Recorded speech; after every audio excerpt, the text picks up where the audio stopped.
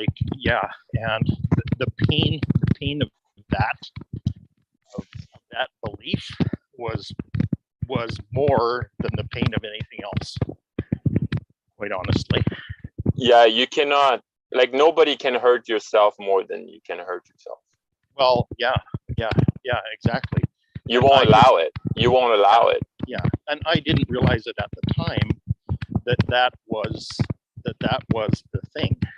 Right. Yeah. That my beliefs and all this, you know, and a whole plethora of stuff was causing my smart body to be smart and tell me what the hell to do. But there's nothing in our society that teaches us to obey that, to obey our body. Yeah. You know what I mean? And so, like, you can come up with whatever technique you want. You can say, do breath work. You can say, do meditation, do this, do that. But the point is, whatever helpful thing you find is unique to you. Yeah. No, exactly. There is no one fits all answer to that. No. So here's what's come to me around doing all this, is that there's no facility in the world anywhere where you can just go and stop and just recover. There's no place in the world that allow you to do that. And yeah, no, I know. And I'm feeling that I need to advocate for that. I need to advocate for facilities where you can just shut everything off completely and you can just recover. Okay. And the reason that's coming to me is because that's what's happened to me since I left Oregon. I left Oregon the end of September, and I finally got to a place where I could actually recover without having to be responsible for anybody but myself. Right. And without being able to do that, I wouldn't be here right now. I'd probably be dead.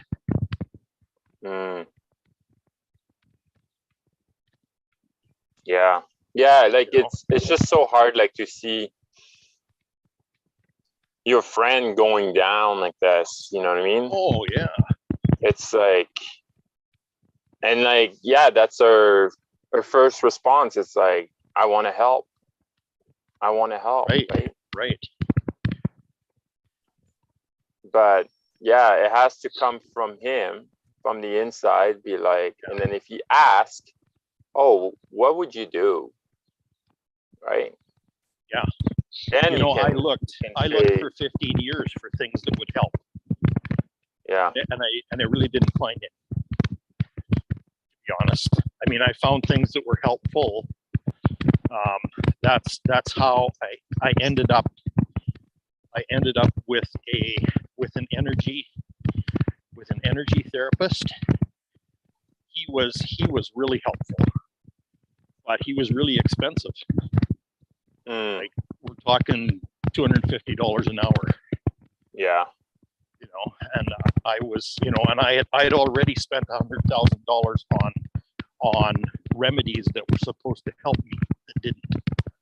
Right. Well, I didn't have. By the time I found him, I didn't have any money left. I mean, I was $50,000 in debt when I found him. Right. But the thing, like, also, like, yeah, like, I'm sure he's phenomenal, right? Like a lot of people are really, really good.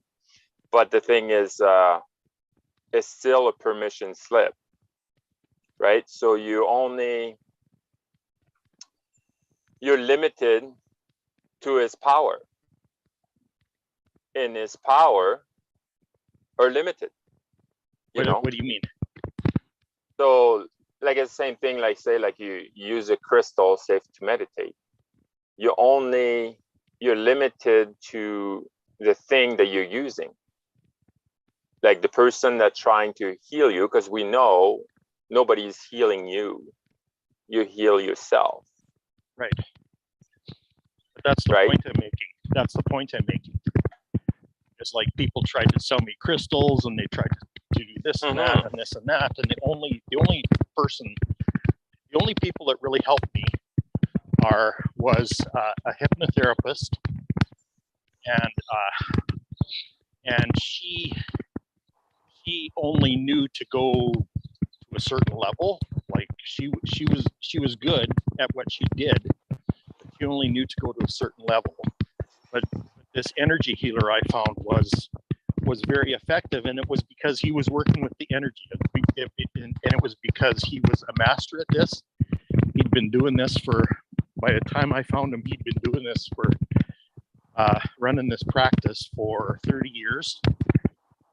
So he really knows what he's doing. Like not like pretty much everybody else that's out there. This guy's been doing it forever. He's his methods are internationally renowned and all this kind of thing. And he lived 5 miles away from my home. You know, at the time, yeah, right, in Oregon. So he was accessible. Like his office was kitty corner from my dentist. So, you know, so I could go to him. Like, and I was going to him like there was a while there where I was going to him twice a week. But he was accessing my ancestry and my subconscious and all this kind of stuff. Totally shamanic, and that's where I was familiar with muscle testing before that, but he uses muscle testing very professionally in his practice, and he allows your smart body to tell you what we're going to work on today. So it was all told to him by me. He was just following my body's lead. And that principle right there, that principle of following the body of the person that you're working with, following that lead, following their inner wisdom, following their smart body. That's how I learned. That's how I learned to be sensitive to my own and understand and read my own signals and muscle test for myself and know what's going on. Yeah, because like you can't rely. That's what I'm saying. Like you can't rely on these people all the time. You know, like you said, like they're expensive, right? First of all, so you have to rely on yourself, right? So if the guy, how do you learn that? How do you learn that? Well, that's the thing, right? Like, so, you know, I mean, I've largely taught myself based on my experience with him, and you know, in a number of sessions that we had together. And I took over by myself, but it's still, you know, there's no one technique fits everybody. There just isn't. It's just not that. In fact, I even wonder about the effectiveness of a lot of these modalities that people are doing, quite frankly. Because here it is, it's like I do this and I do that, and I go like, okay, so what are we presenting to people? We're presenting them options about what might actually make them, you know, what might make them better. That's ridiculous. Why don't we ask people's own smart body what is going to do, what can heal them, or what can benefit them? And yeah, like people, they have a hard time to sit in that I don't know. Right. So what happens is you get people that find a modality that works for them, and then that becomes the thing. So yeah, Reiki seemed to work for me. So now I'm studying Reiki so that I can use Reiki on other people, and I'm going like, why are we doing this? Because it's not about a modality, and that's why I liked Howard, my energy healer. That's why I liked him, is because he didn't have a modality. He used to in his early practice, but he doesn't use those modalities unless his patient's body tells him to. Mm. So where did he learn it? He'll use it. Where do you think he learned? Well, he basically learned it from practicing. From practicing. Yeah. And his book outlines that too.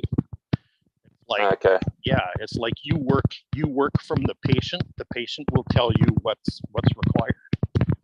Right. And you tap into that. So it's any kind of treatment you might do is very unique. Mm-hmm. It's unique to that person, their experience. Yeah, and then the way I see it, because like, would you agree that he cannot be beneficial for everybody? No, I wouldn't say that, because he can be beneficial for everybody because he's tapping into everybody's uniqueness and he's working from that. But why I'm saying that is because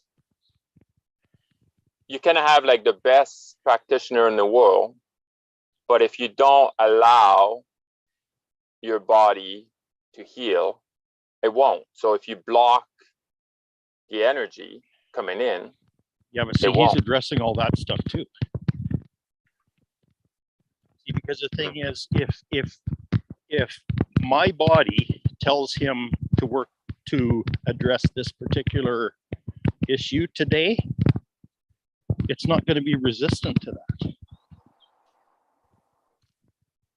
Right. Because it told me so. So you're not working with resistance at all. You're working with high grade intelligence. Mm. Speaking to you through the patient's body, right? Because the way I see it, it's like room for error in that. Yeah, because the way I see it, like, with say my practitioner, she's amazing. She's chakra. She sees, Yeah. she works in the field, and then like she sees like what really happened, to me, like when I was young or whatever, Yeah. and then like. Yeah. So I really trust her, right? Yes. But the way I see it, she is my permission slip, because like I allow my body, so I'm so confident that like she's gonna heal me, that she is, but like she's not. She's just opening things for me, But like my body heals itself. It's kind of like. Well, yeah, that's what I'm saying. It's blockage, right? Your body tells you. Your body tells the practitioner what it needs, what it requires. Your body tells the practitioner what it needs to heal itself. But like, I guarantee you, if your body is ruling the session, is what I'm saying. Yeah. Your body dictates everything that happens. Okay, and there's very, very few practitioners out there that do that. Yeah. Very few. Yeah, and I'm quite fortunate to have someone. Well, I look for a while. And I mean, that can happen in other ways besides muscle testing as well. I mean, there's people that read auras, and and they can see your energy field and all kinds of stuff like that. Right. But the bottom line with them too is that they are reading the wisdom of your body, and that dictates to them how they handle whatever session you're in. Mm-hmm. That's the missing piece. Yeah, she's kind of like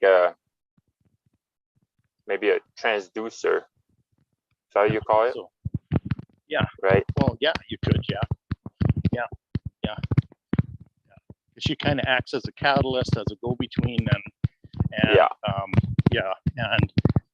because the thing is, those sessions I had with Howard. I mean, I learned enough in those sessions to realize that I could heal myself too, I could heal myself, maybe not as effectively or as efficiently, but that I had the capacity within myself to heal myself if I would allow it myself. Yeah. Right. Yeah. Right. Exactly. But the thing is, it's for some reason it's kind of easier after you've experienced results with someone else.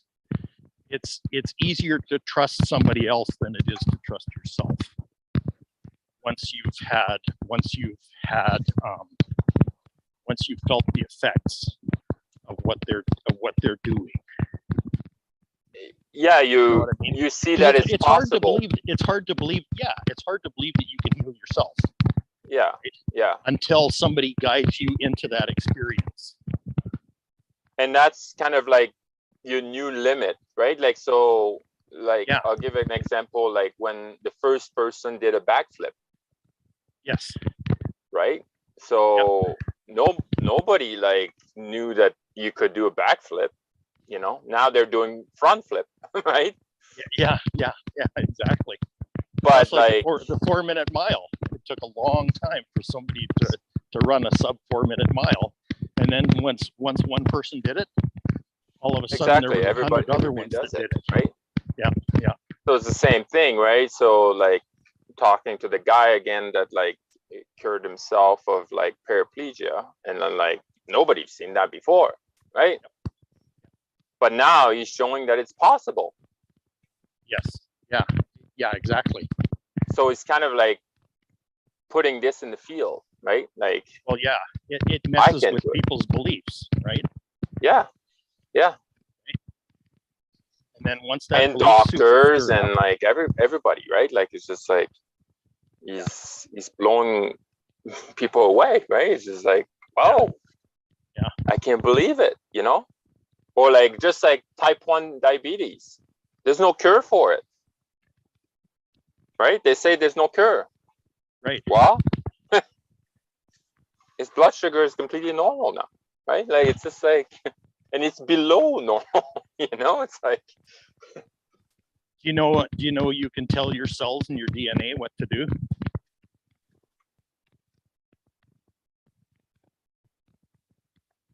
like you can program your DNA, you mean? No, you can tell it what to do. Oh, yeah, I guess. You can literally tell it what to do, and it will do it. If you hold that belief that you can do that. Desire and intention. Yeah, if you hold that desire and intention, you can tell your DNA what to do, how to express itself. So yesterday, Tell your DNA to live out your heart's desire is kind of another way of saying it. yeah. So yesterday I did like, you know, agree to disagree with a friend of mine, you know. So it's all good, right? Like it's a fun conversation. Or like, well, let's explore this or that. And then like, you know, he says like, yeah, to grow muscle, like I need to go to gym, and you know, I got to lift weight, and I feel good doing it, and then like I do chin up and I do push up and then blah blah blah, right? And That's I said, what he believes, right? Yeah, like it's his permission slip. That's what I said to him, and he was like, "Oh, I never heard that term." Anyway, so I said, "Yeah, that's your belief. That's your permission slip." So he said, like, to build muscle, I need to lift weight. And I says, like, do you know the study that like people never lift weight in their life, but then like they meditate and like visualize that they're lifting weight, and they grow almost as much muscle, and they become almost as strong. And he was like, oh, no, I don't believe this, you know? And he was like, well, Exactly. I meditate. And he says like, I meditate, and like, I think he's a pretty good meditator, I guess. So he says like, I meditate and I lift weight, and I don't think like I'm growing more muscle because I meditate. And I was like, well, what's your focus when you meditate? Are you focusing on like, you know, opening your third eye, or like are you focusing on growing muscle? And he was like, well, I'm focusing, say, on my third eye. And I was like, well, that's it, right? Because the people in the study, they focus visualize that they're actually working out. Yeah. You know what I mean? And he was like, oh, okay. So, you know, you can't say like, well, I meditate and I don't grow bigger. Yeah, but what's your focus when you meditate? Are you just like running thoughts and then like, oh, I gotta do laundry, I gotta do this, I gotta do that. You know what I mean? Like or like you really focus on like, okay, you know, I'm gonna meditate, I'm gonna visualize that like I'm going to the gym, you know, I'm going to the gym, I'm putting my clothes, I'm lifting my weight, I'm doing this and that, and I'm contracting my muscle, blah blah blah. Well, you know, so I kind of opened a door to him, right? He was like, oh, maybe that is possible, man. You know, maybe it's a possibility because he never heard of that. But it's, like I said, it's a permission slip, you know, and then like, so it is, right? So, but the matter of fact, like, you know, if you persistent, like I watched a little bit of your video of Bashar. If you're persistent of what you want to accomplish, like say, you know, I want to self-master myself, then you can, right? Yeah. You know, but keep in that desire intention, you know, like your highest excitement, like your focus point. Yeah. This is what I want to achieve, right? So. Yeah. Oh yeah.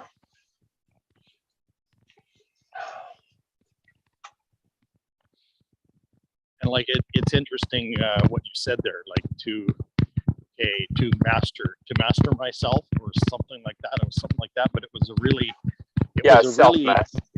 Yeah, it was a real loose. It was a really loose thing to focus on. Right. Yeah. No, notice that there wasn't any specifics in that.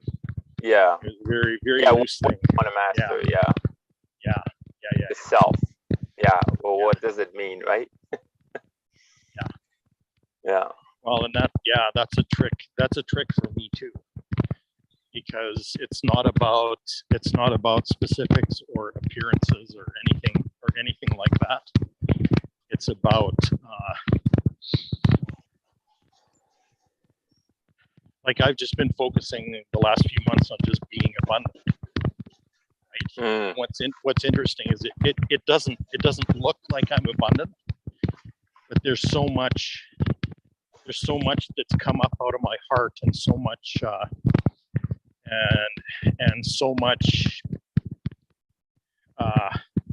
so much value and so much richness has come out from inside of me that I just know I'm living abundantly.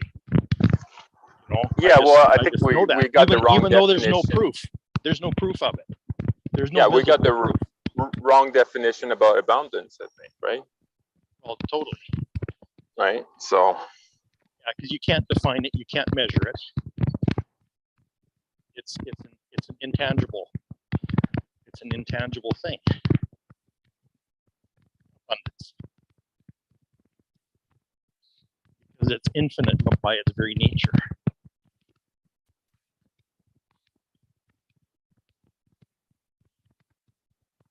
Undescribable.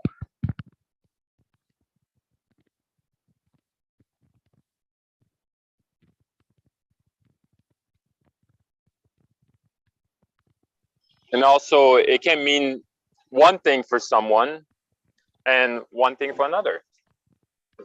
Well, yeah, but that's, you know, because like some people that's where we get into fuzzy. Yeah, it's like our definition is wrong. It's one of these higher dimensional realities that doesn't really have a meaning. Like infinity doesn't have a meaning. Yeah, but we give it's beyond right? meaning. Well, we give it meaning when we give it meaning, it doesn't retain its integrity. It removes its power. It removes its power. It removes its integrity, and it doesn't have. Yeah. It's not itself anymore. Yeah. You make it limited. You make it limited by giving it a meaning. Yeah.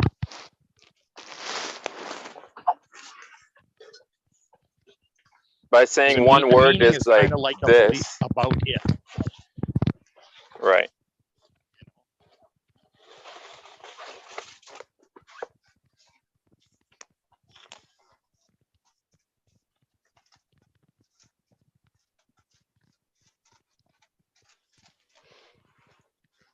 You know, there's a lot of concepts that are like that. Grace is one. Love is one.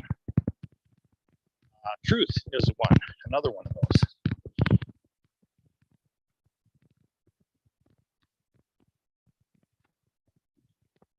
When somebody says your truth, that is your version of it, your personal version of it.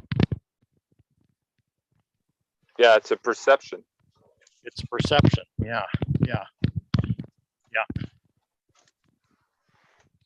So when Bashar talks about persistence of vision, yeah, what he's kind of saying is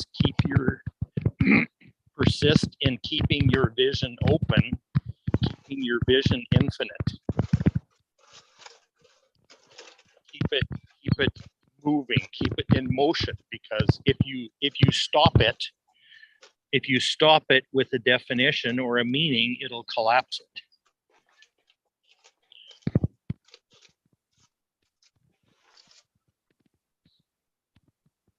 So persist in open expansion.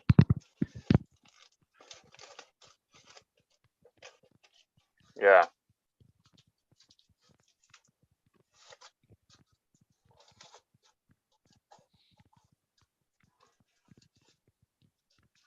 Thing is, yeah, all that stuff is right in front of our noses. Yeah, you limit what it can be. Right. Because it could always be more than your definition, or even more than your meaning.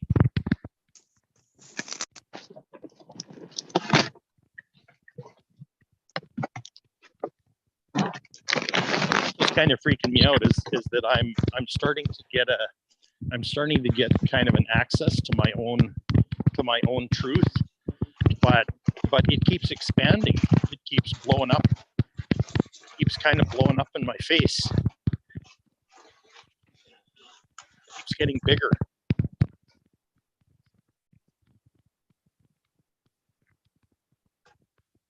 Yeah, and it changed too, right? Like, yeah, you know, expanding, and then like my belief that when I was like 20 years old versus now, it's completely different.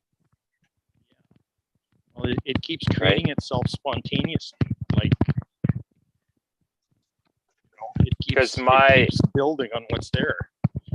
It keeps growing. My truth at the time was based on my belief, my egoic identity, you know. Yeah. What's out there, right? What I'm reading, what people are saying, what this, what that. But the eternal truth is inside. Instead of growing into it, you know, growing into your infinite self, right? I mean, you already are that infinite self, but while you're in this 3D experience, it's something that you kind of have to grow into. Yeah.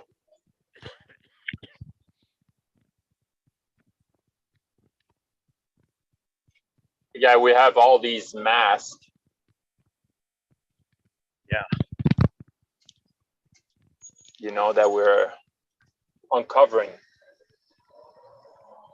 if we allow them, you know, Yeah. if I say like, oh, Craig, this is the truth. Like, no matter what you say, this is the truth. Right? I'm not allowing that, like, it might not be, you know? Right. Right.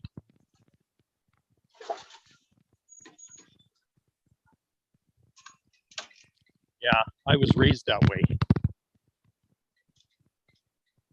We have the truth and nobody else does. Right. And the truth is in having everybody thinking the same. Yeah.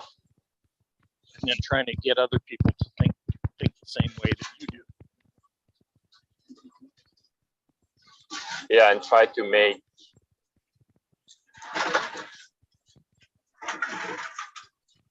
which causes a hell of a lot of damage. Collateral damage. Huge. Yeah, it's huge.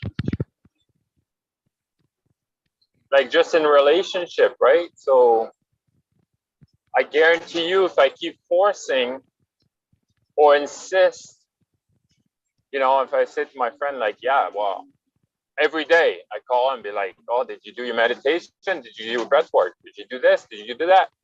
You know, I insist on him. Then, like, I'm going to lose this friend.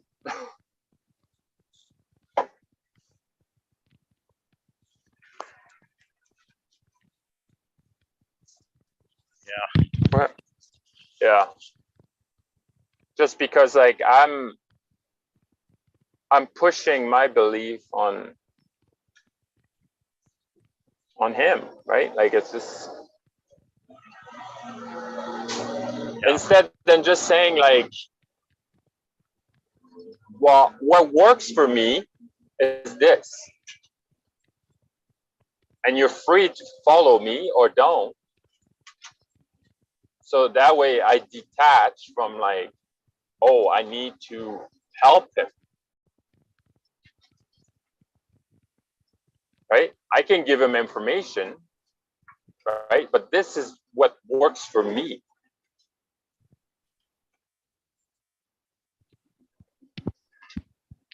And then it would be like, well, Pascal, like, I try breath work and it doesn't work for me. Okay, right? But if I just say, oh, well, it's because you didn't work hard enough. Yeah.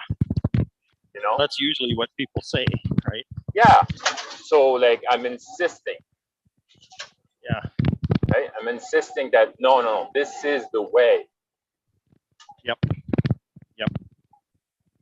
Well, maybe like, you know, in like 5 years, he's gonna try it again because like another friend will tell him and then it'll work for him. I don't know, right? Yeah. But if, you know, I told him like, okay, well, this is what works for me. And it's up to him now.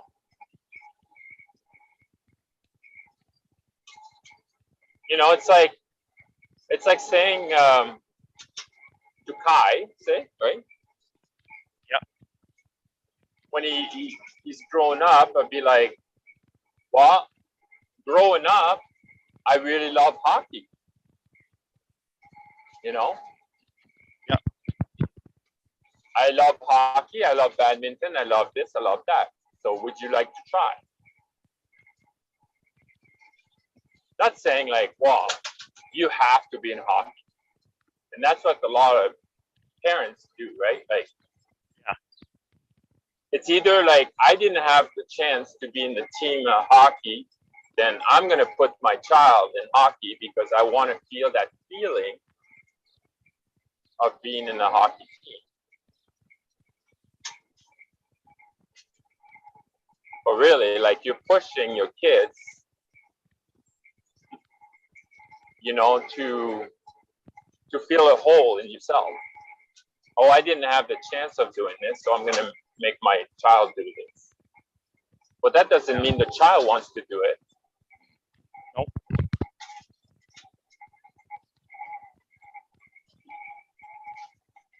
But I see that a lot, you know. Yeah, I was forced to do a lot of stuff as a kid, and the biggest realization I've had in the last couple of years is that that's my biggest challenge, is to wean myself off of being forced and forcing myself to do things.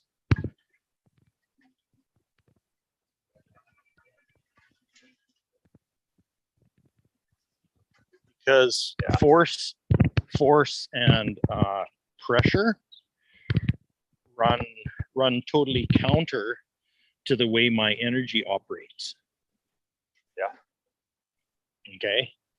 So I've been trying to adapt to operating under pressure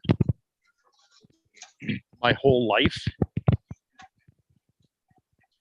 and that's a pattern that that I'm working on unlearning.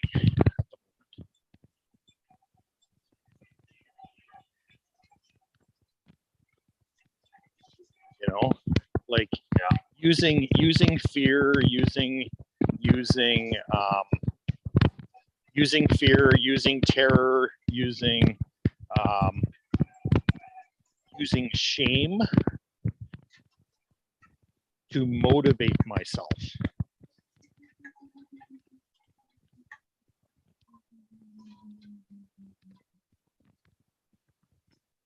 Yeah.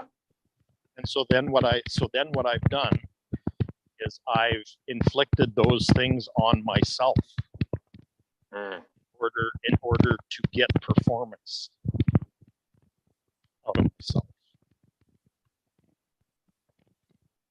And that's like, that pattern literally kills me.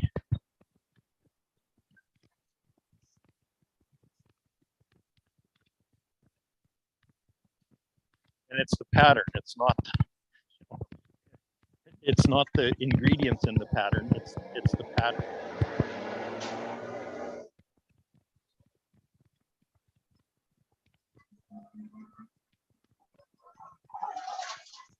Yeah, but now you can break that the pattern cassette. Became unconscious, right? Right. Now you can break the cassette.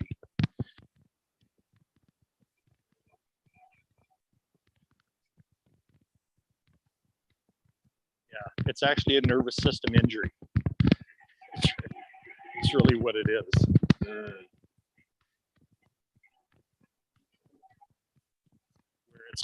it's been forced into you. It's been beat into you.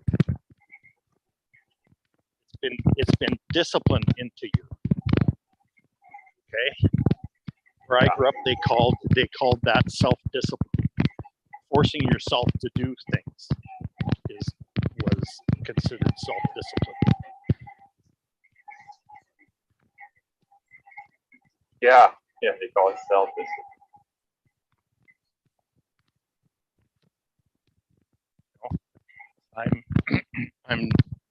I'm learning now to be extremely gentle with myself. Extreme what, sorry? To be extremely gentle with myself. Yeah. To not force myself to do anything. Yeah. To be really sensitive to my, we talked about smart body earlier. Okay. And my energy therapist, Howard, would tap into my smart body, and he would be informed by my smart body what we were doing today. And basically that's what I'm doing with myself right now.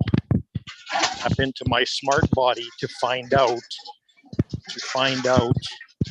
what my body needs today, what my body needs right now. So right now, I got up this morning, I felt like walking, so I put some shoes on, and here I am. An hour later, I'm out walking because my body told me to do this.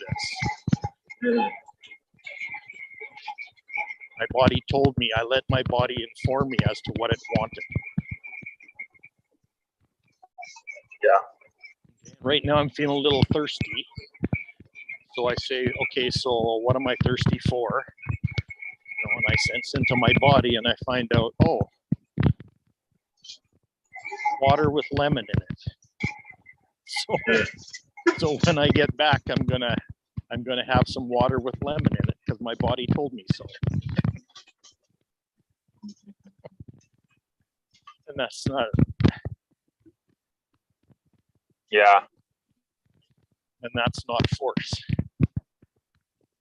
Yeah, and the thing, like, totally spontaneous. What I realize is the more I detox, but I'm not saying just detox with food, right? Detox from detox like, is energy. Bad energy, bad like news, anything like that, right? It's like habits and patterns too.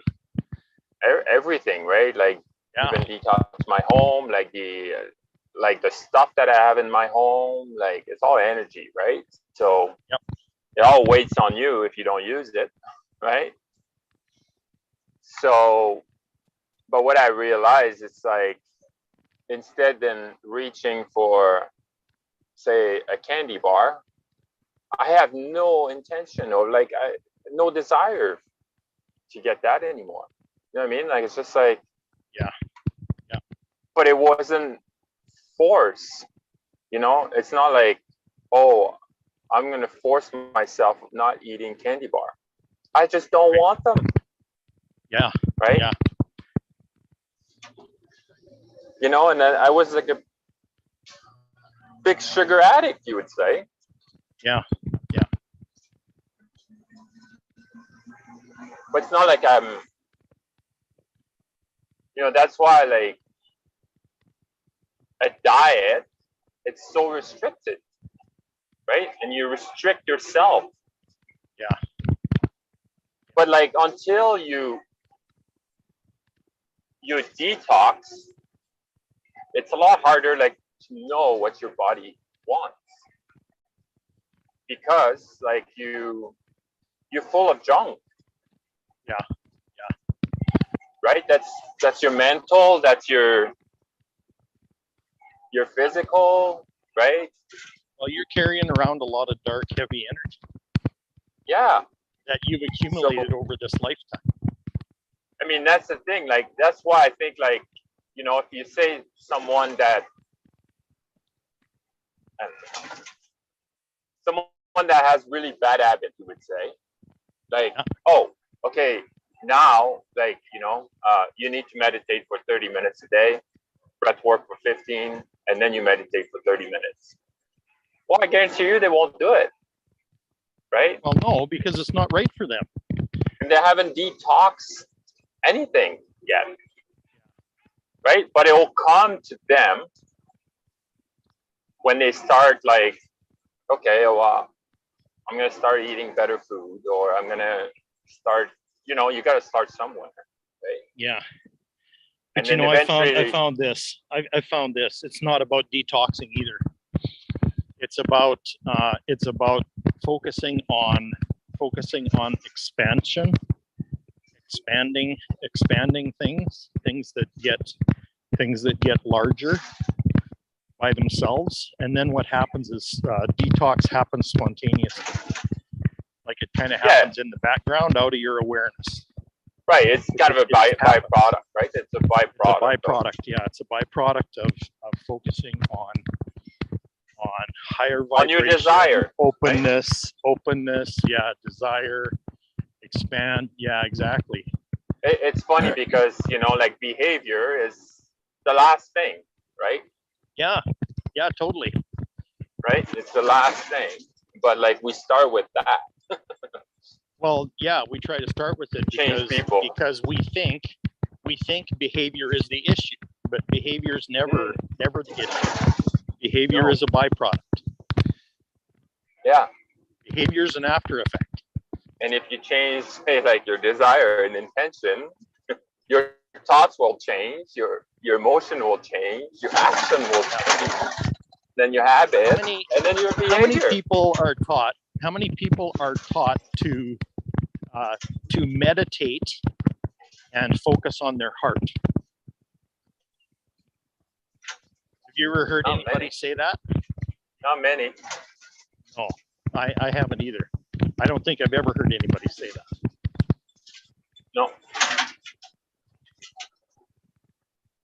most people say In fact, even when you even meditate, Buddhists talk about desire being like desire is a bad thing. I go like, how can that be? yeah, it's what you want. You know, because the thing is, to me, life is about finding your passion, and Yeah. that's hidden in your heart. And the thing is, if you've got passion driving, like passion pulling you, it doesn't even push you. It doesn't drive you either. It pulls you. It's magnetic. Passion is magnetic. And if you meditate on that and allow it to pull you, allow it to magnetize you, allow it to go where it wants, holy crap, it's really, really powerful. Yeah, we know like the energy field of the heart versus the brain. Yeah, oh, totally. It's like so much more, right? But let's focus on the brain.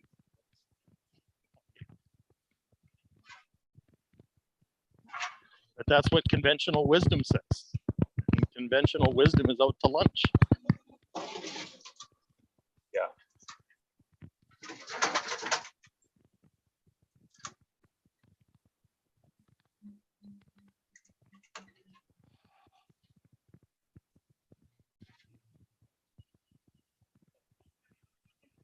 Wow.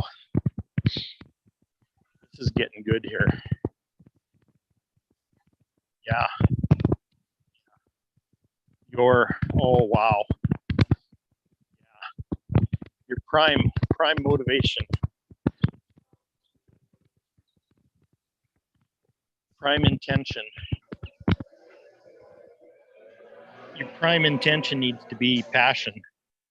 It needs to be coming from your heart.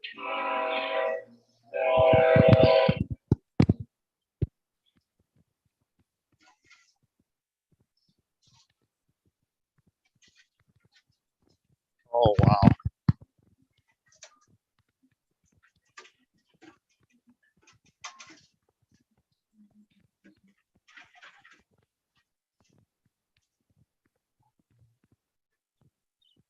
And I heard like it's not completely the heart, it's between the heart and the spine. It's just behind the heart. What's that again? Like I heard like the really like your true self, it reside like between your heart and your spine. So right there. Yeah. Yep. Yep. Not completely your heart. We say we point at the heart, but like it's kind of like it's more center, first of all, because like the heart is more sitting on the left, right? Yeah. I think for most people, I would say.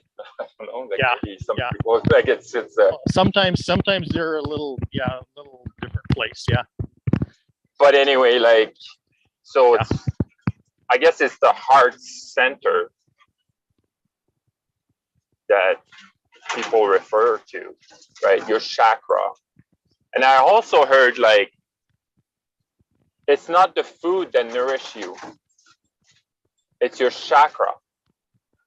And that was kind of interesting to hear. That's interesting. Well, the thing is, yeah, food is just potential energy that your body converts into energy. So it's not surprising because your chakras are all about energy. Yeah, and they're always, yeah, they kind of like receiver, right? They kind of flower, they kind of like always reaching for information, right? Yeah. So, and then I think like the food nourish your chakra. It's like, wow, you know, you see like, say like the root chakra, what's good for the root chakra? Well, things that are red mostly, right? So if you start looking at that and you're like, oh, okay. Oh, you're correlating them to the colors. Yeah. But it's not completely like some are not completely say like red or whatever, but like mostly like it's really the color of the rainbow, the color of the chakra. You know, the chakras and the rainbow colors are exactly the same, right? I know. It's Rojabiv, right? Yeah. That's a really interesting one, isn't it? Red, orange, yellow, green, blue, indigo, yeah, violet. and in that same order too. Yes. From the right. root up. Yes. Yeah.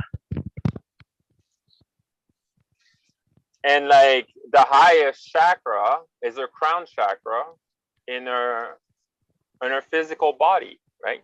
Right. And there's an 8th one, which is ultraviolet, that hangs up above the crown chakra. But yeah, it's outside of her physical body. Right. But it's still part of your energy field. Oh yeah, no, for sure. And like some people say there's 15, some people say there's 21, some people, you know, I think like, you know, there's some underneath your feet. There's, you know, I just go with the 7 that I know for now, right? Yeah. And when I master this, then we can go further, right? So.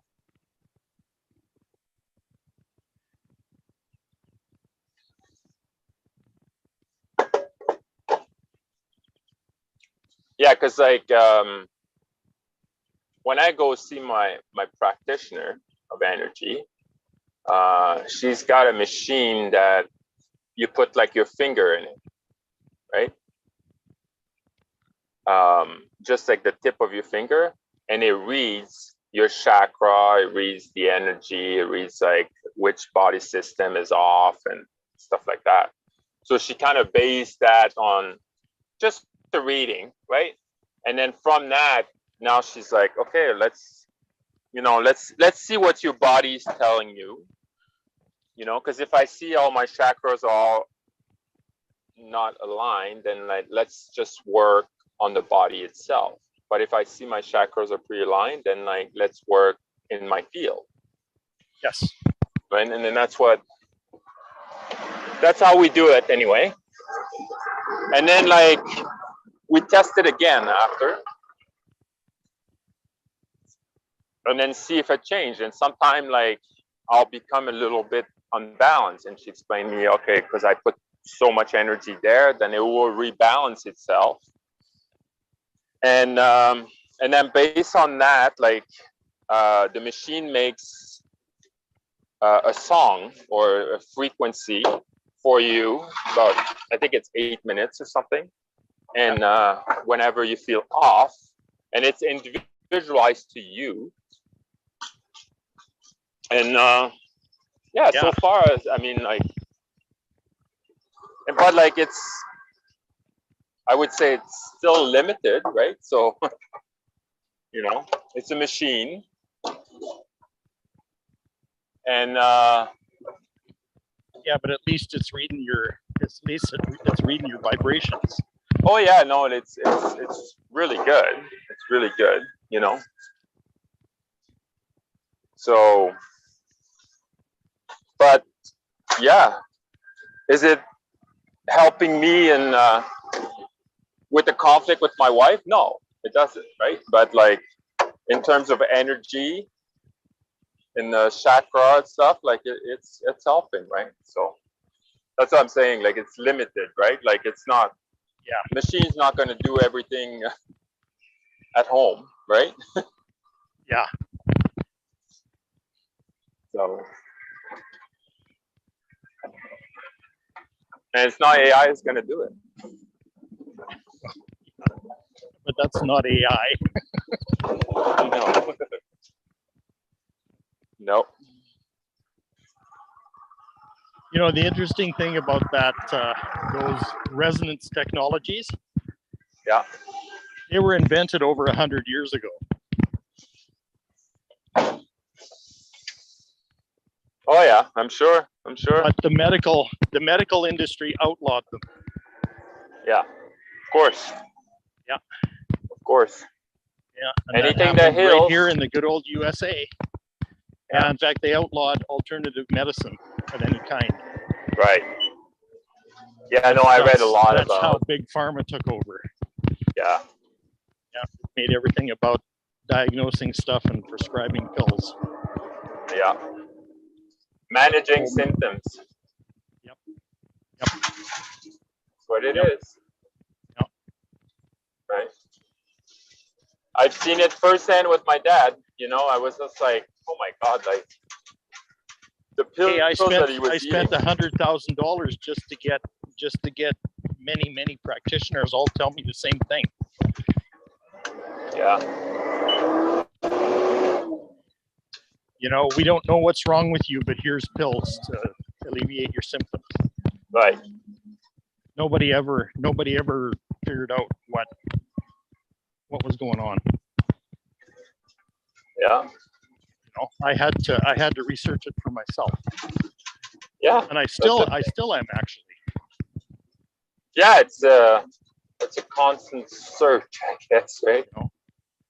But the difference is I'm actually reinterpreting everything that I've researched the last 16 years. I'm reinterpreting all that in light of energy. Mm.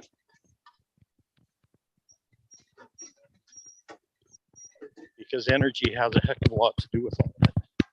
In fact, energy has everything to do with all of this. Yeah, because that's all there is. It's all energetic. It's all. That's all there is, right? Energetic. Yes. Everything is energy. We heard it, right? Yeah.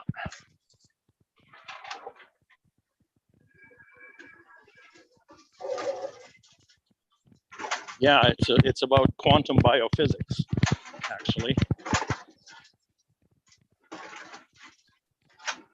Yeah, quantum physics and that's how I learned you can talk to your DNA. Right. You can direct your DNA. You can tell it what to do. You tell it what you want it to do. It'll do it.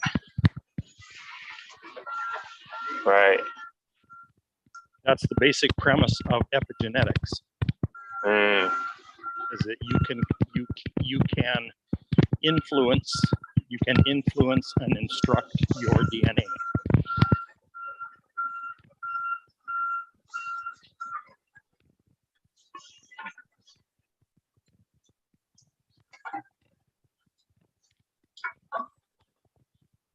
Yeah, it's like you're shaping the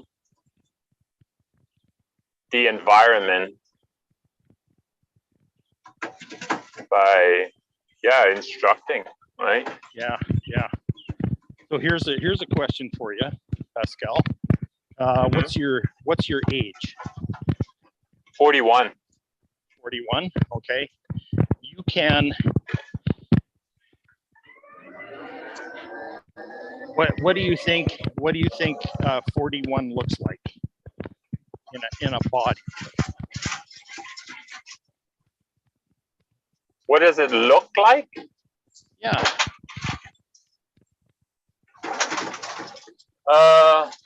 Because you're actually what we all do in our society is we define, like all this happens subconsciously, but we define what 41 looks like. Right. Yeah. And then it shows up. Then we look at it in the mirror. Yes. You know what I mean? You know what I'm saying? Yes. So the thing is, you can create a whole confused. new definition of what 40 looks like. Right. Yeah, I'm actually confused with what does it look like, because I've seen 41-year-old men that look like 30. Yeah. And other people that looks like 50. Right? But again, it's a thing of like, oh wow, 50 should be looking like this, or 30 should be looking like this. Yeah. And the exterior of someone doesn't reflect what's inside, though. No, it's got nothing to do with it. But your outward appearances reflects what you believe. Yeah. what you believe you should look like at this age. Yeah, because like a friend of mine, like he's the same age as me. I think he's just a little younger than me, and probably about 75% of his hair are gray, right? And for me, maybe 10%, maybe. Right? So, and would you say like I'm more healthy than him? No, I wouldn't say that. Right? He looks really healthy beside his hair, you know, but it's just, yeah. I mean, so I don't know. I don't know what a 41-year-old should look like if everybody's are so different.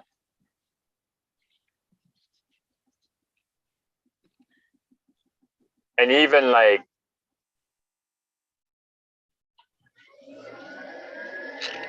but what I know is how I would, what is my desire, like how I want to look like. Yeah. Right. Yeah.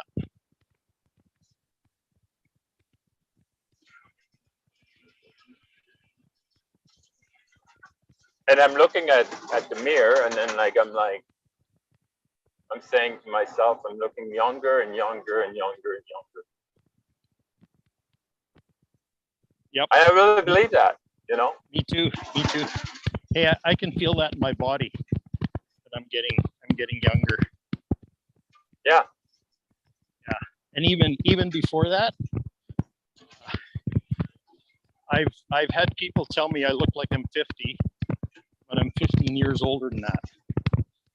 So yeah, which is really I would say you look younger, definitely younger than your age. That's for sure.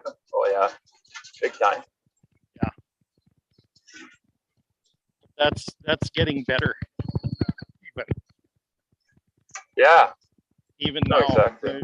I'm starting to realize it's really made a difference since I started paying attention to what my body wants, what my smart body's telling me. Because like, you know Yogananda, right? Yes. So Yogananda told everyone before he passed away, he says like, I'm leaving.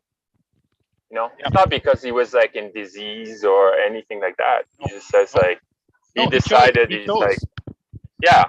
And that's what it should be. Yeah. You know?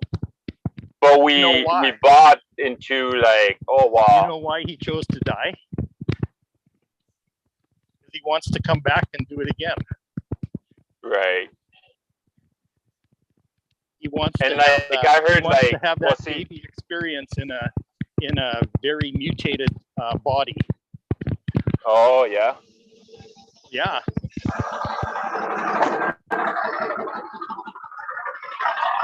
Yeah, and then like he wants to come back. You know, you always can come back with his knowledge, right? Yep. Like there's something you don't lose. It's, you know, that's the only thing you're taking with you. You know, how evolved you are, right? That's what I think. Like I don't think like you're starting from scratch every time. You know? Oh, no. Definitely not. So that's what conventional wisdom says. Yeah, You have to be taught everything. Right. The thing is, you don't really have to be taught anything. Well, how a child, you know, because I've seen, you know, pretty crazy stuff. That everything I've been taught. Yeah, or like a child none of it's really true or valuable. Yeah, it's been talking like about his past life, that he was like a jet fighter, and then like Yeah. And like his parents are so blown away that he knows all the names, he knows like how to fix them, he knows, I mean, like you name it, he knows about jets, right? And how is that possible, right? Right? If you don't believe in past life and you hear about this, hopefully it opens something on you, right? Like it's just, I mean, how is that possible, right? Like Well, yeah. it's so precise, the term and whatever,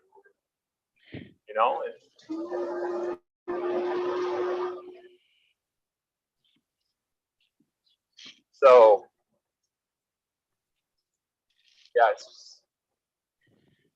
yeah, so anyway, so I want to come to a point like this,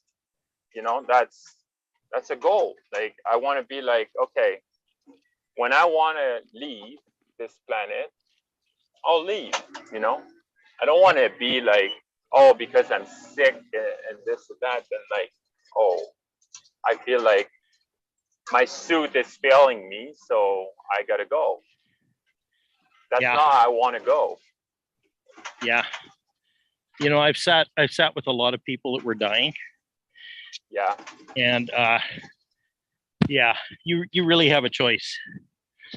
Yeah. My dad died 38 years ago, and I know he had a choice too. He actually chose to leave, and that had a lot to do with me.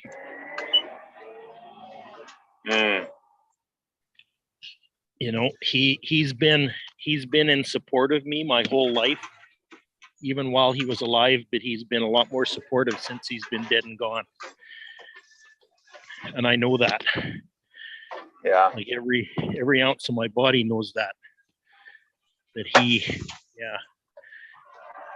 very intentionally left because he knew it was very important for him to support me. So. Right. Yeah, and with my dad. And he could support me more from the other side, from the spirit realm than he could. I see. Being here on Earth, right? Yeah. Yeah. Yep. Yeah, like with my dad, like,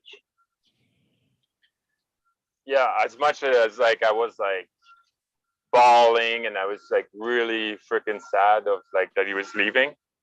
Yep. It's been a blessing in my life.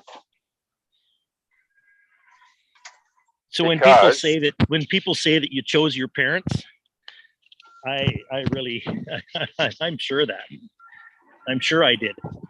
Oh yeah.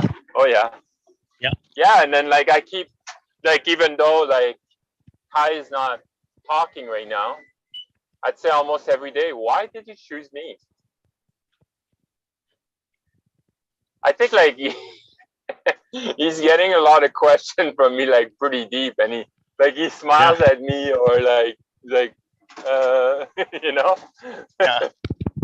Yeah. So, but like, and then like yesterday I was like, who are you?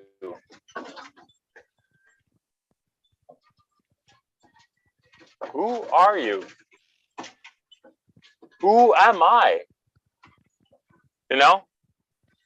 So he's getting pretty deep question right off the bat. Yeah, I'm like extremely excited when he starts like speaking his first word. I was like, I've got a lot of questions. We're gonna have some really deep conversation. I really guarantee you.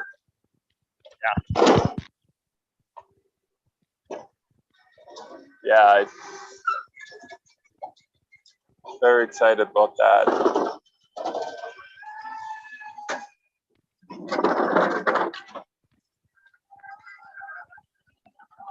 And I was thinking about this yesterday, because what you said, I was just like, it really touched my heart when you said like, yeah, like I've seen you growing like in the last 2.5 months. I can't even imagine. Oh yeah. And it kind of made me think. I was like, what would I have done like differently? Right? So I'm like, Yeah. okay, I listened to this guy, and they really opened up quite a bit for me. But like, I was like, Kai. So really, what I'm doing is I'm really like, when I'm like feeding him or like I'm with him, Yeah. I'm really like present with him, right? Like very, very present with him, and Yes. really looking at his eyes. And I Yeah. remember like in one of the podcasts, it was a breathing technique that the two person are breathing the same way. Yeah. Obviously, we cannot do that right now. And then we both look at ourselves in the left eye. And what it does, it's like you really see your true self. And like people start like crying and be like, oh my God, I'm just a part of you and blah, blah, blah, right? So, Yes. and I've been doing that with him. And I think what I'm doing, it's like I'm downloading from him. Yeah. Yeah. Your energies are merging. That's what I'm thinking I'm doing. Oh, totally. That's what's going on. Because I was like, okay, yeah, this guy like really opened me up, but stuff like comes like so clear now, right? It just comes like, you know, it's not like I have to think about what I'm going to be saying. It just comes, you know, it flows. Yeah. Yeah. Yeah. You get your thinker out of the way. Yeah, absolutely. Yeah. Yeah. Yeah. You're a very different guy than the one I met. Yeah. That's so cool. Oh boy. But some people don't like it. Well, a lot of people won't like it.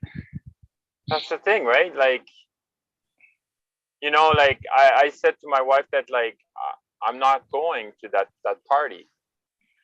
Like I don't resonate with them. Like it's, you know, to me, I think it's. What did she say? Well, she's okay with it because she thinks like you only invite us to get a gift or whatever. That's what she thinks anyway. But I don't think that's it. No. But I really I've heard you think talk like about it too. I know that's not it. You and I both know that's not it. yeah. Yeah. But at the same time, like, yeah, maybe he's trying to reconnect a bit. But Yeah. I mean, every time we try to reconnect, it just doesn't connect. Yeah. Yeah. Right? It's like I'm running on like 220, or he's running on 220 and I'm running on 110. You know what I mean? Like it just doesn't, like the energy is not matching together. Yeah. So because of that, then yeah, we're just and he said like, she said like, yeah, but like I said like I have nothing really to talk about with them, you know. And then like I had them over, you know, they came in Sikai and stuff, and then like I was like, okay, what I'm gonna be talking about it, because like what I know from him, yeah, like in Banff it was fine because we were chasing women and then like, you know, talking about cars and talking about construction, say. But now like Can I interrupt you for a second? Yeah, for sure. Because you're explaining all this from your head. And none of that really matters. Because the truth was, you received that invitation and you felt a charge. You responded, I guess I could say your body responded to that invitation with a charge. Like as in something's off about this. Right. And you don't have to explain it. That's enough. Right. Okay. It was off. Yeah. Your spider sense is working properly. Okay. Yeah. Yeah. You know what I mean? For And once, you like, can honor that for what it is, right? And move on to the next thing. right. You know, you don't have Yeah, to and not justify putting what your energy body. towards it. Yeah, exactly. Don't put any energy on it. That's right. Just don't even engage with it. Don't even let your head go there. Right. Just trust your body told you. Your body told you. You made a decision. You made a choice, and your body will is telling you whether that choice is correct or not for you. And honor that. Yeah. You know, and let your sensitivity go to the next one. Yeah. Yeah. Following my inner knowing. Yeah. And then like exactly direct my energy somewhere else. Right. Yep. Because there's no point. It's done. I already made my decision. Get back to expansion. Get back to open. Yeah. Yep. What's the next invite? And do the same process again. Yeah. Right? Yeah. Is it in my best interest? It's practice and exercise. Yeah. Oh yeah. Well, thanks for interrupting me. Well, thank you for taking that, because it was because it just came up for me, because I noticed I felt a charge when you started explaining everything. Right. Yeah, it's like trying to convince you to think just like me. Well, not just that. It's trying to convince yourself that and you did the right myself thing as well. Yeah, and the thing is, you don't have to convince yourself of anything. No. You already know. You already know what the right thing is. You already know. Yeah. Right. Your body already knows all that. Yeah, there's a reason why we had different choice during COVID. Yeah. Hey, we just got Cinderell and Ali just joined us. Okay, right on. Hello, ladies. Good morning.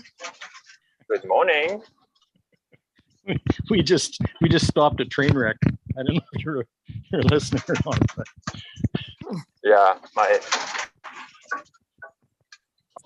my mind was trying to take over, and Craig said, "Stop! Stop!" Yeah, here I'll tell the story quick so that you're up to speed. Everybody's up to speed. Okay, so a few weeks ago, Pascal received an invitation from an old friend to come to a baby shower, and that invitation had a charge with it for him. He was charged by it, and he made a decision or a choice around it, and he decided not to attend this particular party. And today his brain was going crazy and trying to rationalize his decision. And I stopped him and I said, let's stop wasting energy on that. Thank you very much. Let's get back to open and expansive. And so that's what we just did just before you guys entered the room. So here we are. Yeah, you're up to speed now. Well, I can relate to those train wrecks. Yeah. Yeah, and it is a waste of time. But sometimes you have to stand on the side of the road and look at the wreckage before it's happening and recognize it, and then you can walk away. Like, Yeah. if you guys remember Tuesday, I was also contemplating going somewhere, and now that you've given me the vocabulary back, that it had a charge. Yeah, I didn't go. It didn't feel like it was going to, it just felt like it didn't really have a place for me. So Right. I didn't go. I didn't And feel bad about it at all, though. how did you find the answer?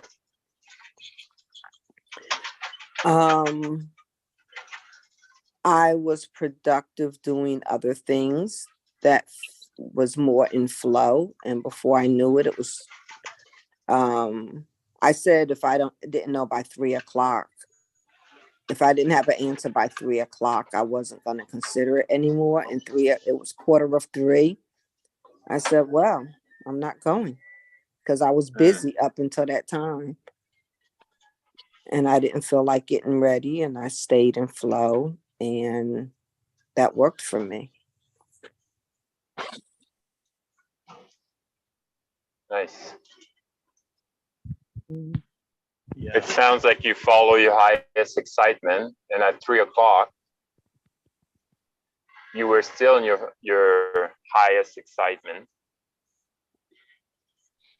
Yeah. Yeah. And then you're like, no, I'm not going to this thing. I think it has to do with feeling and owning and accepting that I am my predominant creator, and I don't have to accommodate other people off of an imagination that I'm accommodating them, because the event still went on with me or without me. I didn't die. It didn't die. Everybody who was supposed to be there was there. And I was where I felt, I mean, I was good. It was just like, I didn't have a responsibility to it. I think we take on a responsibility to things that we really don't have. Yeah.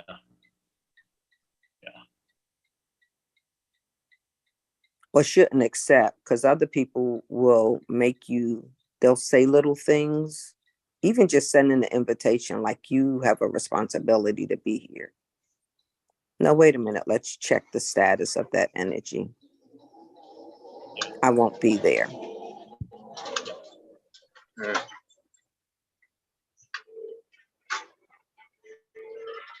So good morning, Allie. Good morning, guys. Hey, Ellie. More evening for you, right? Yes, evening, thank God. I'm sitting with my glass of wine. It's been a stressful day.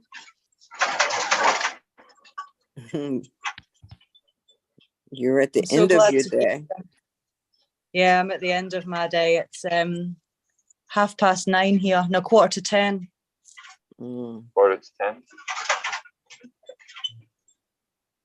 Yeah, so before we lose it, I'm going to go back in. There's a backstory behind this too. The backstory is learning to pay attention to your smart body and obey it instead of anything else that might be coming in.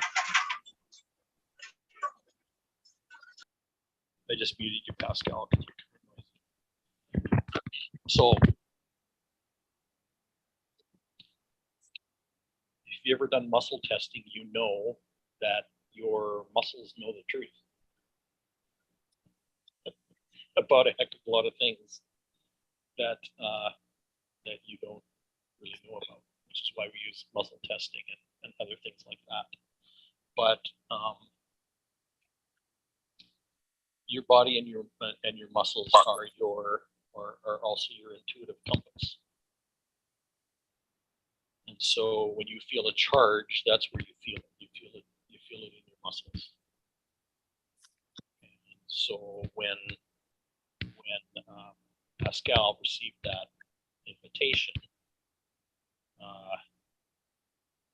there was a physiological thing going on where his muscles picked up the charge. He was charged. And now that he's made a choice, that was the correct choice, his muscles settle down to homeostasis again so they can pick up the next thing. The next charge that comes by. So that's kind of what's happening. That's all the energy behind it.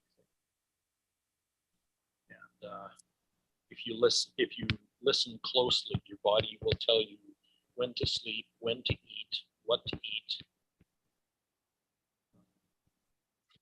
where to go.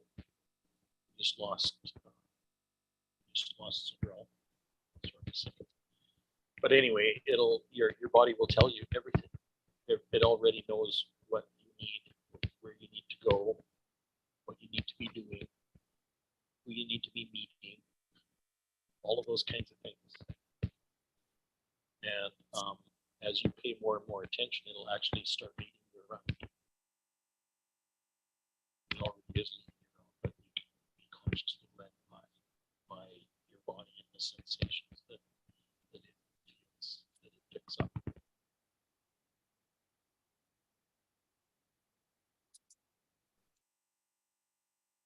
It knows what's right for you. Let's put it that way. It's the only thing in the 3D that knows what's right for you.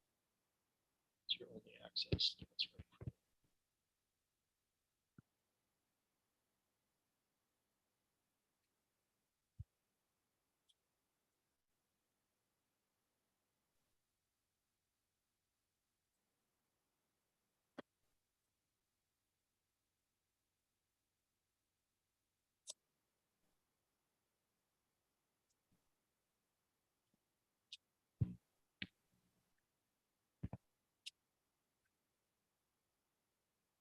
And depending on your energy blueprint, your energy blueprint actually tells you. Can't hear you, Craig. You can't? No. I thought it was my volume, but can you hear him really good, Pascal? I thought it was me, but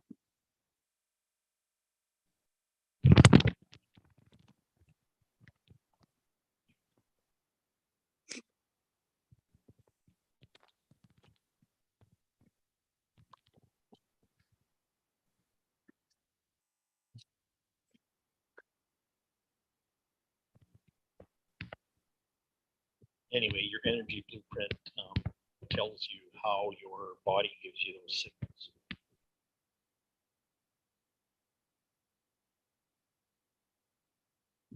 I'm really interested in that. Yeah, that's why I've been studying human design. It's because one of the fundamentals of human design is about finding your inner authority, as opposed to doing what everybody else tells you.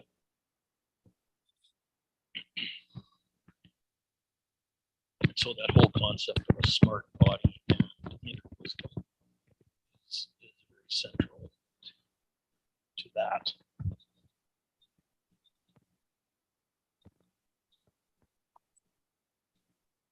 What human design is, it's kind of a compilation of a whole bunch of energy technologies into one place. And so what it does is it uses astrology, it uses the chakra system, it uses the Kabbalah, it uses the I Ching, and it ties the 64 hexagrams in I Ching to DNA and how your DNA works in your body. So it's a combination of all of those, both ancient and modern energy understandings into one place, consolidate them in one place.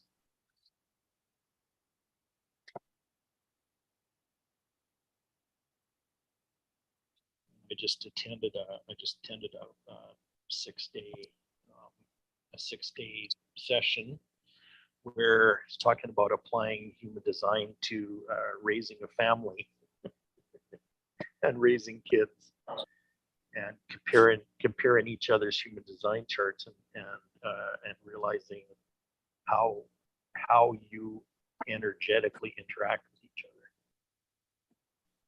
and then kind of working from that. So it's a very powerful knowledge base actually to work from.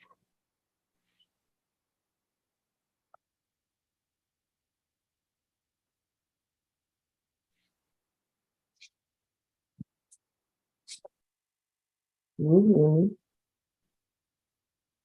Hey, Sandrell. Hey, I got lost. I just got new ears. Yeah, you did. Sorry to say. I'm back. Just want to make sure you can hear me with these things. Okay, thank you. Yeah, you're coming through kind of fuzzy for me.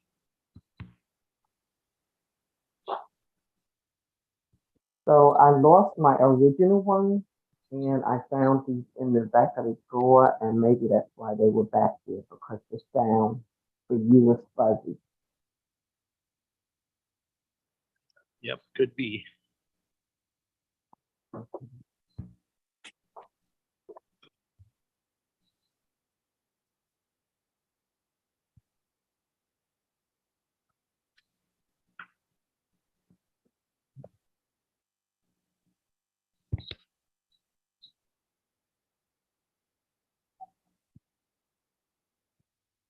So Craig, see with this human design chart, what have you got from that? Like, what have you learned that's shown you or opened your awareness to? Okay, what I've learned,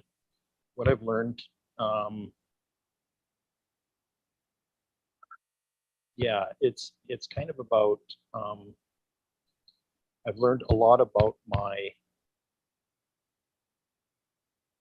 my soul's identity,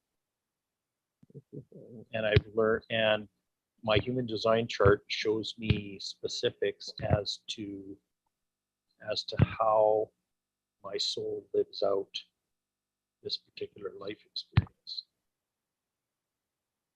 Like, so it kind of gives you direction on where to go next and what to create next. Is that what you mean? Well, no, it's not really predictive like that. But what it does is it identifies for you what your inner authority is, how it acts, what I love that. how it interacts with other people and Your other authority. people and situations, and emotionally, and all those kind of things. Like, it just uncovers all that stuff. It gives you hints as to how your inner authority speaks to you, how you can access it directly, intentionally.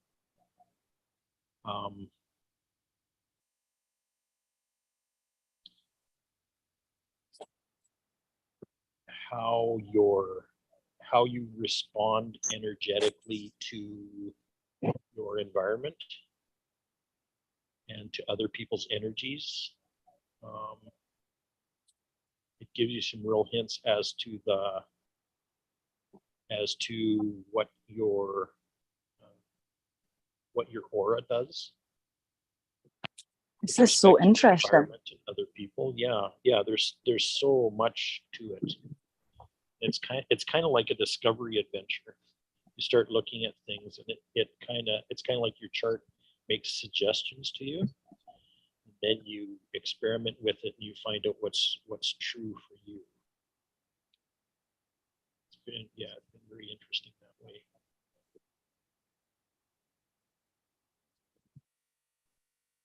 And every time I interact with it and talk to somebody or allow somebody to share their experience with me, I understand my own experience better.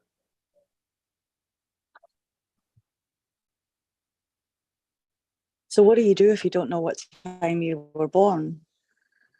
We'll You just get a can, clock and we'll just flick it. yeah, you can actually find out. They can actually reverse engineer your chart. There's people that do that. Good, I was just really thinking good about flipping a astrologers coin. pretty much nail it down to the minute. Well, you could actually muscle test to do it, to be honest with you, because I pretty much did that with mine. Yeah, because your date, the time I- you were born wasn't Yeah. on your date of birth Yeah, it's, thing either, no, was it's it? not on my, no, it's not on my birth certificate either.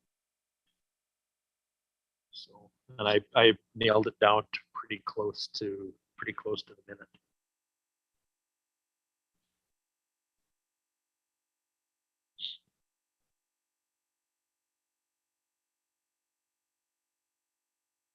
Yeah, and I did mine intuitively, so that's, yeah.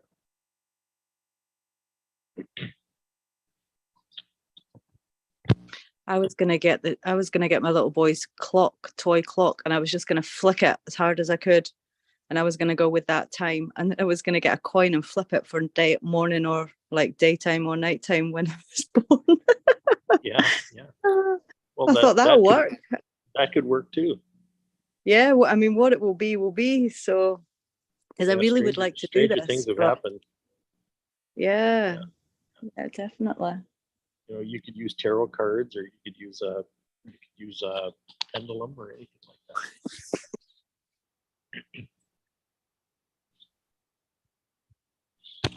To narrow it down, you just got to ask those. You got to ask them yes or no questions. Yeah, specific questions.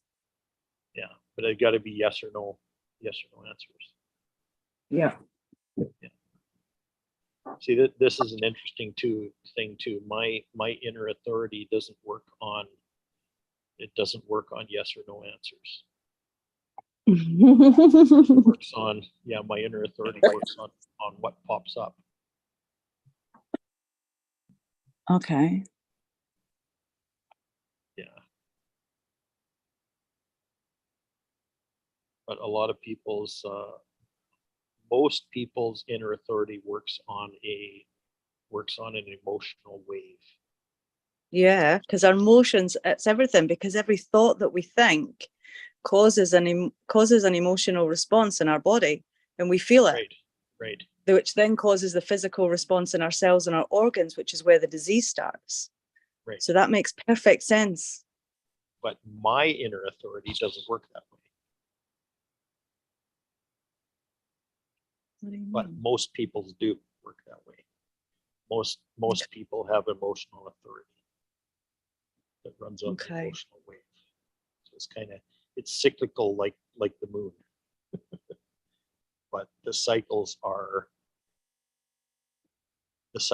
like 29 days.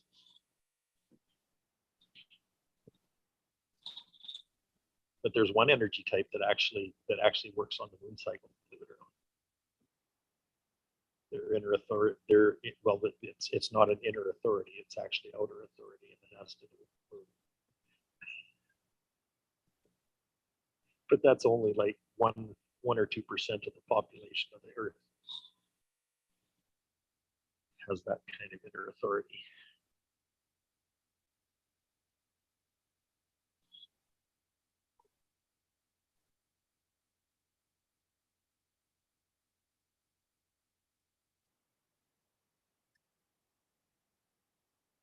So yeah, it's really fascinating.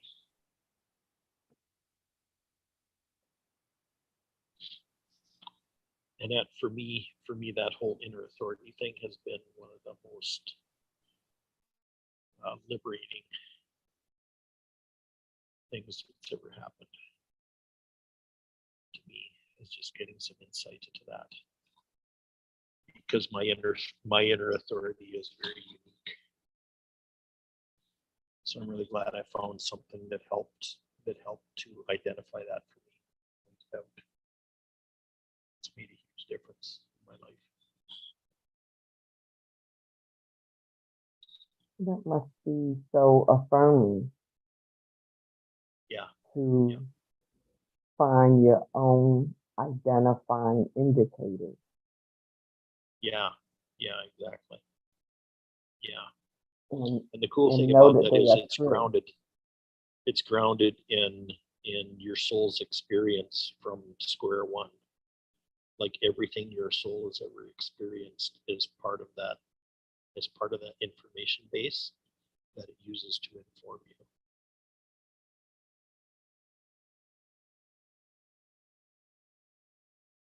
It's not based on experiential memory in this life, which is how we're trained to make decisions. We're trained to make decisions based on our past experience, and that's a really ineffective way to make decisions, because that's why people have self-sabotage and other things like that, is because we've been trained to use our physical memory to inform us, and our physical memory is extremely limited because it only goes back as far as our conception in this particular life.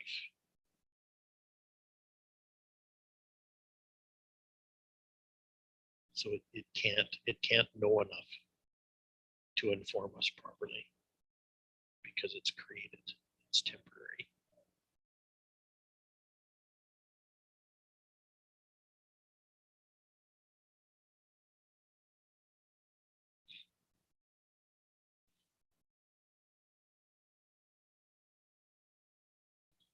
So learning to follow my smart body, or the wisdom of my body, has been extremely liberating.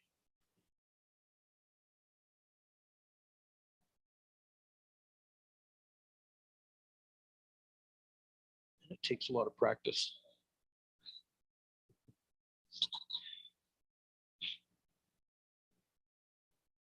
So you said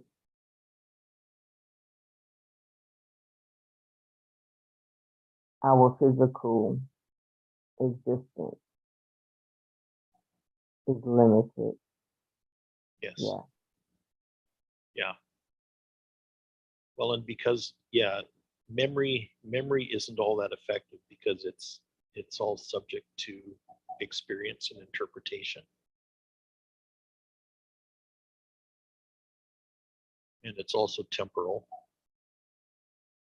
So it's not dependable. It can't be. So right there, I'm getting something that may have been fleeting or somewhat Yeah. fleeting for me before. Yeah. Which is, it's like know this physical self, but allow self to be acquainted with this infinite self. And then that focus of exchange is allowed, like you say, you have to practice it. Let that intimacy grow.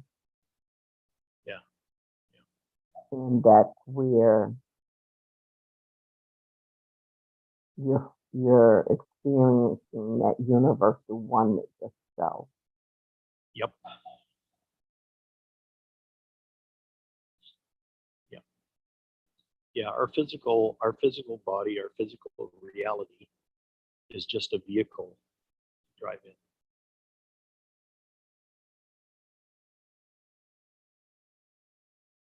That physical part of us includes our brain, includes our experiential memory. Okay, that's just the vehicle.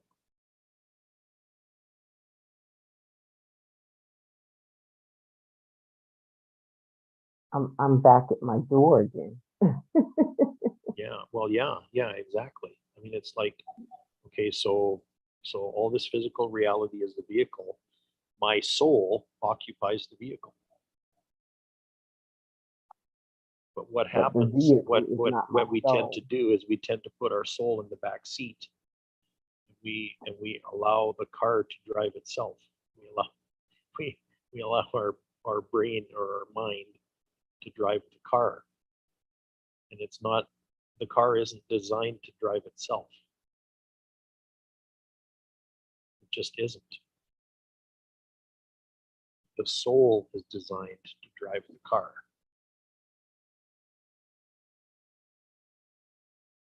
So when you connect with your inner authority, you're putting your soul in the driver's seat. And the way your soul communicates with you is through your muscles.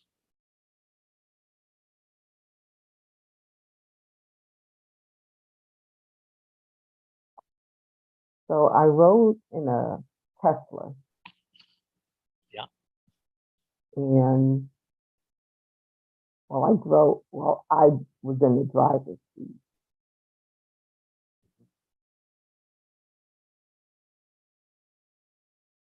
And to relax and trust that vehicle to move was very uninstinctual because I have been trained to drive a car. Yeah, no kidding. Yeah. I'm getting somewhere with this. I can't tell you I'm going somewhere with this. Yeah. I'm experiencing this right now. Yeah, I This know where you're awareness. going. I'm just letting you describe it, so keep going.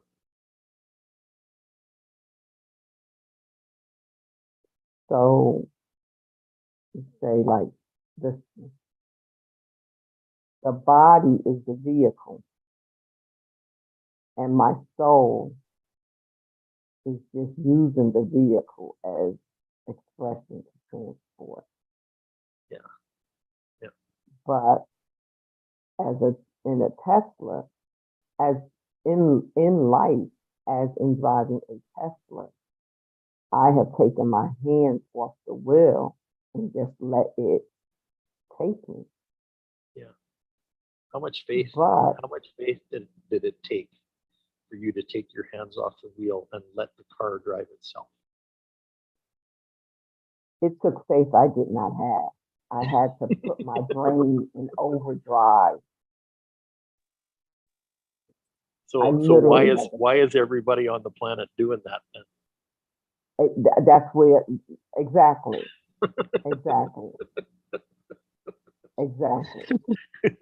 Because that's exactly what we're doing.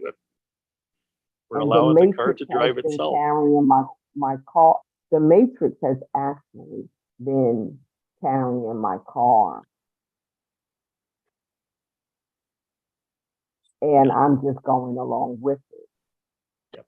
Because that's what I see around me modeled, being done on the predominant factor. Yeah. But here's the other thing too is so I had to learn a skill to drive a car. Now I have to learn the skill, like in practicing, to become my own natural self,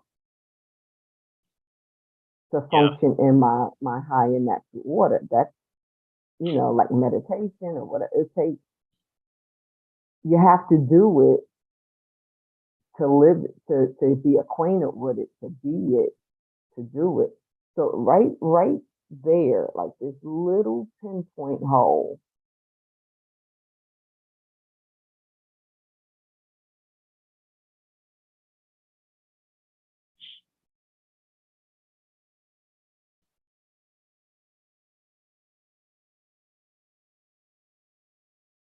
But See what I'm. Go ahead. once the glitch has caught the corner of your eye, you cannot ignore it. Right. Your knowingness always knows. Yes. And so like I'm there's a couple of things that are in my realm that are glitches, but I have not sat with them to go through the door. Mhm. And you can't just go through the door. It's more like you're translated. You allow yourself to be translated through the door because it's not my body and it's not even my mind. It is my soul that's actually already through the door. The rest of me just has Right. to Yeah. take the hand off the wheel in that factor instead of holding on to this rigid order of this physical world. Wow. I need to go have a drink of water. So are you going to let your soul get into the driver's seat? I think it's inevitable, but I have so many appointments. I don't think it's going to happen today, but I'm looking forward to that date. Oh, but isn't that the truth?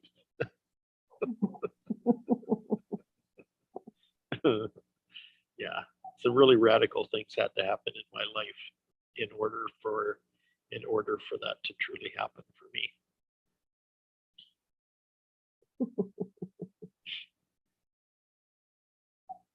but Yeah. my soul craves it though. My soul is like, yeah, this is Oh, gonna be no a kidding. great Yeah. meal. Yeah, it's been tired of being in the back seat for a long time.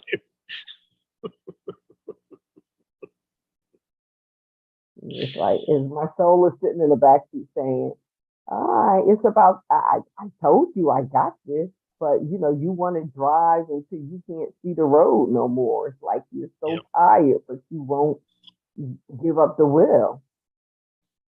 You know Wow. what's interesting too though is that even though we're talking about this right now,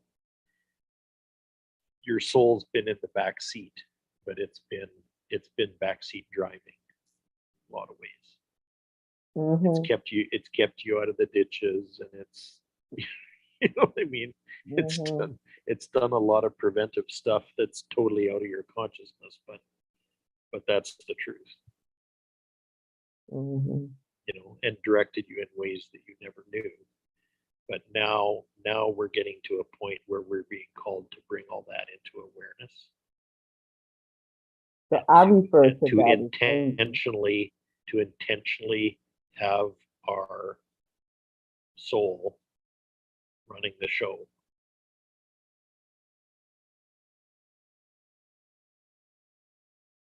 And quite frankly, it takes a hell of a lot less faith than it does to allow the car to drive itself.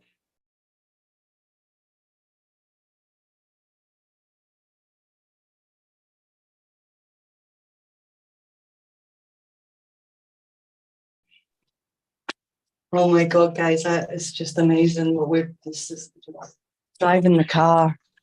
Like, Yeah. thank you. Yeah. Well, and that's one of the fundamental teachings of human design is that you got the wrong entity driving the car. It's like it's and things are never going to work as long as that part of you occupies the driver's seat. It's just that it's that simple. Yeah. Say that again. I said that's a fundamental foundational thing about human design is it suggests that the wrong part of you is driving your vehicle. And as long as that part of you is driving the vehicle, your life is going to be Harder than what it needs to full of be. pain and difficulty and challenges and Yeah. all that kind of stuff that's totally unnecessary. The resistance. But the truth is, I mean, society teaches us that from square Yeah. one is that our brain and our intellect, not our intelligence, but our intellect controls everything. And it was never designed to do that.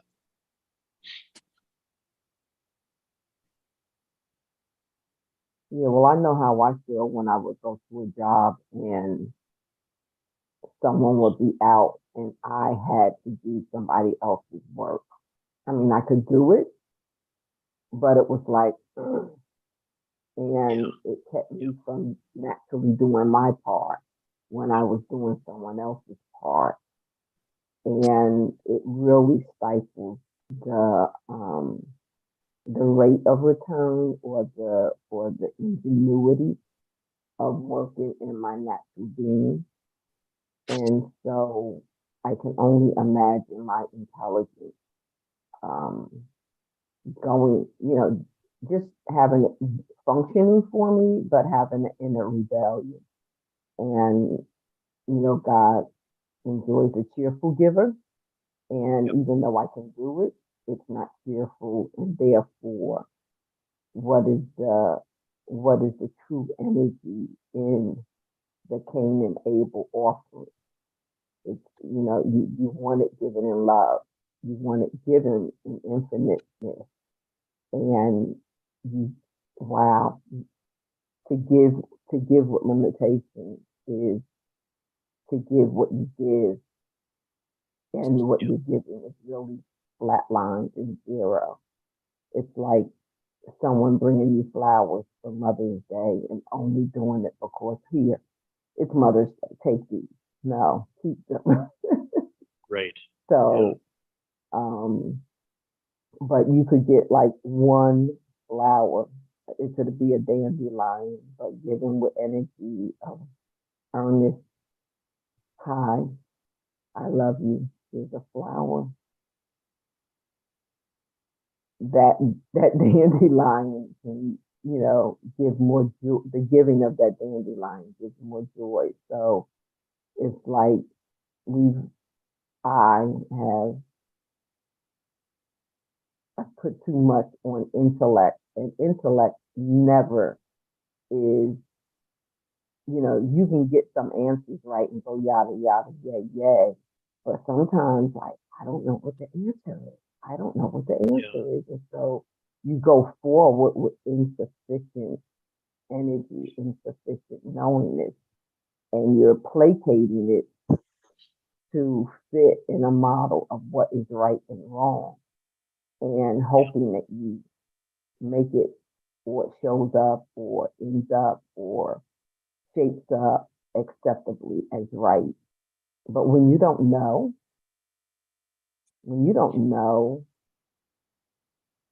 then it could be right or wrong.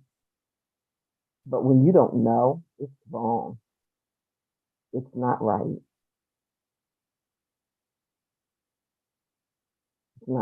It's not. It might pass, but it's not. It's not right for you. For me, it's not right. Yeah. Yeah. My my daughter, one of my daughters, um, was sharing with me, like, she just completed her capstone yesterday, and she was like, "Mom,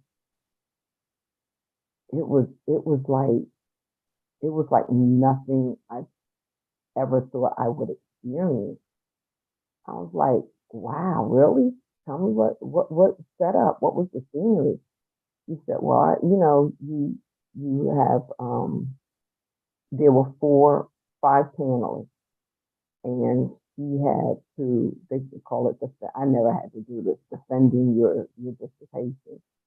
And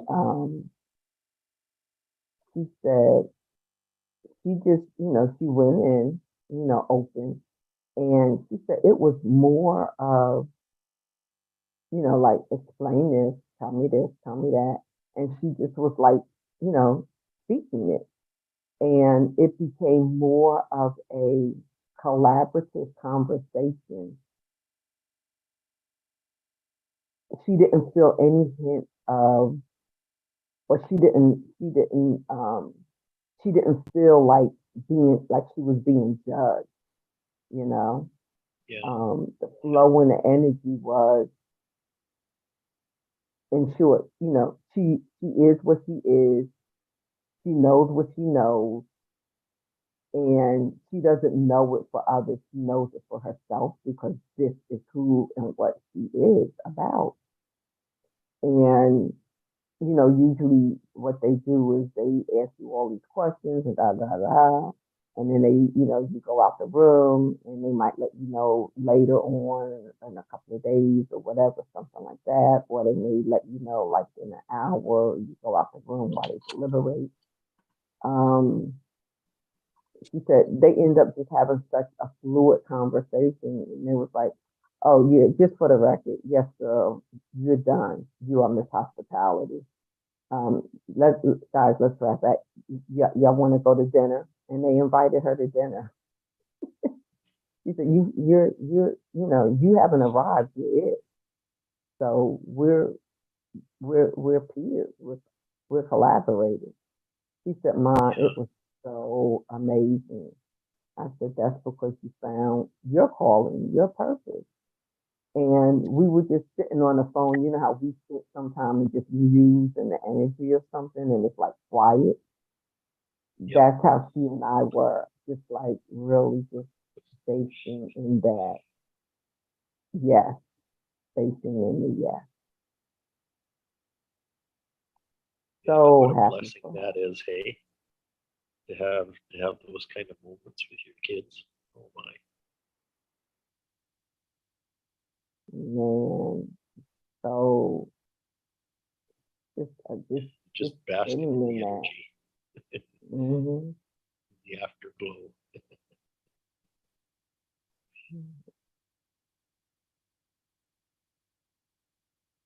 And while we were in that, and I was like to myself, I was like, yeah. And my other daughter, she's going through, I see her, she's like right in that zone too. I'm like,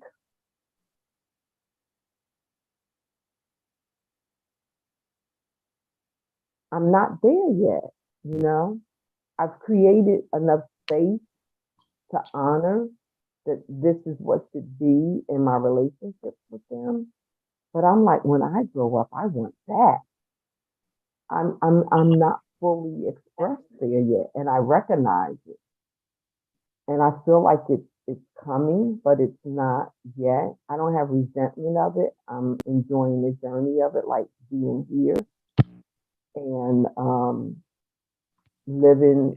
I don't think I'm living dualities. I think I'm living like quadralities. And What do you mean by that? oh man, I've got so much going on.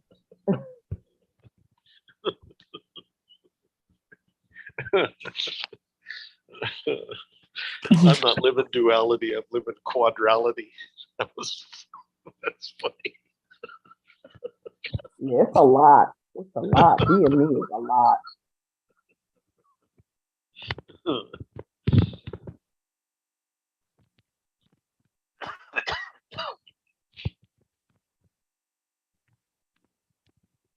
So I live in this physical world and, have things to do like, get up, make up my bed, brush my teeth, get dressed and all of that, well, the garbage, all of those kind of things. Boom, boom, boom, boom, boom. Okay. Simultaneously, I like, okay, I need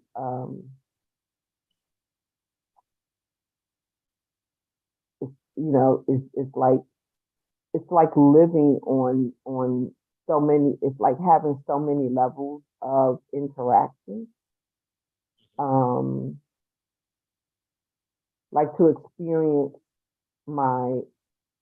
seeing my daughter, like having that experience and knowing that I haven't had that experience on the maturity level that I am now. I know I have had in reflections, I've had it or have been in that realm of functioning.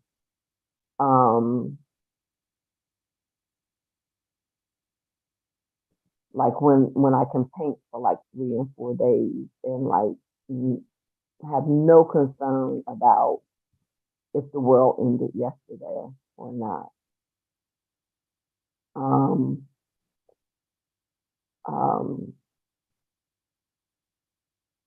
it's stopping to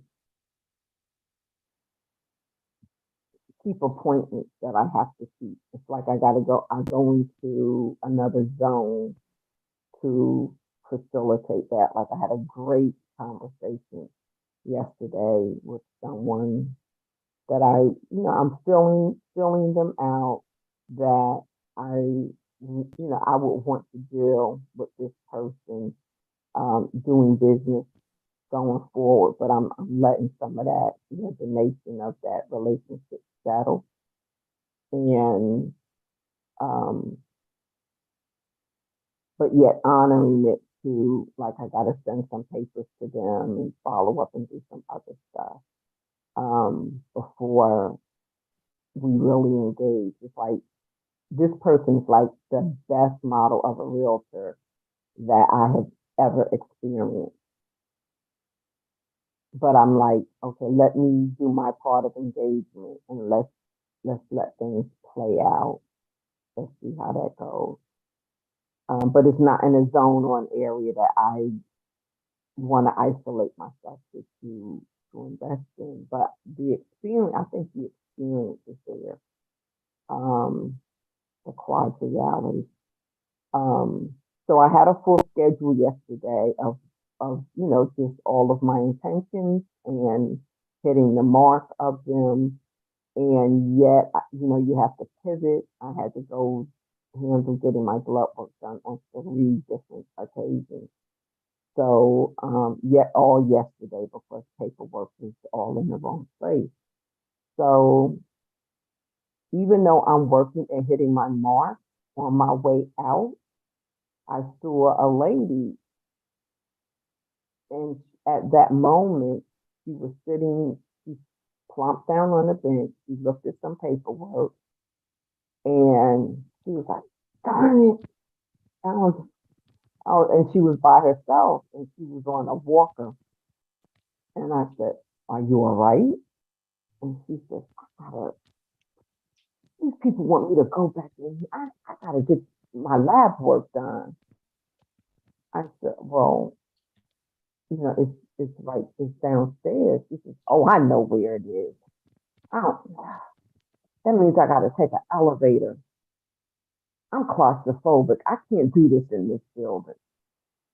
And then it's like all these thoughts were going on in her head of how she was going to get this done. And she was frustrated that she still had something else to do. And I saw all of that colliding in her simultaneously. I was like, would you be claustrophobic if I went with you?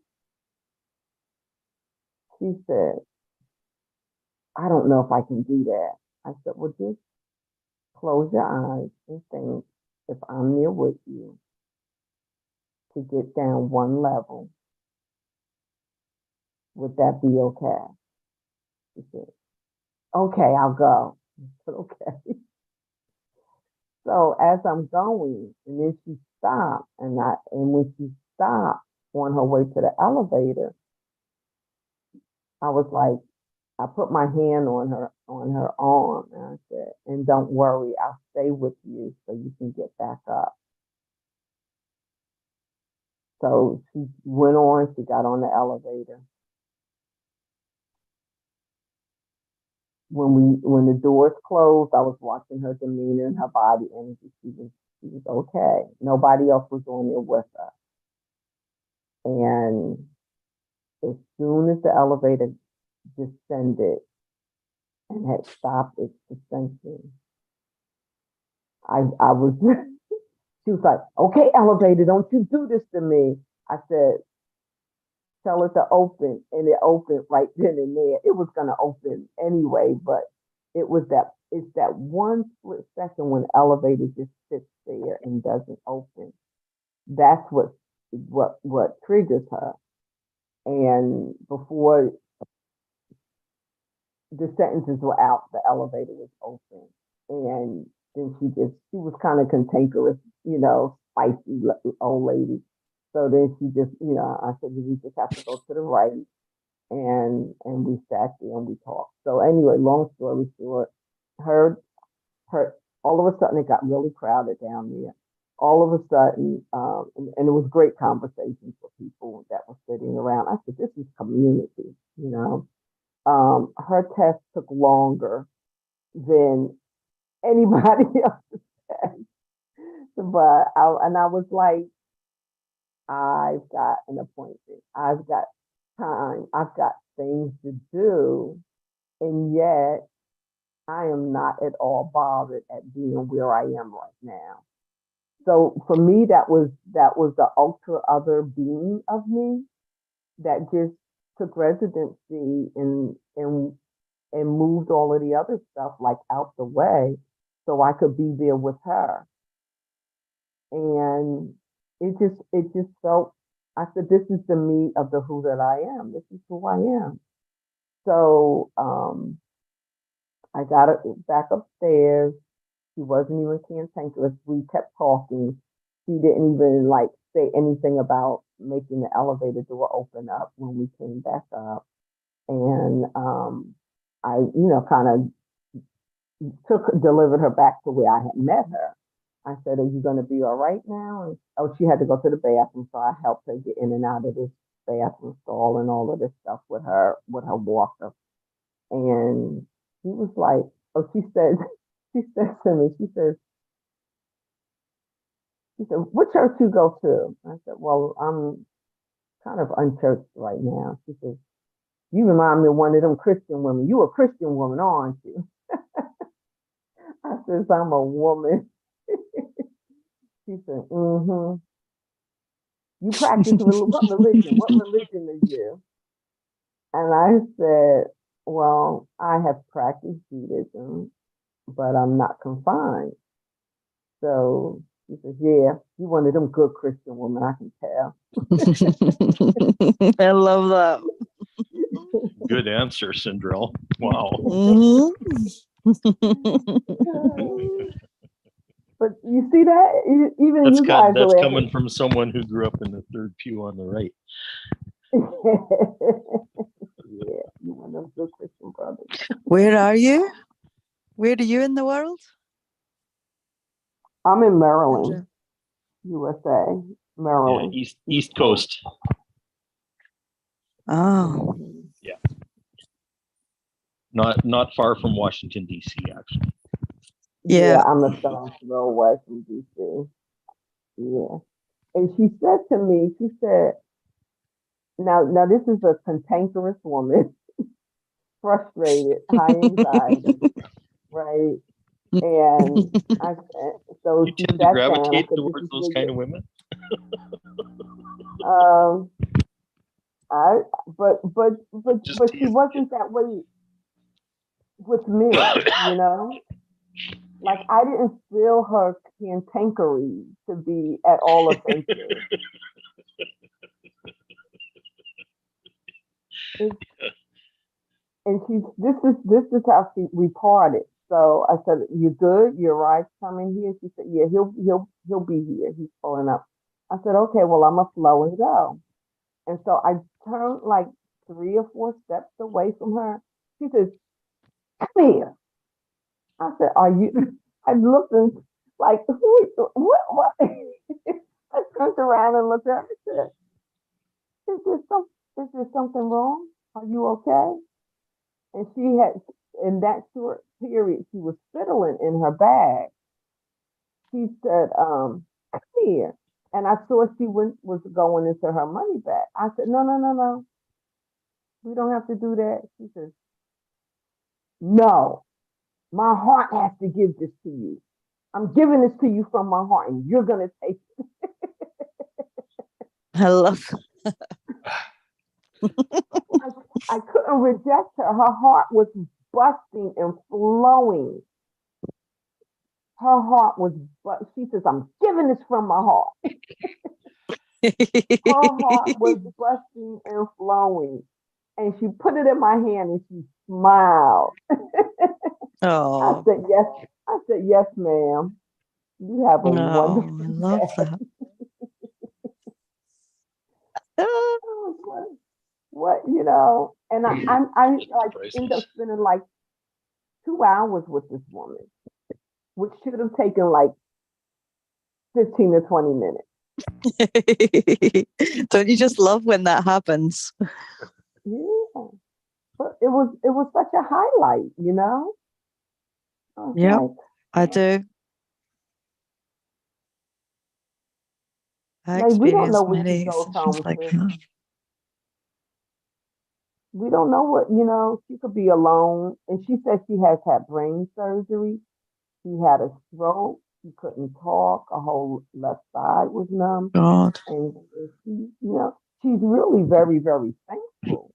But it comes off so hard and defensive. Yeah.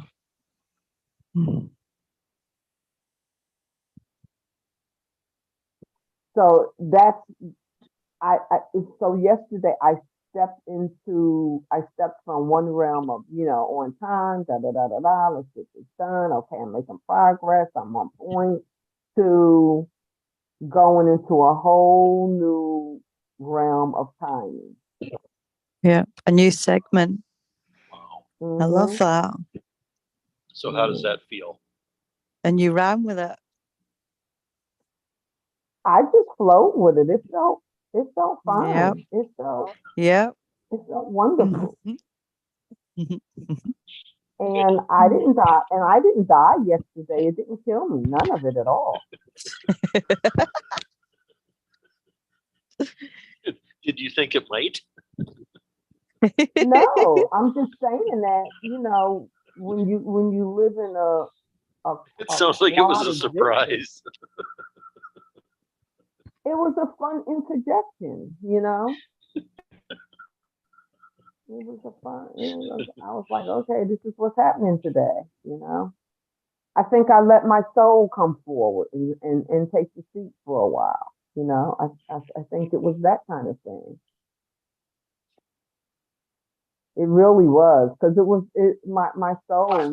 Did we sing a song? My soul is satisfied with gladness and harmony. My soul is satisfied with gladness, joy, and peace. So it was just, that kind of an experience. You totally made my night. I have to picture you in the night.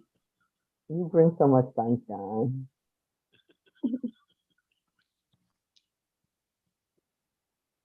What kind of moon are you in?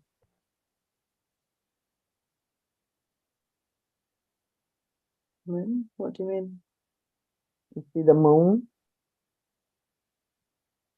I can't. I'm inside. I'm in my bed. Oh, okay. I was actually going up to the car because I've left my keys in there. It's going to lock the door. Everybody's asleep in my house. Mm.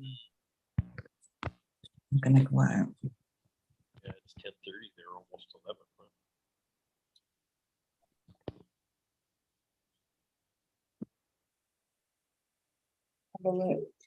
We had a beautiful full moon the other night. I can't even see the moon. He's hiding. Mm. No. Like our soul. Yeah, look It's in always the there. east sky. It'll be in the east sky for you. If it's I might need to walk. horizon yet. It might not be I might even need to walk around the back of the house and have a look, because that's like the west looking over. Like, we can't see it this side. Maybe it's hiding close to from a us. quarter moon. It's a quarter moon either today or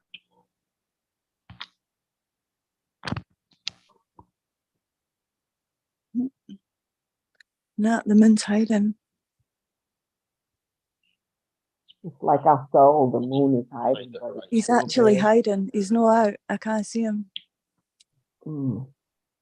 Wow. Loads of beautiful stars, though.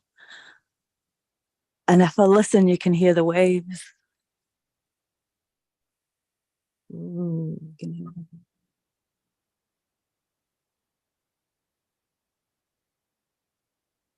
Yep, I'm getting them.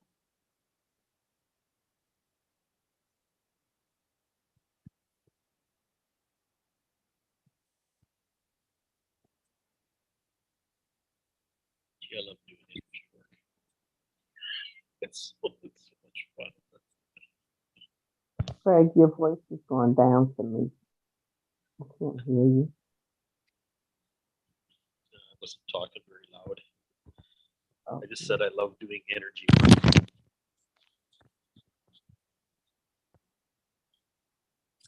yeah, I feel the smoothness of the water.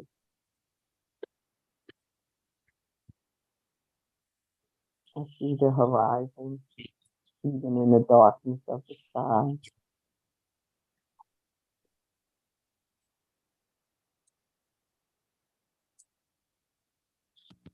I see or imagine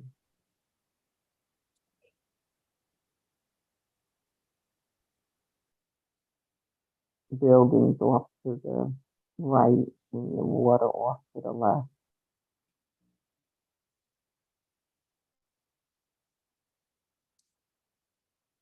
It's the horizon of the buildings. They're not like right on the water. So before me is the water, and behind me is the town.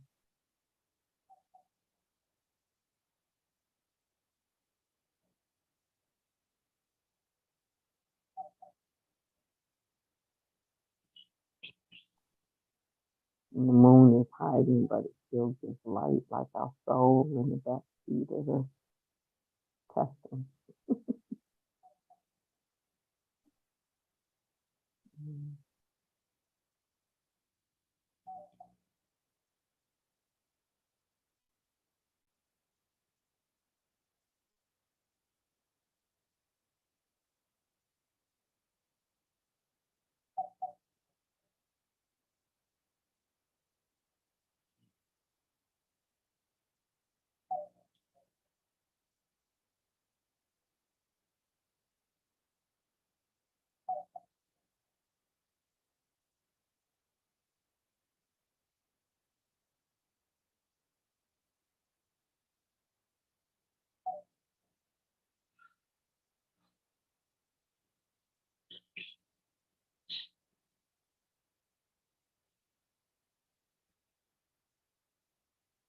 You know that feeling you get like before you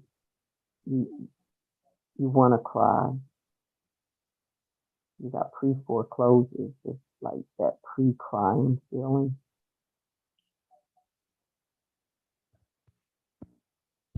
Yeah, I'm familiar with that feeling. It's like looking out at everything and the openness to cry. And it's not of pain. It's of awareness. It's that everything before, to see everything before me is, it's me.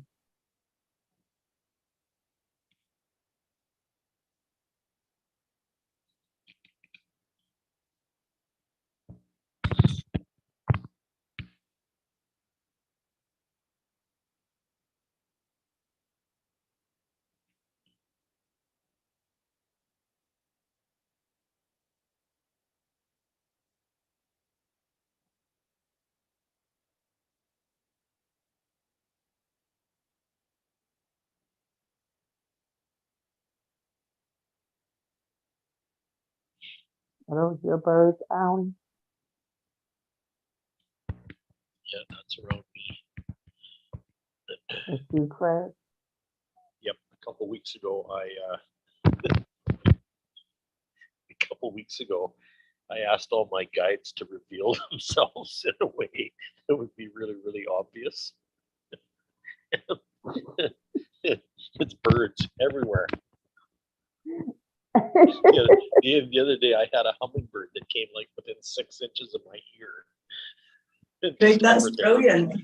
for a bit. Exactly, and they keep coming. I had actually, it was during one of these calls. I think Pascal and Jesse were on the call, and this bird was sitting in the gutter of the road, the side of the road, and yeah, and it was just sitting there. But you know, I could tell its heart was beating or whatever, but it looked like it was injured or something. So I just stopped and I sent it some energy. And, Oh, I love that. and then yeah, and then about a half an hour later, I thought, okay, that's cool. And then about another half hour later, there was this bird that looked very much like the one in the rain gutter, that kind of parked itself underneath the table on my patio, and just sat there for like about 3/4 of an hour. Just sat there, and it looked exactly like the one that was on the road. So I don't know if it's the same bird or not. It was just kind of hilarious, this whole thing. So, That's your yeah. signs. That's your little gifts. Oh, totally. Yeah, and it just keeps happening over and over. There's a really neat little one that's it's not kind of round like a chickadee, but it's about that small. It comes by, and it has a really interesting orange colored head.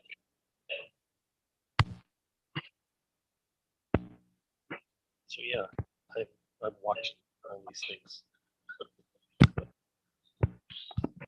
The crow that parked itself in the palm tree behind me, and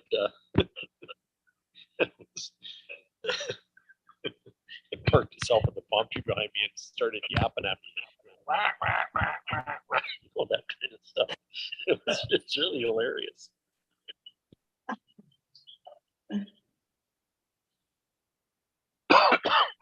You know, and all the while I'm experiencing these profound downloads. You know, it's just crazy.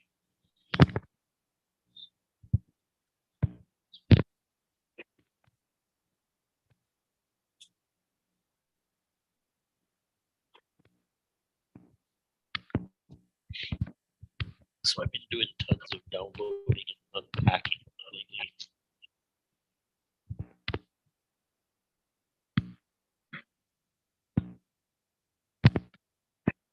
Absorbing like crazy.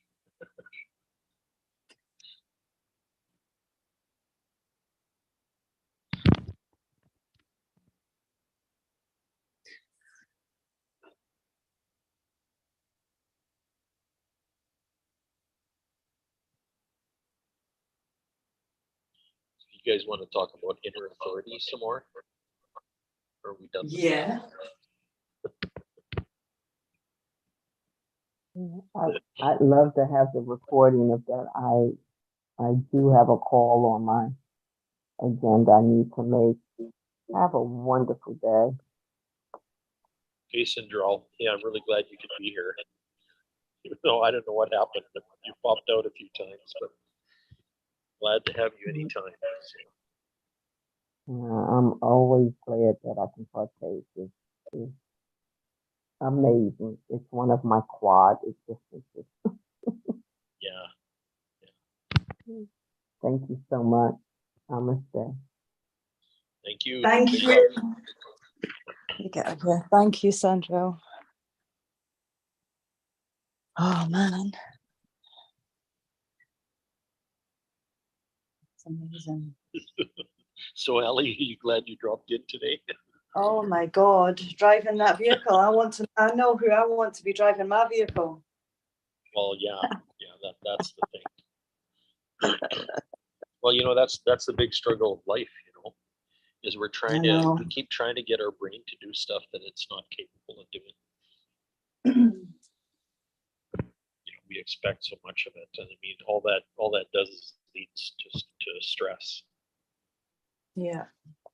You It's know? all And earlier, Pascal and I were talking about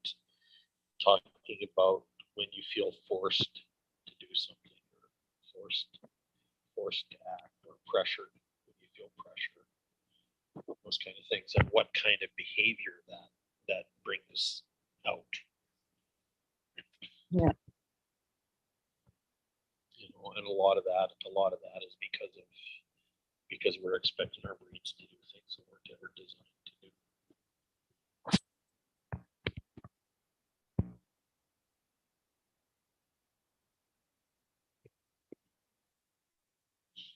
Like you look at the lack of well-being in society today, and about 99% of it is due to stress in one way or another. Yeah. It's just I know. expectations that can't be fulfilled. And then you get all these people that seem to have, you know, they seem to flaunt some kind of success to you. But the thing is, that was all pressure and force based. So it's not really legitimate as far as success as value is concerned. You know, people keep spending money on it. That's the sad thing.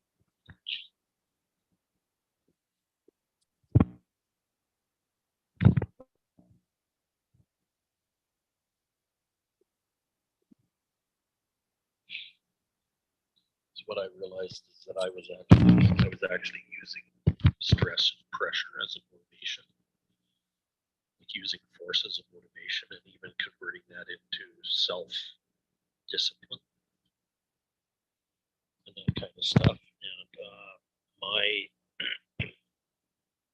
my energy operation runs very much counter to that.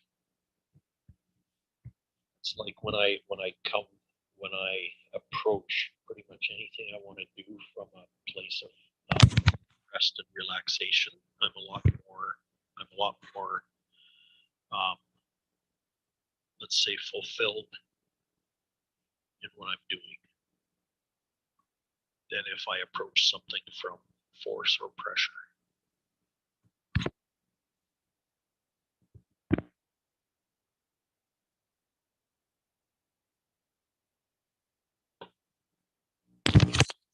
Success isn't about the achievement as much as it is about the fulfillment.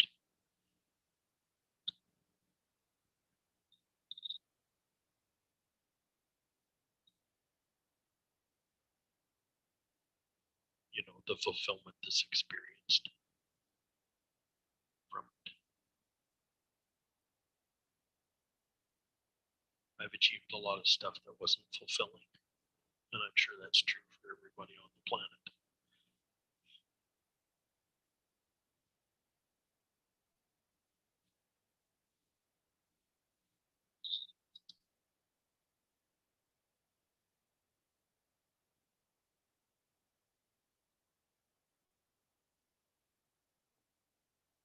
There's a certain fulfillment in creating something out of nothing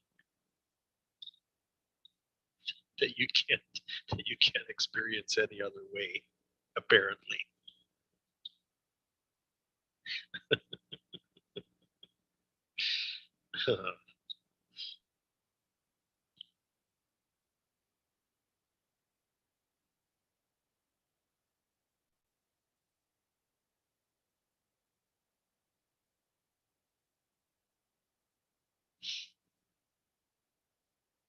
And I want to facilitate other people doing that same thing.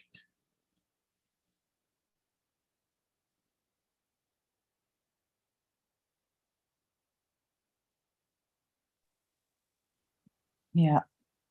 That's it. And incidentally, that's my inner authority. It's pretty unique one, but that's my inner authority. So what's your top tip? What's my top tip? What's your top tip on like tapping into that inner authority. Like, yeah. Like something that I could do, like, I don't know. Well, here's what worked for me. Yeah, brought this go. up. We brought this up a few days ago in one of these sessions. Stop, look, and listen. Oh, yeah. And I know the rest of the sentence goes before you cross the street, but this is like stop, look, and listen. So for me, coming to a complete stop was a real catalyst for everything else. And Hey, sorry to interrupt. Like, I'll be back in 15 minutes if you guys are still there. I just gotta pick up this call. okay, yeah, Okay. awesome. Yep. All right. So, anyways, stop, look, and listen. So, for me, and my body's been telling me this for years, which is very interesting. And that's why I understand like smart body and all this kind of stuff. My body shut me down and tried to tell me to come to a complete stop. And I fought it and resisted it, and everybody and everything in my environment fought it and resisted it as well. But for me, I had to come to a complete stop, and it was getting through the resistance to that was unbelievable, because stopping felt really constrictive to me. Like if I'd slowed down, it felt like I was in fear of being wrapped like a mummy and suffocating, which is exactly the experience I had when I died as a 2-year-old. So it's quite profound, this whole thing. But so basically what happened to happen for me is life had to bring me to a complete stop, because I couldn't do it for myself. And it finally happened, and I came out the other end. And then I realized that all of a sudden I could see things that I wasn't able to see before. And I could hear things that I wasn't able to hear before, because I was too busy moving. I was too busy, staying busy to do anything. So here we go back to stop, look, and listen. And for me, I couldn't look or listen until I'd stopped. So coming to a stop was a major,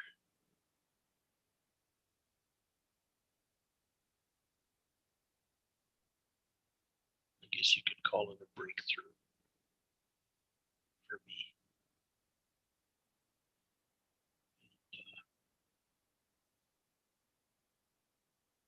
And when did you feel that for the first time? Because you've had a few major, do you know what I mean, stops and then major breakthroughs. Well, yeah, it was in a courtroom at the end of June last year, a few days after the summer solstice. Right.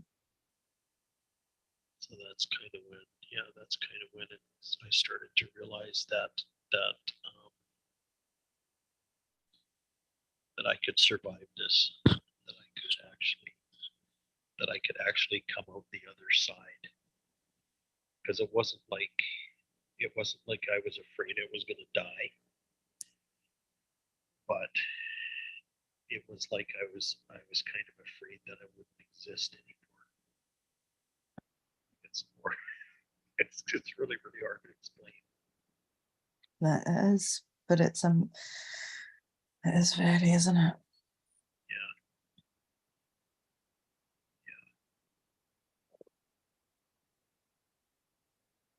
what's And then it's interesting is when my physical reality became unraveled and fell apart, and I realized that I couldn't depend on my physical reality in any way, shape, or form, including my brain and my intellect and my and my memory, my physical memory, and all that kind of stuff. Once I realized that, a whole other world opened up to me. A whole other reality started to become real for me. What's interesting about this is it was about 2 weeks after that courtroom that I found Magnetic Mind and Chris Duncan. wow. Yeah, and I've been on a different life trajectory Since. Ever since I walked out of that courtroom. I've been on a totally different life trajectory. And you jumped straight into the Magnetic Mind Masterclass, did you? Or did you jump straight in? Yeah. What was the first thing you done? It was the Mag Mind Masterclass, and then a few weeks later I got into superconscious intuition. You got into what? I got into superconscious intuition. Oh, see, that's the one I want to do. The intuition course. The right? timing on that was so perfect for me. It was unbelievable. Love it. Love it, love it, love it.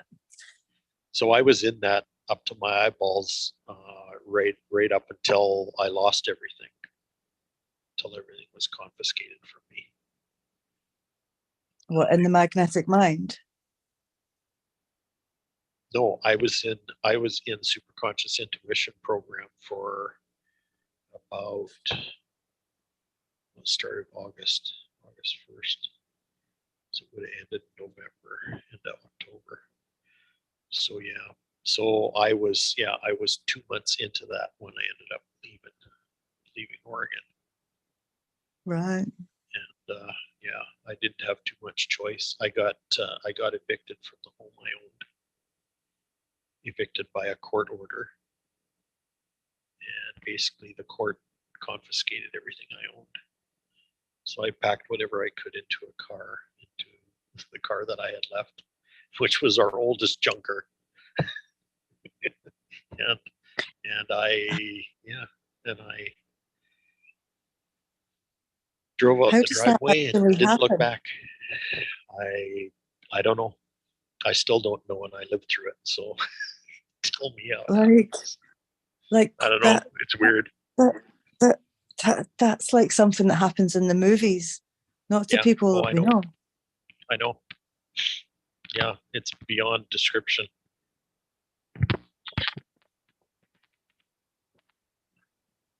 But here's the other side of it. I mean, like I said, I was on a whole different trajectory, and my whole life changed from there. Because besides being able to see and hear physically, all of a sudden my fifth dimension senses just opened up like crazy. And it's not that I hadn't been intuitive that way from the very beginning of this life, but it had all been obscured and hidden and buried, kind of buried in my experience, actually.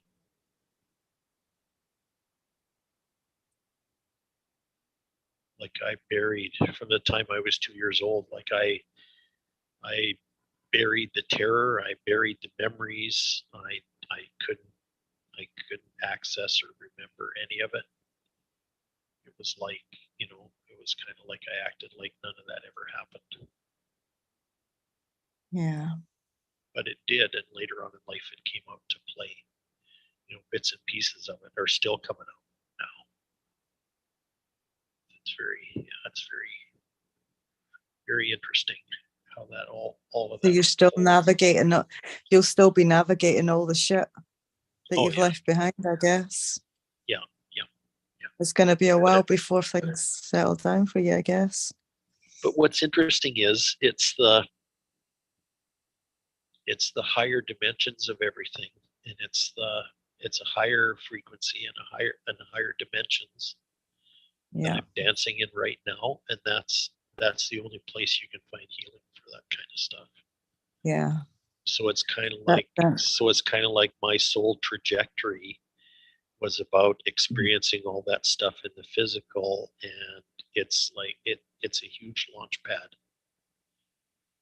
for a lot of future stuff. You know, that future stuff that's coming to light is just blowing me away because it's global scope, global in scope. Like it affects the stuff that where I'm going is going to affect every human being on the planet. yeah. Yeah. And that's not my ego talking. That's just the truth. My experience was very, very extreme, which means that it has extreme potential and a very broad reach.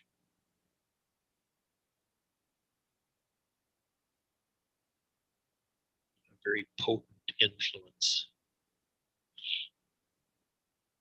Yeah.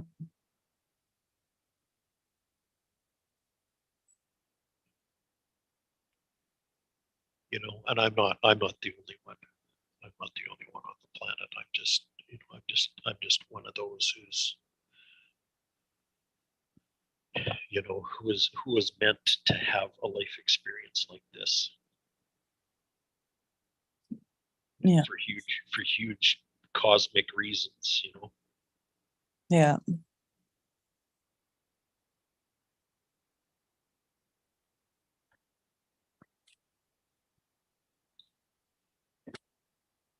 You know, I'm just really blessed that I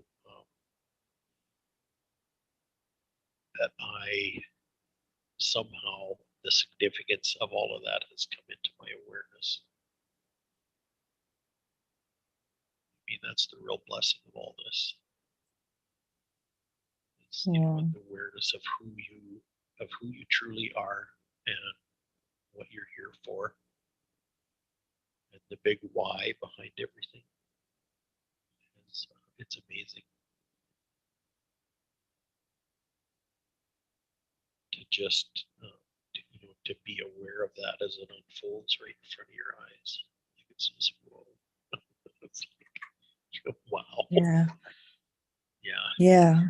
It's like when you reach the wizard's gate and then things happen in your life and you're like, how the hell has this came about?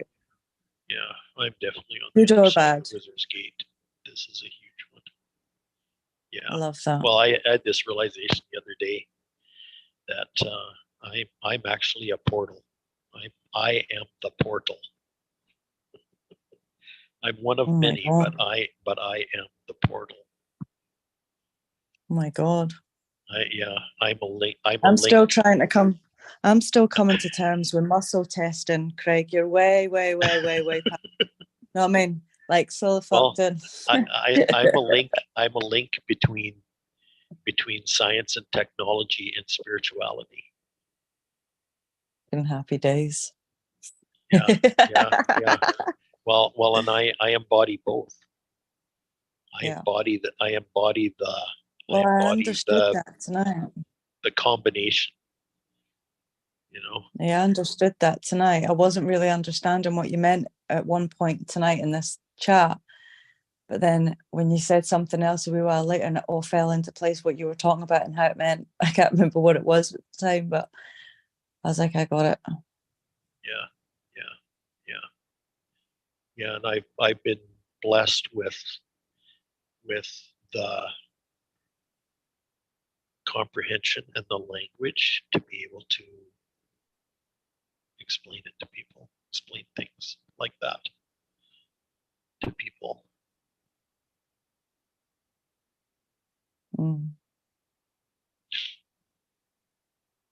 But yeah, it's bridging. It's a bridge between space, time, and the higher dimensions. You know, I'm that too. I'm an access point. I'm an access point between the 4D and the multi-dimensionality, right?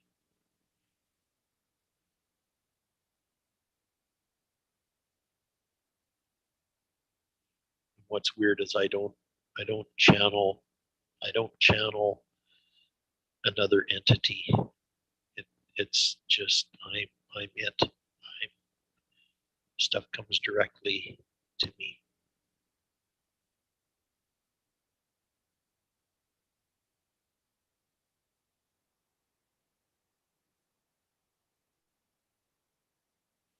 And it comes out as I interact with other people who want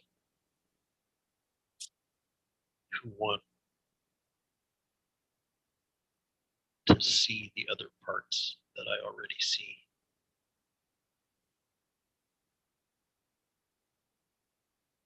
You know, most of the things I've created in my life, like I've been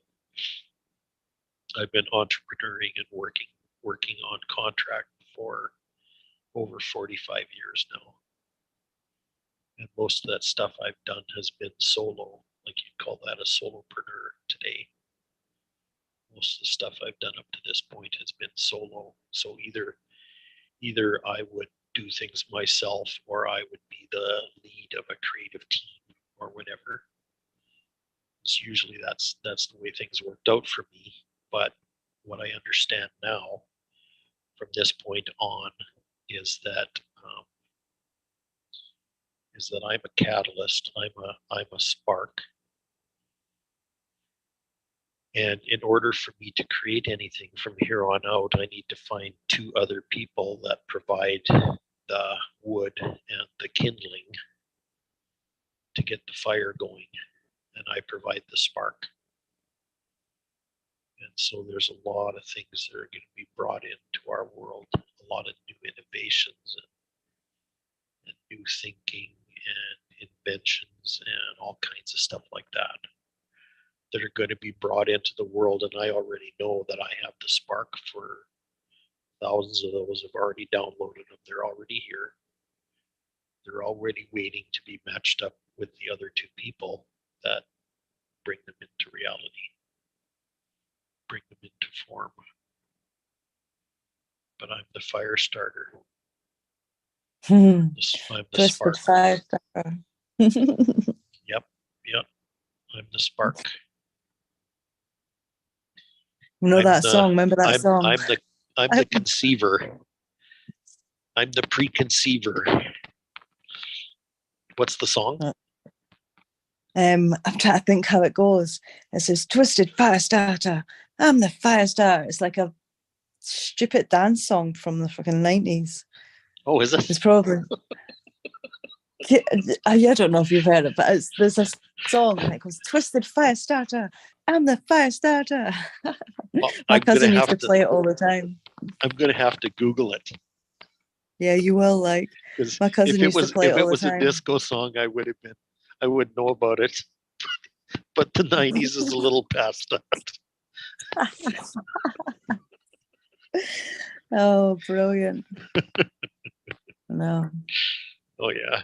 I used to hang out at discos. It's funny.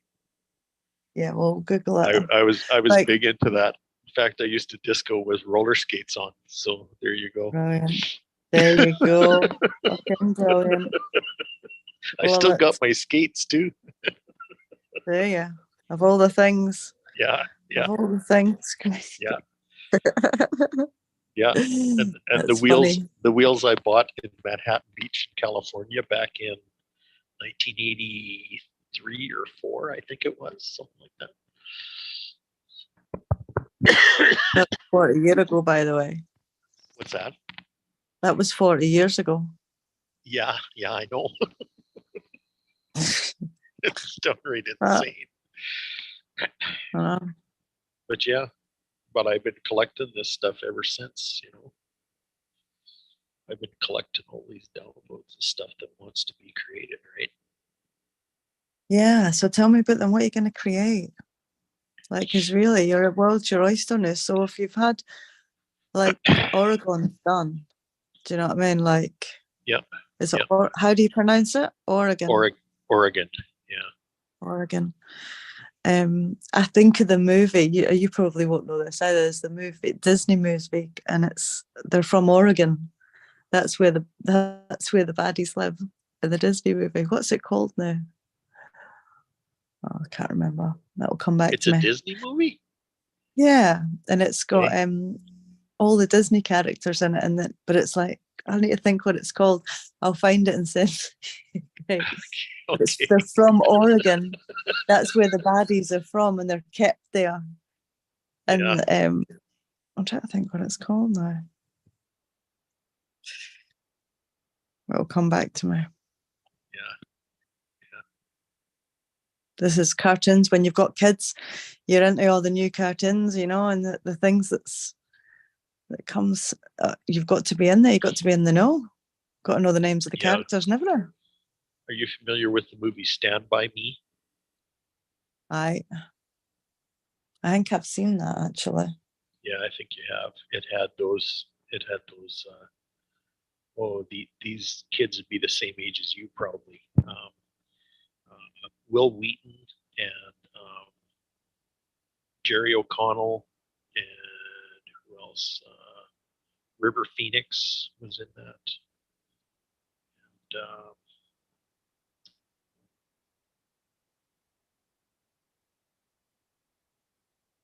I forget the other kid's name. But anyways, yeah, that was all shot in Oregon. Right. In fact, I think the story was set in Oregon too.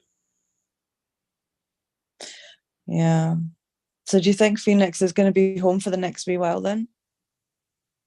Oh, I have no idea right now because the thing is, everything is opening up to me like crazy right now, and Are you getting work there though? Like, can you work? Like, you've had all the restrictions put on you. Have they put restrictions on you with your business or working or stuff? no, I don't. Or are you still kind of?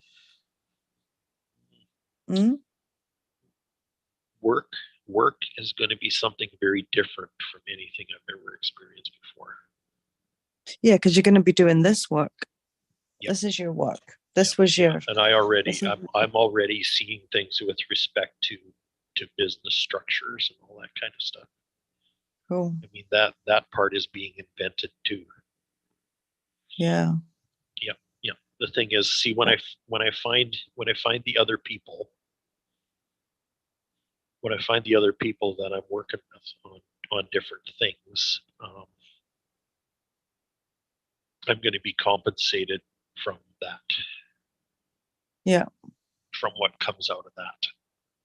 And so is this thing that you enjoy? And I'll be like, and it won't necessarily be like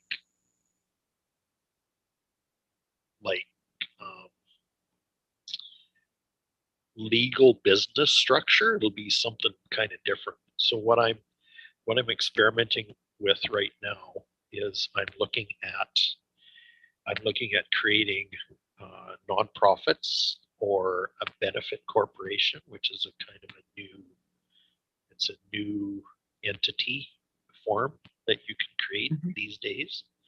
Looking into doing something like that, and I'm also looking at getting ordained as a spiritual leader so that I can operate as a spiritual person tax wise. So the rules for spiritual people, like pastors, priests, those kind of people, are different than they are from regular citizens. Is that right? Yep.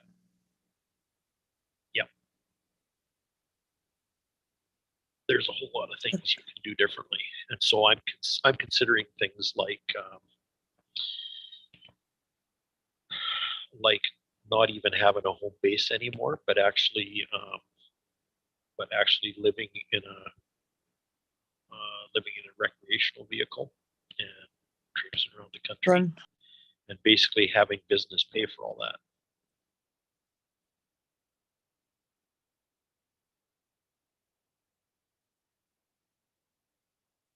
Still there?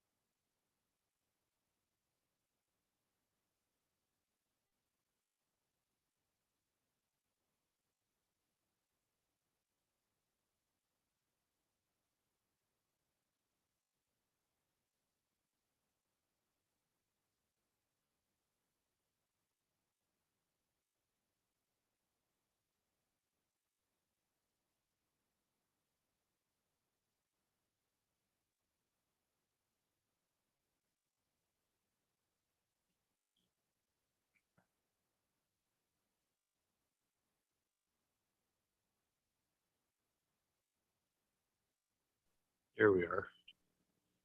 Hello. Somehow Ali got lost. There we are.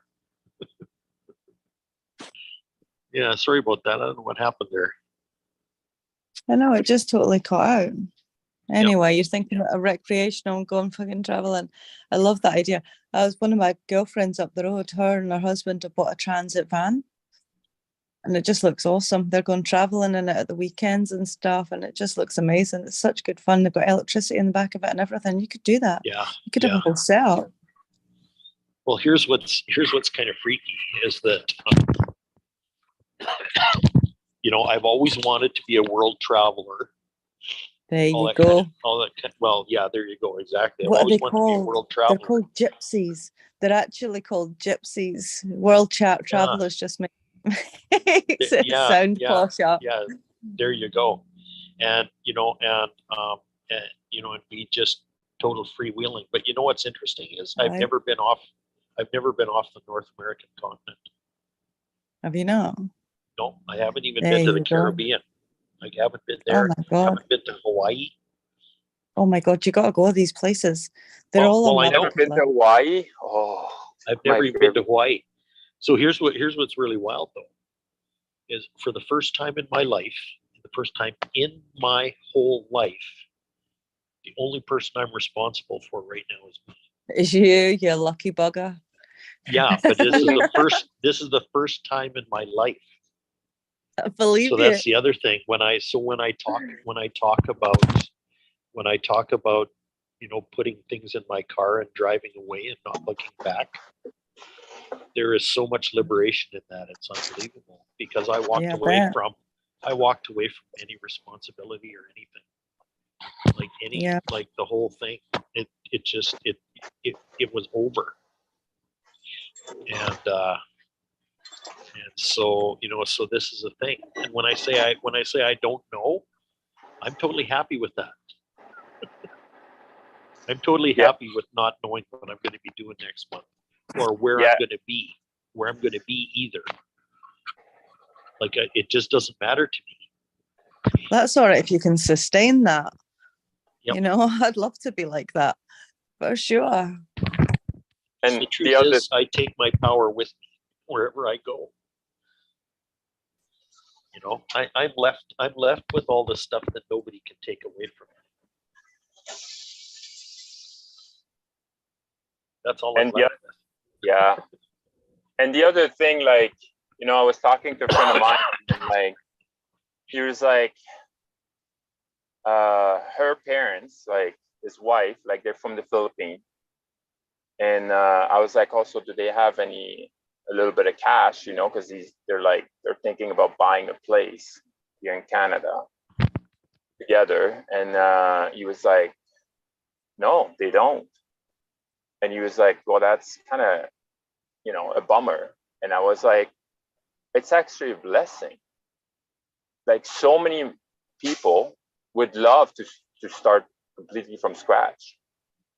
Oh, you know, yeah. because like we got that's like, you know, not talking about myself, but like a lot of people would like to just like erase everything and then they start from zero, Yeah.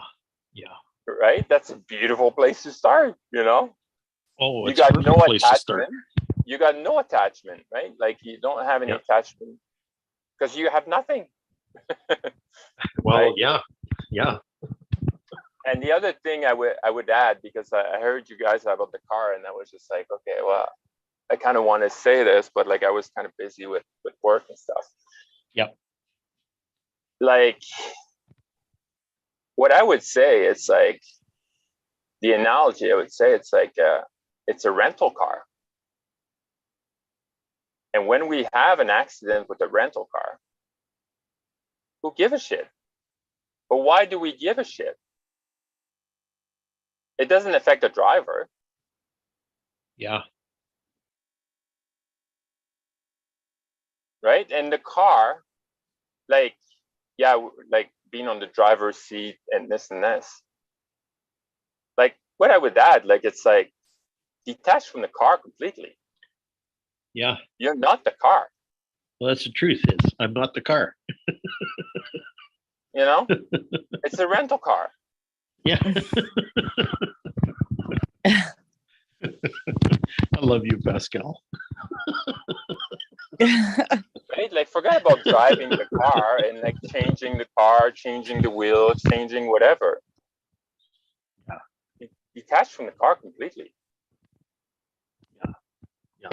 Yeah, Because you're not it. totally.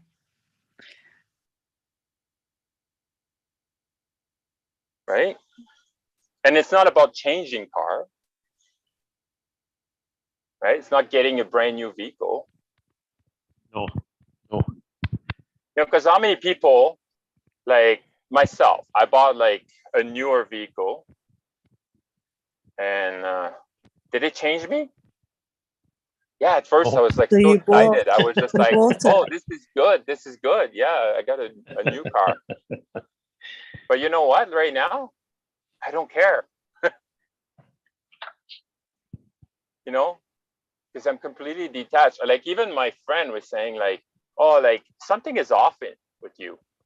You know, like usually like you'll be talking about your new car, like back in the days, right? I'll be talking about my new car, how much I love it, and this and that. Right now, I would just say like, I need a vehicle, obviously, right? But it's just to get me from point A to B. That's it. You know?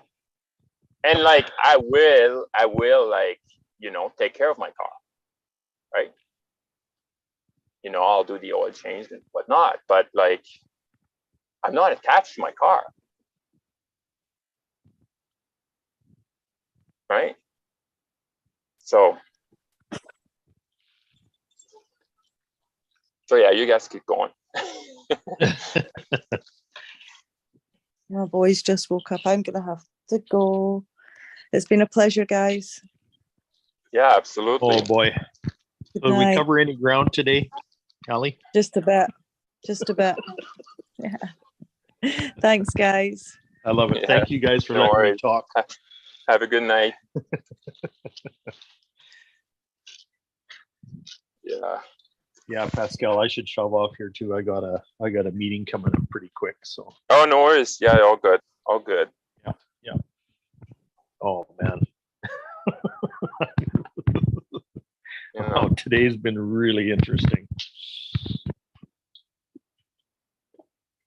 Yeah, Wow. and it's just the beginning. Yeah, we're just scratching the surface here. Well, it's just the thing. Like, yeah, the more we're putting on the table, the more we're gonna get. You know, the more we're gonna cook more. Like, we're gonna cook more food, right? Like, so we're putting on the table. People eats it, and then we can grab other food, put it on the table. But like, if nobody eats, then we gotta stop bringing food, right? Yeah. So Well, and I got to be honest, I've been holding back a lot, Yeah, a lot. So it's like, yeah.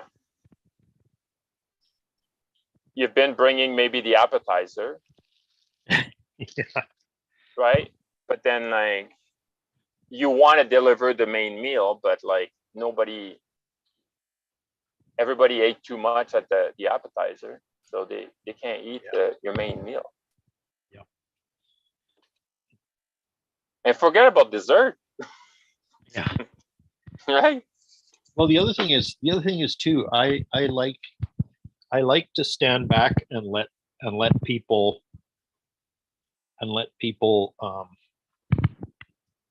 you know, channel for themselves.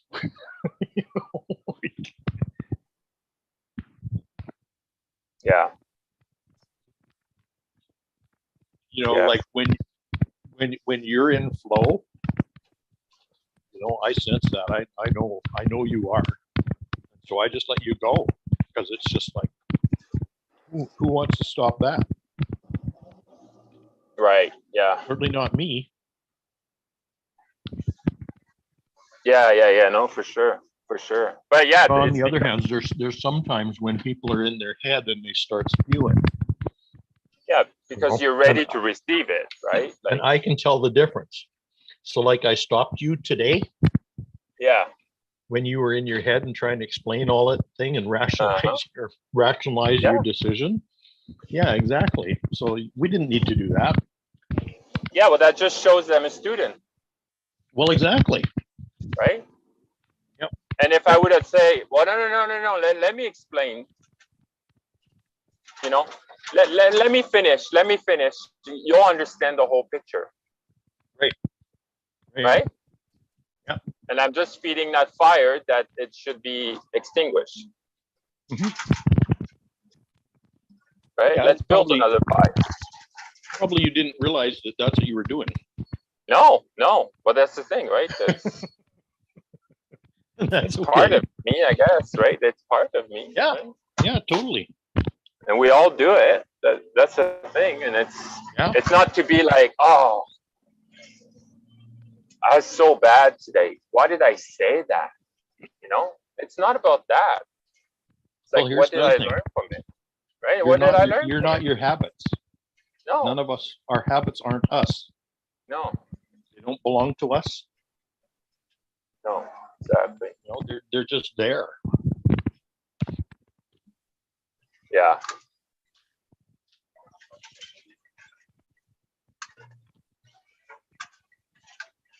Yeah. Right.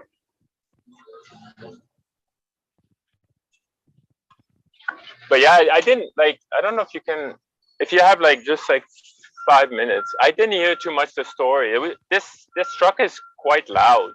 You know, it's an older truck.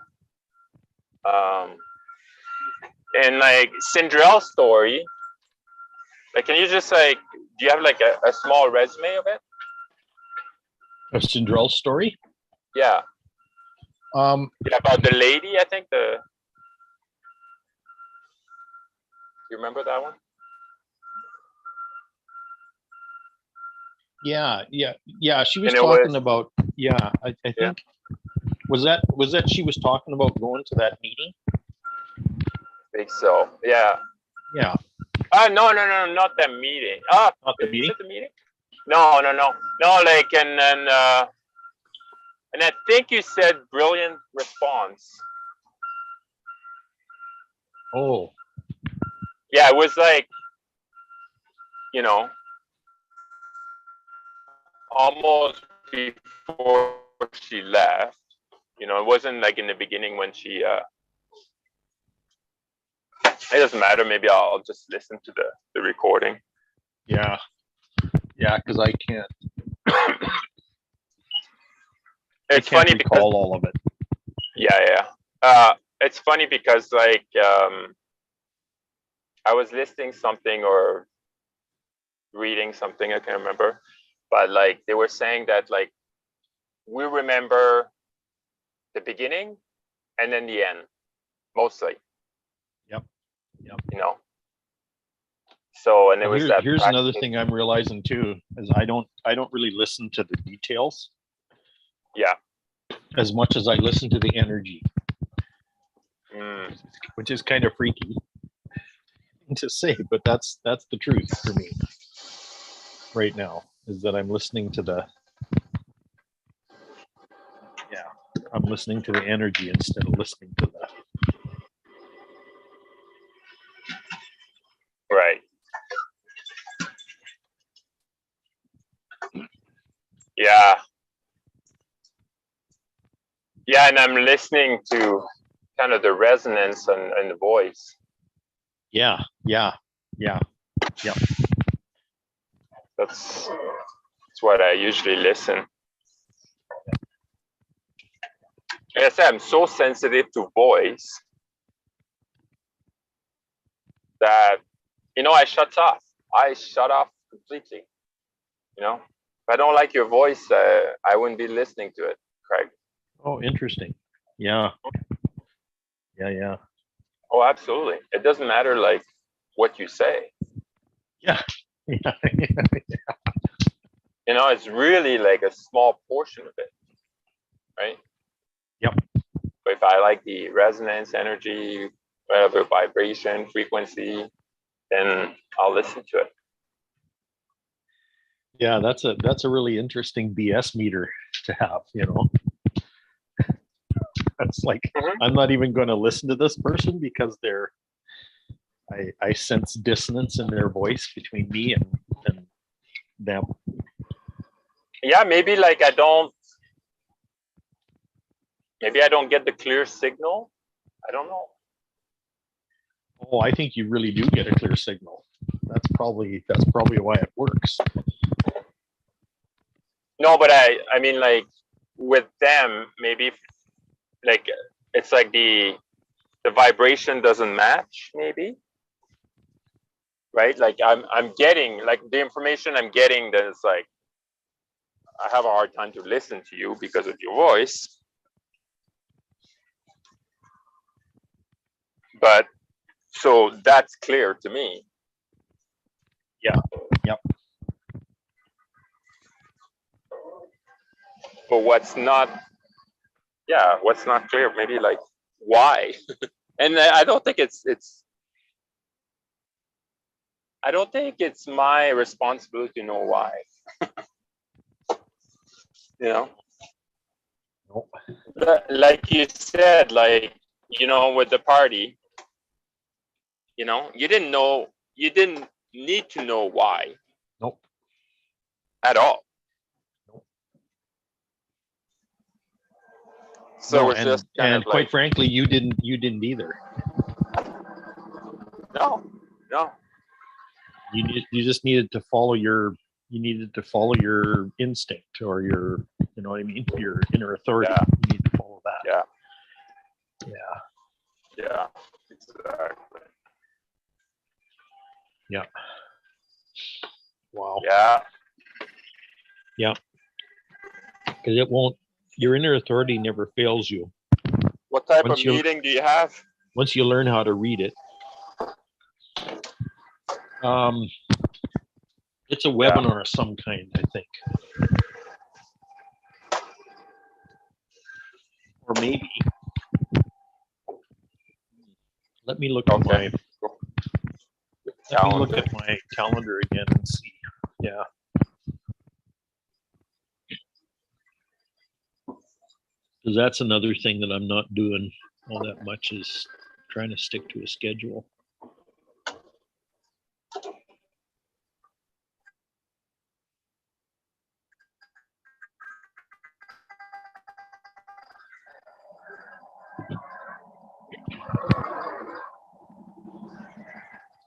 Yeah, I don't have anything till 11 o'clock, so that's okay. But I'm an hour behind you.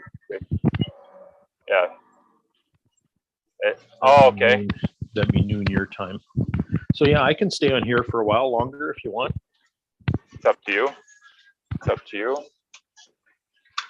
Whatever nuggets you want to share.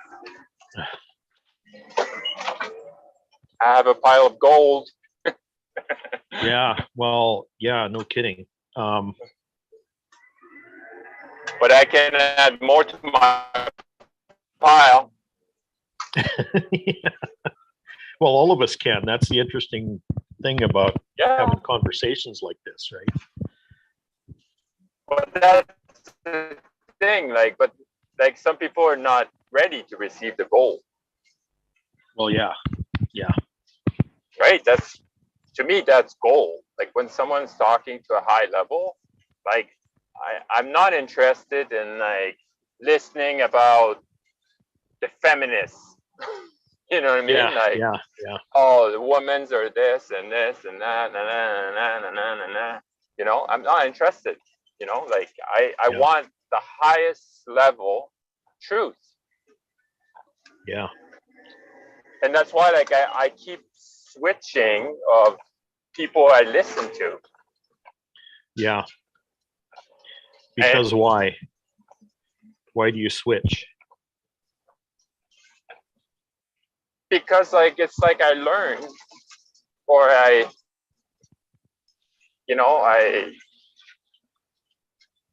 learned enough from them that I know they're teaching or whatever, and then I'm finding it. No, it's not even that. It's like I'm finding a highest excitement in somewhere else. Okay. I'm following my desire. That's it. Okay. That's it. Yeah, nothing else. Right now, there's only 2 person that I listen to. You know, like beside you and this group, but like in terms of podcasts, there's only 2. Wow. Yeah, there's only 2. And which are those? Yaki Awaken. Okay. Yeah, which is like, it's not completely related to me because he's a black man, but like he's teaching about the human body, and like even like he goes more than just like the human body. He goes spiritual. He goes like the cycle. He goes everywhere. Really. Yeah. So he's not just like, you should be eating this because of like your liver, blah blah blah blah blah. No. Like he's a very highly spiritual being. Yeah. And the second one is the guy that he was paraplegic and he healed himself. Those are the 2. Yeah. What's his name? RJ Spina. Mm. And he says, interesting, because like my last name is Spina, which means spine, and that's where I fractured. Right? I didn't fracture. Interesting. That's what he heals mostly. Yeah. Spine. He says like, I definitely planned this. Yeah. So yeah, there's those 2. That's it. I'm not saying it won't change, right? And when I have no desire of listening, I listen everything that Yaki says. Pretty much, I'm cut to speed almost, and then like I'm just waiting for new content from him. It's just like his teaching is so valuable to me. Like I'm just like, whoa, okay, this affect this, and this affect this, and this doing this. I'm just so passionate about it. Like it's my desire, right? Like it might not be like a desire of someone else, but it's really mine. And then like I know it's not like everybody, because like I start talking to my brother about it, and then there's no interest. And then I'm mumbling blah blah blah blah blah blah blah, and then he was like, "Are you done?" Right? But to me, that's gold. That's gold, right? But know? Are you done? Yeah. So Was your brother in Calgary too? no. He's back home. I'm the only one here. Oh, are you? The only one. Wow. Yeah. Yeah. You're the brave soul that headed out west, eh? Well, we were like, I came with my brother, and he left, and then he came back for a summer. No, actually two. Yeah. He came back for a little bit, like maybe a couple of years, and then he went back, and then he came back for a summer, and then he went back for good. So, but So yeah, he went. when did you first move to Calgary? When I was 20, so 21 years ago. Oh, okay. Well, yeah, it was in Calgary. It was actually, I moved to Edmonton, stayed there for a month, and then moved to Jasper, lived there for 10 months, and then Banff for almost 10, Vancouver, a couple years, and then Calgary for, I don't know, it's probably been like 8 years now. 7. Oh, okay. So Calgary is relatively new to you. Interesting. It's what, sorry? It's Calgary is relatively new to you then. Yeah, about 7 years. Well, so you lived in Vancouver for a couple of years too. Couple years. I lived most of my life in and around Edmonton. Mm. Yeah, I was there about 20 years altogether. But I lived in Toronto for a couple of years, and where else? I was in Calgary for a couple of years. I went to school there. Yeah. In the early 80s. And yeah, and I lived in California for about a year and a half altogether. Okay. And I lived in Oregon for 17 years, a little over 17 years. Yeah, I worked in Silicon Valley Mm. for a while. I didn't end up staying there, but for various reasons. Yeah. Kind of surprised things worked out that way, but yeah, if I would have stayed there, life would have been very different. Oh yeah, like when I look at my path, like I'm like, if I would have taken a left turn here instead than a right, then yeah. Yeah, my employer laid me off without any notice or anything, and he owed me about $100,000. Mm. I ended up moving back to Canada because I didn't have any place to stay or go.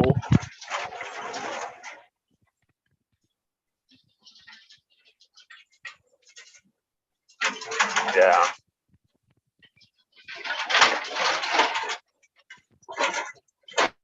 But yeah, I had interviews with big tech companies while I was there and stuff like that, and for some reason or other, I didn't have the wherewithal to stick around. Mm. Like I probably could have got a job with Google in a second, but I didn't really consider it at the time. Yeah, and that wasn't where your heart is, I guess, right? Well, no, it wasn't that way, but I just had my first daughter was born while I was working there. Yeah.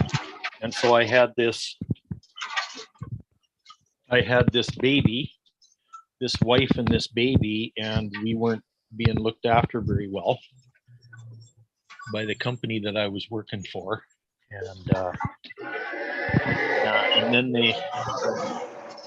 And then they laid me off, or then they fired me, or whatever the heck they did.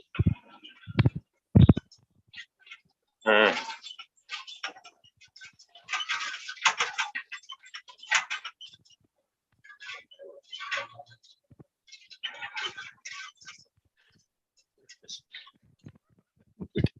looking around for a lid to the jam jar. Somehow I couldn't Oh, find it. yeah, that was That's me weird. this morning. So I energized my own water, right? So I Yeah. remember, like I vortex it, right?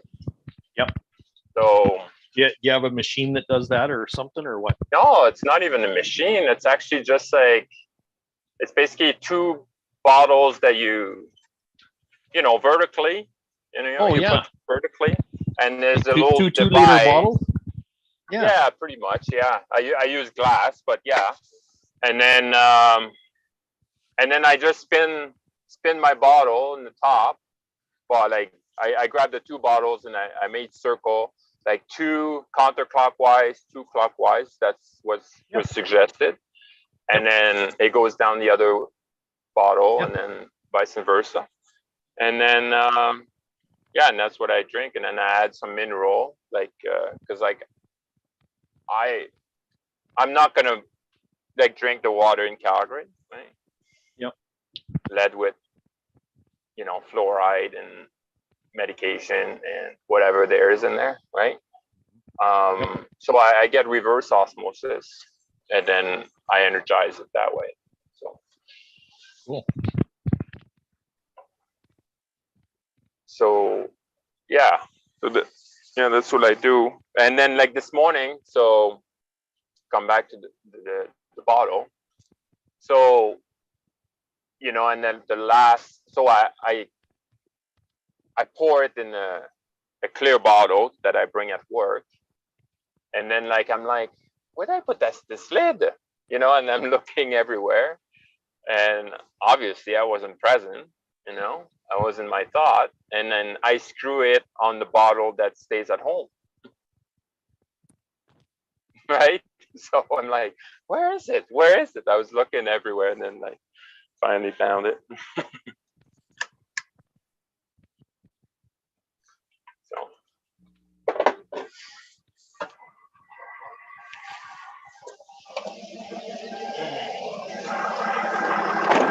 So what else do some of these other guys talk about with you? Because I'm into exploring some of that stuff with you. You mean the other guy? Yeah. Like the guys I'm listening to right now? Yeah. Like the 2 podcasts. Yeah, one is really kind of metaphysical, right? Metaphysic. And then the other one, it's a lot about food. Like I share a little bit in this group, that the highest energy food you should be eating is fruit. Yep. It's got the most angstrom. He's not saying like that's what you need to eat, but like he says, this is the most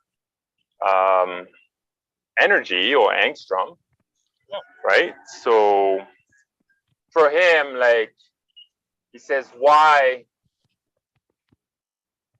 Because like meat, for example, say like it's got, I don't know, 150,000, say like angstrom, but like fruit's got 12,000. Yeah, well, or like 1,500 angstrom, say like for meat, and fruit is 12,000, and then vegetable is 9,000, right? So for them, like a black, that's why I'd like to talk to Sindra about it, because like she would relate to that information a lot more. But like, he says like my people should be eating like this, but he said also, he says in the future, most people will be eating fruit because like we've been conditioned, because of our climate and whatnot, of eating meat, because up north, say like, you can't find fruit, right? Well, exactly. So, like, that's the problem with living body, in Canada. Yeah, so the body got used to eating meat, so like it's got more hydroxylic acid to break down the meat. But people down south, they don't have as much hydrochloric acid to break it down. You know, the enzyme are different and whatnot. But he says, like, say for you, like, even though, like, say you're from Canada, but you live in Phoenix, say for 5 years, he says, like, it takes about 5 years to get that your body get used to the environment, really. Yeah, and the food and stuff. Yeah, And the food. yeah. That's the one thing I really liked about living in Oregon is fresh fruit like crazy. Yeah, Year round, pretty much. right. Yeah, You know. and that's why I love Thailand and I love like Hawaii, right? I was just like blown away with like everything. To me, this is abundance, right? Like to go out and be able to just grab like a fruit from a tree, it's abundance for me, right? So, you know, do I have the right definition of abundance? From myself, yes, but it's not the whole picture, right? Yeah. On my walk this morning, I ran across a whole box of grapefruit. So I took it home. Yeah. Why not? Yeah, for sure.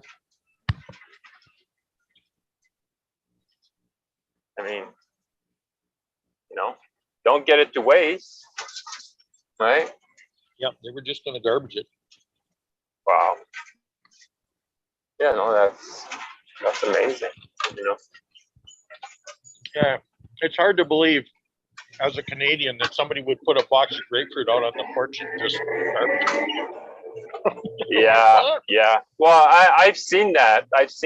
Like, believe it or not, because like, you know, in compost, right? Like, so, and it was right beside the compost. But like, the thing I don't understand, if I would be homeless, I wouldn't be collecting bottles. I would be in the compost bins. Because what people are throwing, it's absolutely amazing. Yeah. Absolutely amazing. You know, you got like beautiful food, like, you know, that it's got maybe like a little bruise on an apple or something, and then they throw it out, right? Yep.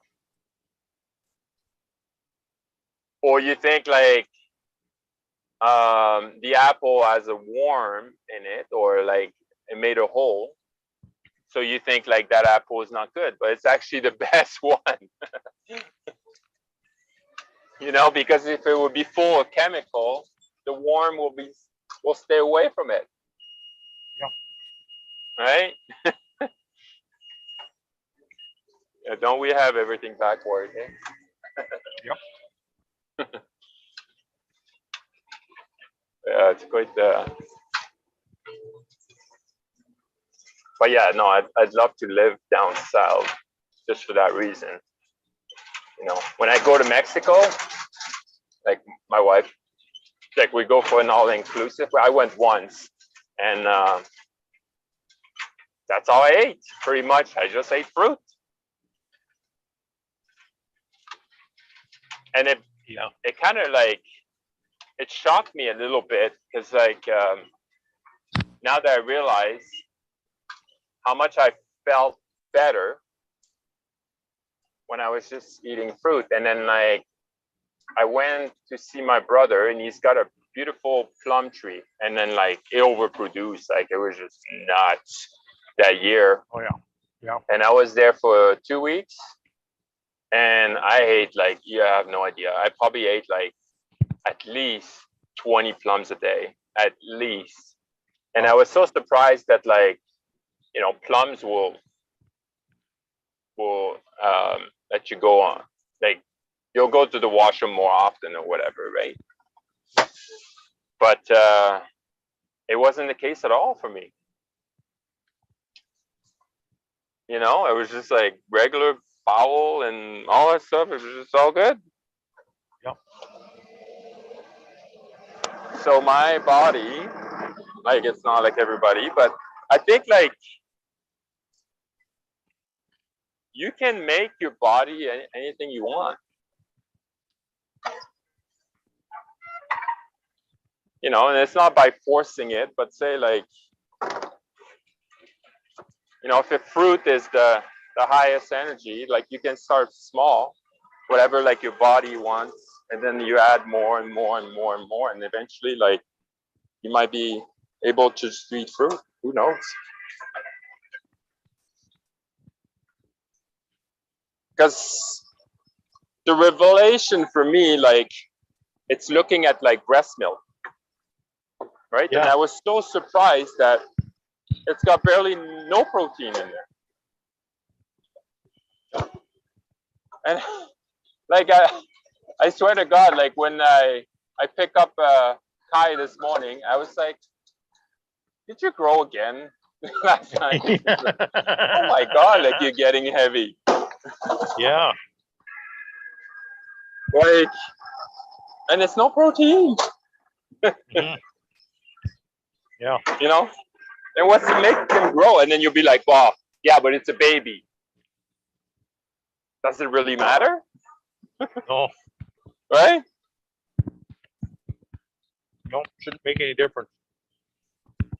You know, like the biggest man, like we see the black people are like, we think that they have like this genetics or, right, of being big. Like people from like say Congo or any like places like that nourish themselves very well. Yep. Like, and they don't eat much meat. Like, I swear to God. Right? But they're big and then like they're muscular and all that. Yep. So yeah, so this guy, that's what he talks a lot about. You know, that black people should be eating like mostly just fruit. And you eat vegetable to heal yourself, but the building block or the fruit. Because if you see like pretty much any animal, when they want to make themselves sick, Yep. like they'll eat plants. Right? So like if they're say like frugivore, they'll eat plants so like they can puke it out, you know? Yep. So it's interesting, very, very interesting. And he also said like we shouldn't be eating the seeds because it's the reproductive system of the plant. And that's why they, yeah, because they have like it's to reproduce, right? And that's why like they have like this, you know, you call it lectin, or like there's all kind like mechanisms. So it's kind of poisonous, right, to the body. But in small quantity, you know, what doesn't kill you makes you stronger, kind of thing. Yep. But you just don't want to say just eat seeds, right? So, but maybe a small quantity. But the plant is like is a bean, right? So they want to reproduce as well. But if you're like eating their seeds, then they're not as happy, right? But I think like it's got the most nutrient too. Uh-huh. If you can break that barrier, right? Because they have like this defense mechanism of not being eaten. So same.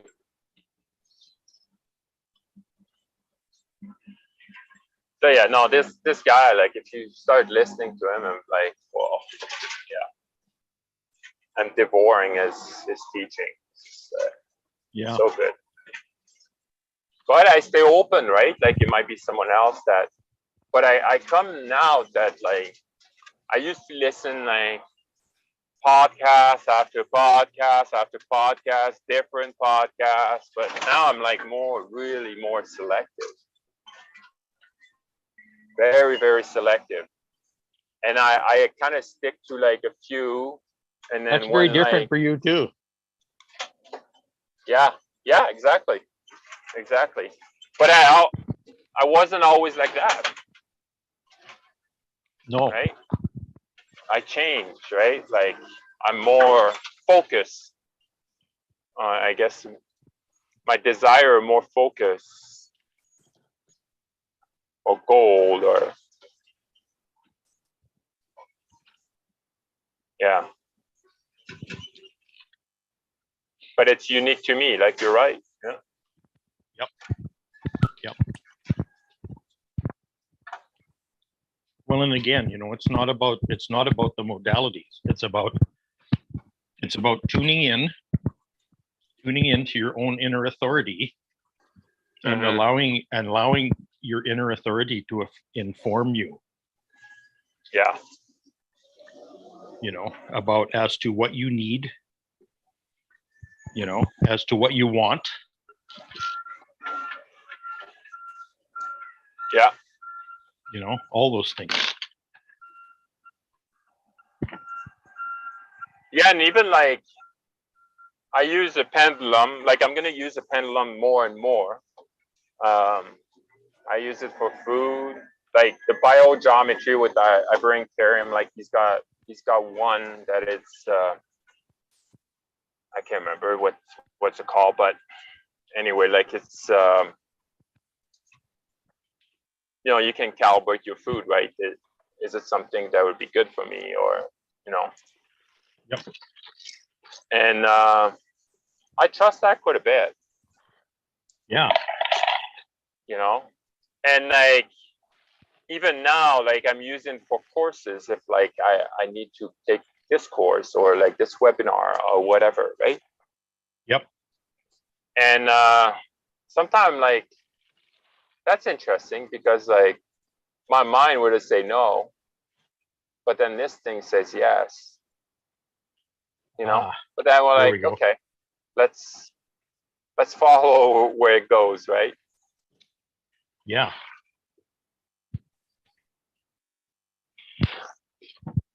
Yeah. So starting like I always had this inner knowing, you would say, but now I'm like starting to trust it more. There you go. Yeah, that's exactly what I'm talking about. Is that you get in touch with that in the first place, and then you start trusting it, and then you start relying on it for everything you're doing. Yeah.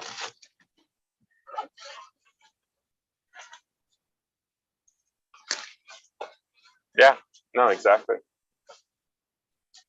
Because it won't steer you wrong, Well, yeah, you would think, right? And it might comes to like, oh shoot, like I left this friend because of it, or you would say, oh, I lost this or that, but it's really what was essential for me, right? I had to lose these things to gain this. Yep. Right. So like if I wouldn't lose my dad, I don't think I would be at the same point as I was right now, because I wouldn't be searching for these answers. Right. Right. Because my dad was a crutch. He was my crutch. Like he was like my best man. He was like my friend. He was like, he was everything to me. Yeah. And if I had difficulty with something, that's the person I refer to. My dad was the same energy type as me. Yeah. And I didn't find that out until a couple of years ago. Yeah. And it was amazing. When I consider back the things I learned from him about my energy type was unbelievable. like he knew a lot about it, but his inner authority is different than mine. Okay. And yeah, and turns out his inner authority was very complementary to mine, like because of his inner authority type, or because of his inner authority, he could actually teach me how to be in mine, if that makes any sense. Mm-hmm. Yeah. You know, and all this was happening on an unconscious level. Right. Because this was, like I say, he died 38 years ago. So I mean, that was long before any of this stuff came to light. Uh-huh.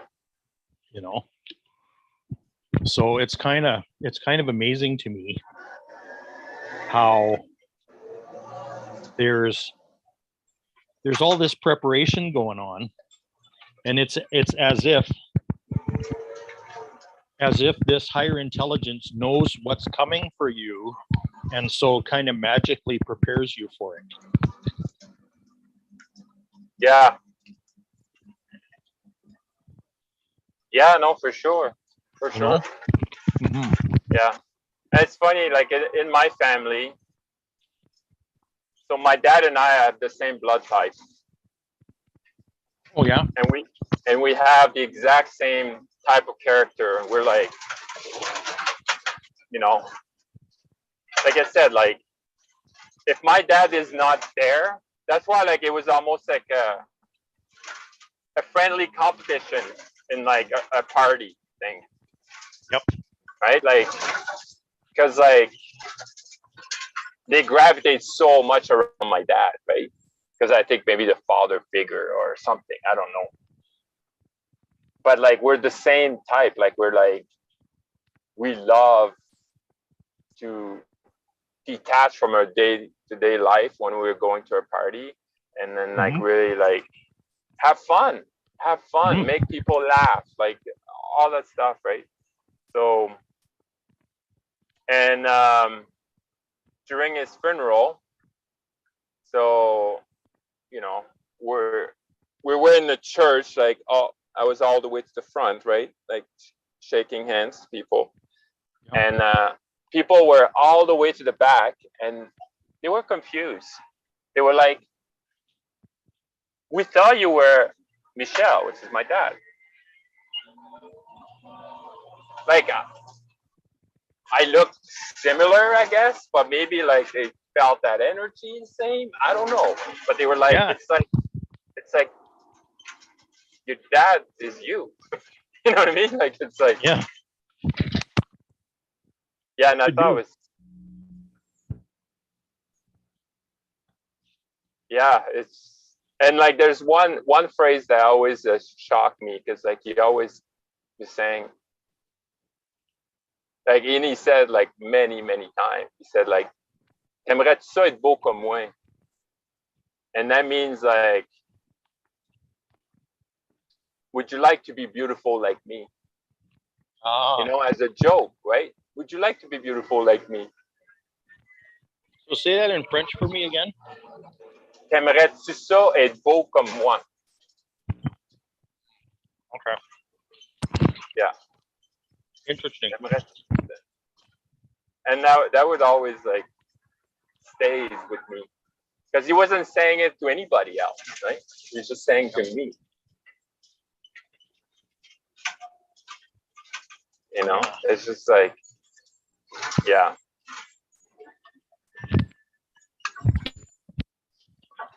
Yeah. Yeah, I understand why you picked him. I know.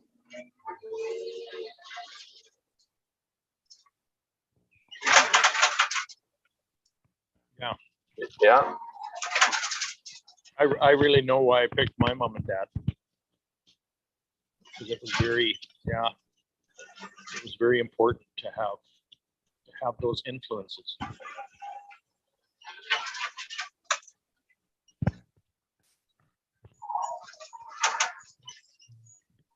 To Yeah. have those examples and to have those um, to be shaped by them. Mm. Yeah.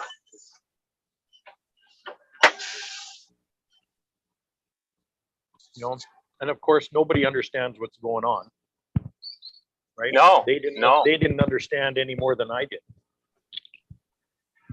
And we'd never asked the question too, Well, yeah. right? Until now. So yeah, and that's what's very interesting about you and your baby is like you have this opportunity where you can be really aware. You can be really aware of what's going on. Yeah. You know, and what a difference that makes in parenting. Oh yeah. Yeah, yeah, big time. You'll have a totally different attitude towards parenting as you know, because you're aware. Yeah. Yeah, no, for sure. And my wife will have like a different awareness, Yes. right? So I'll pick something and then she'll pick something and yeah, and that's how he will grow.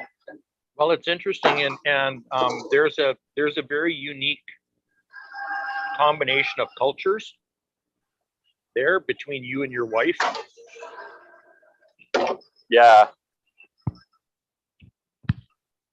Yeah, and you're hearing from like I mean, you yourself are a combination between English and Quebecois. mhm.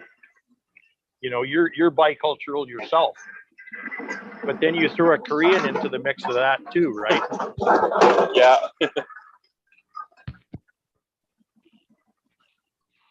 Yeah. And how long has she been in Canada? I would say probably like around maybe like 14 years, maybe Yeah. on there. Yeah, and it's so fun. There's that too, right? Yeah, and it's funny because like we went to see.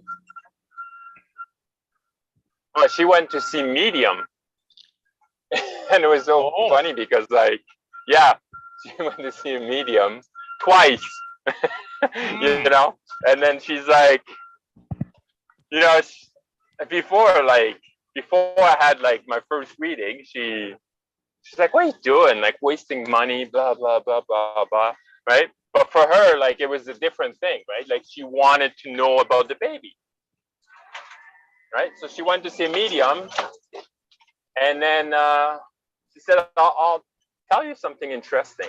And she went to different medium and they say a very similar thing. And they say like, you and your husband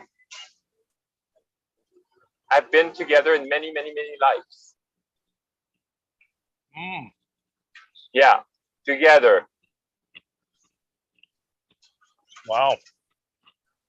You know, so, you know, and so then how did she respond to that? I think like she's just like,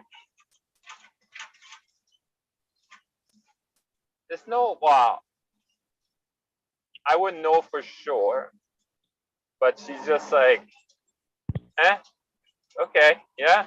But like, she doesn't like, it doesn't bother, like, she's not like asking more question about it, say, you know?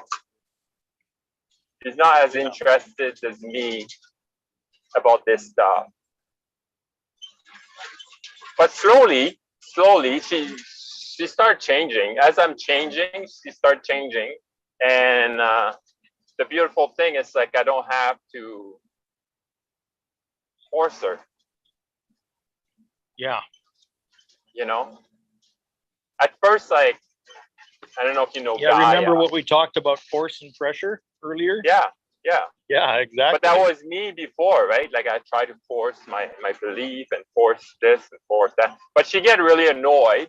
I would say that, like when I'm with friends and I'm starting to bring like energy towards it, and like people like most people, they dig it, right? Like they love it.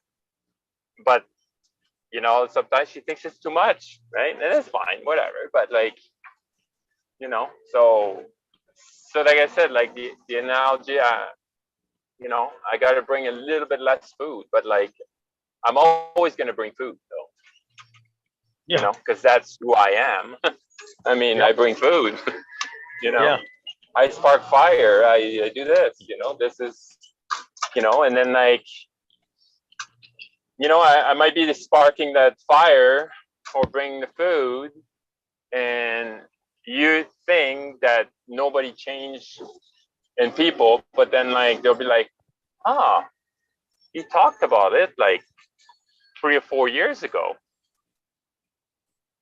You know, I wonder if it relates, right? So you never know. You never know what you're saying, and if you're saying that truth, then you can only be you're true to yourself. So I mean, it has to do something to people. You know, eventually they might not be ready for it, but eventually we're all going the same place. Well, yeah. It's all self-realization, right? Back to where we came from. Yeah. Yep. Yeah. Yep. But some people will learn it because they've been in an accident and it stopped them from moving, and now they'll be like, oh, this is it, right? And other people will just like learn from others that they had an accident and like self-realize that, oh, this is what's happening, right? Yeah. Yeah. But I always stay open. Yeah. I stay open. So, you know, and I've decided that I'm not going to stop myself from learning anything if it's my desire and intention for money. Yeah. Yeah. You know, because I'm doing this service to myself, to my higher self. Yep. Right? And if I'm upgrading my higher self, obviously I have a better vehicle. I'm upgrading. Yeah, but you're not actually upgrading your higher self. Your higher self is already upgraded. Oh, it's already is. Yeah, yeah. I'm just, It already yeah, is. I guess I'm discovering. You're just more accessing it more. Yeah. And you're allowing it to have more control over your life. Right. Yeah, that's it. That's it. Okay, you're taking it out of the back seat and put it in the driver's seat. Yeah. Is what that actually means. I'm blowing the clouds away so I can see the sun. Yep. Yeah. Yep. Yeah. I'm bringing the wind. Yep. Mm-hmm. Yep. Letting the winds blow the clouds away. Yeah. Yeah.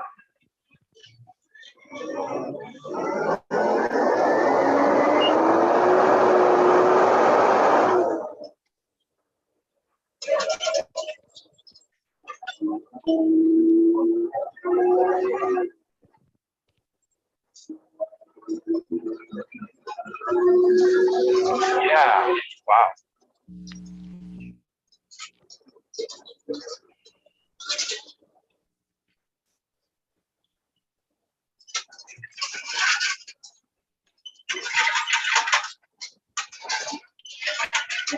shit, we've been talking, and then like, you know, it's I guess it's a beautiful example that you're not just feeding with food, right? Because like what I brought this morning, I brought a tea. I've got like a coffee. I've got like probably, I think it's about like a liter of juice, cucumber juice, and a big water. And usually around this time, I'll be done my juice and I'll be on my water.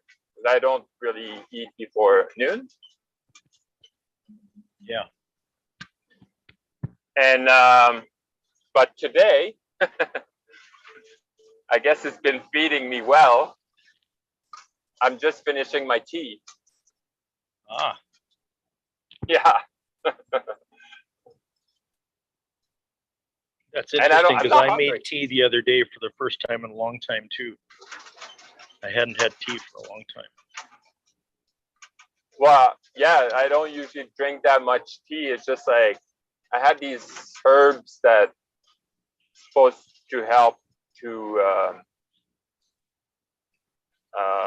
make my kidney flow better, I guess. Oh yeah. Hmm. And but they're old, right? But I'm like, well, I don't want to throw them out. Like they might not be as potent that they used to be, and but I'm gonna use it, and that's what I'm saying. Like I use whatever I have right now. Like I don't need to buy more. Yep. Right. For example, I have like 2 pairs of like running shoes. You know, one for the gym and one for outside. Right, that I go to work with. Yep. And my wife is like, yeah, there's a huge sale. Like, you need to buy like shoes. You don't have enough shoes. And I'm like, well, I got 2. How many do you want me to have? And she said like, yeah, but like this huge sale, like you're gonna use them. You know, like it's almost like a one time in a lifetime, right? Like I was like, okay, yeah, sure. So I buy 2 pairs, right? Yeah. I buy 2 pairs, I receive them, and then I look at them, I'm like, oh, okay, they fit great. I leave them in the box, and I put them in the closet. And she's like, why are you not using them? I'm like, I already have 2. Right? She's like, well, Yeah. you should use them all. I'm like, why? I have 2. You know, what else do you want me to have? Like, I cannot wear 4 pairs, right? I can only one pair one. So I buy the pair I love, and that's all I have. You know, that's all I need. You know? So I have like shoes probably for 4 years now. Right? Yeah. Right? You know, that's all I am, right? Like it's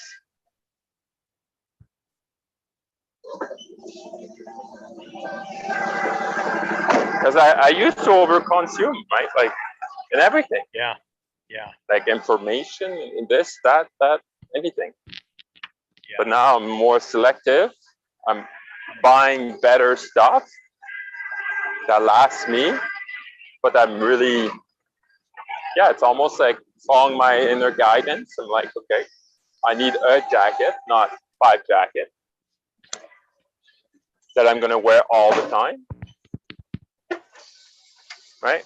I don't need to have like 5 jackets that I'm gonna wear like once, you know, once a week, each of them. No. Yep. Right? So anyway, so that's my story about shoes.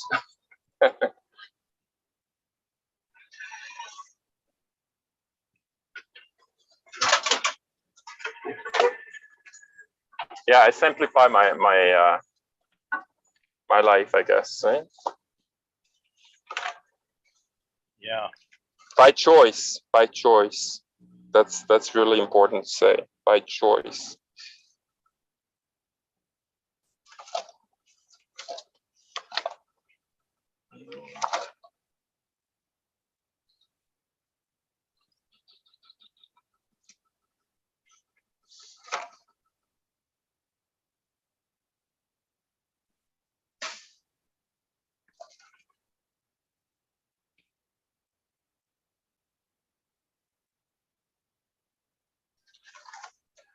Wow. Yeah, we cover a lot of ground again today, eh? Yeah, no kidding.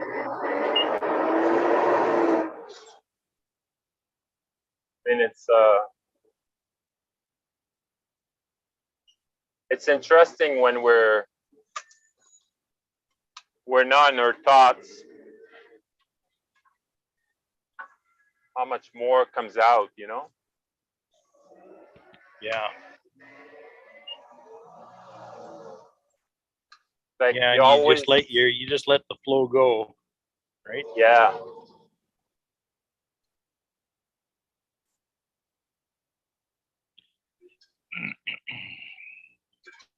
Yeah, because it's almost like you're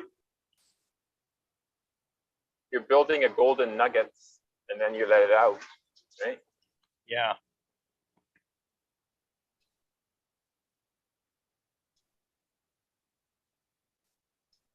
Yeah. It's Yeah. really cool.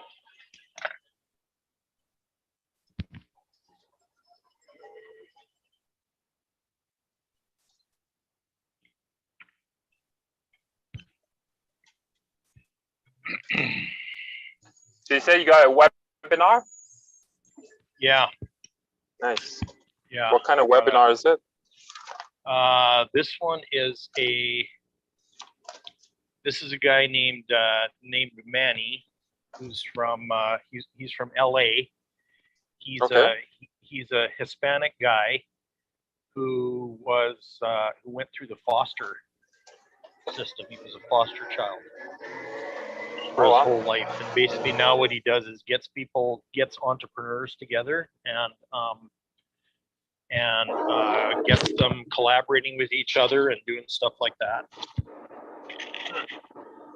So his people haven't quite caught on to the collaboration idea yet, but they'll get there. Yeah. But yeah, he's a really amazing guy.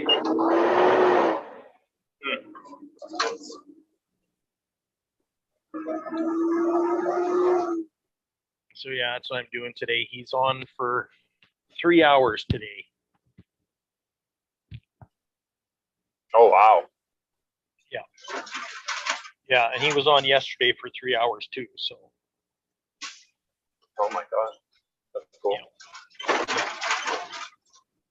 And it's more related to entrepreneurship.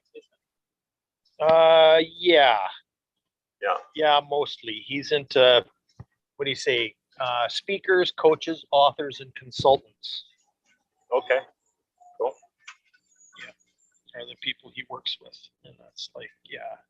He provides all kinds of tools and business tools and kind of helps you. You know, he's got a lot of things that can help you get going. And that kind of stuff.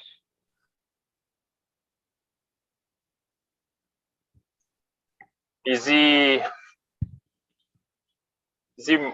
like more related to energy and stuff, or like it's more like not really, really, but because he does what he does, he's had a lot of exposure to those kinds of things. Okay. You know, like there's a lot of people that are starting new businesses now tend to be coaches. And they tend to be coaches, and so there's a lot of them that are into some kind of healing modality. You know, coaches will have that because the thing is, if you life coach anybody these days, invariably you're going to run into resistance, right? Yeah. Oh yeah, for sure. So when they run into resistance, then they realize, oh my, I gotta be able to do something about this. So what they'll do is they'll get certified in Reiki or something like that, like just for an example. Right. Yeah. Okay. The same way that Magnetic Mind people would get certified in Recode. Right. You know, and they might add it to a practice or whatever. Like most of the people I know in Magnetic Mind have some kind of a wellness practice that they, like, they're massage therapists or, you know, those kinds of things. They're into those kind of things, those healing modalities. And yeah. And so they bring the Recode into that. Okay, yeah. Yeah. But yeah, I didn't meet that many people that had like a full practice of just Magnetic Mind. No. But there are quite a few that are trying to do that, and I don't. Yeah. And I don't know that would be. That'd be very difficult to me to create a practice around Magnetic Mind. Yeah, I found that, right? So, because that was at first was kind of my goal, but then I was, you know, when I got into it, I kind of lost desire in it. Yeah. You know? Yeah. I love the tools, right? I love the tools, and I'm gonna probably, you know, incorporating with other things, right? Right. But you didn't really want to be certified or anything like that, did you? Or did you when you started? Well, I did got certified. Oh, did you? Right. But like the thing, yeah, I'm certified Magnetic Mind, you'd say. But like I didn't even open the package with the certificate. Oh wow. Yeah. It was almost like a to-do list, right? Like, wow, I'll get certified. I paid for it, so okay, I guess. Yeah. Fine. You know, but yeah, it's just as much as I love the tools and stuff, but I don't know. I lost desire quite quickly. I don't know. But then I found this group, and that's what like feeding my fire. Yeah. Right. So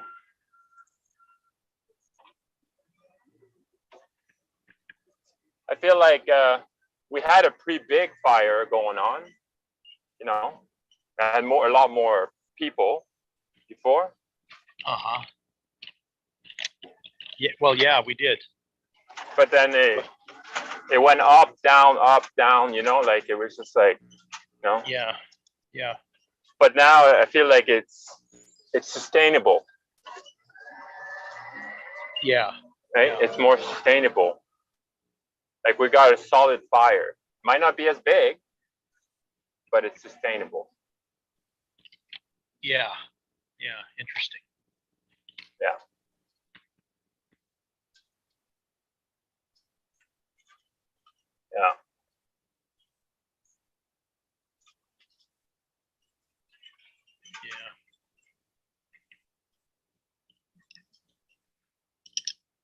Yeah, I'm kind of blown away a bit by how that's come to pass as well. That's come to what? Pass? How it's come to pass. Yeah, like that there's not more people in and you know. Yeah, that didn't they didn't gravitate.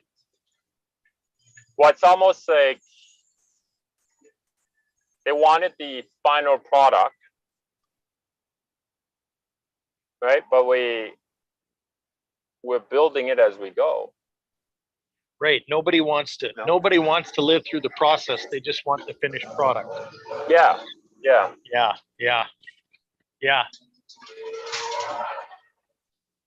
Yeah, But- I think you're right.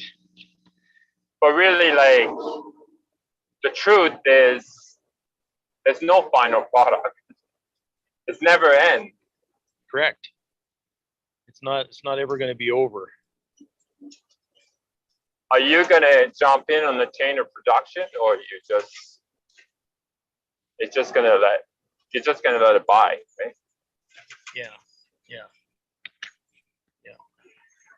If you want to roll your sleeve, you know, you can jump on it. Yeah. There's an awful lot of people that are spinning their wheels, you know. Yeah. Oh yeah, big time. And I know that because I've spent most of my life doing that. Mm-hmm. So Oh, it's like, same here. I asked. that's why I can see it. Yeah. Well, that's it. That's it. You know. I mean, If and it triggers that's you- partly what bothers me about Chris and the way he teaches stuff. Is it's like his business model doesn't match what he's teaching. Right. That drives me crazy. Like it's not congruent. Mm-hmm. You know, they don't match. The two don't match. Right.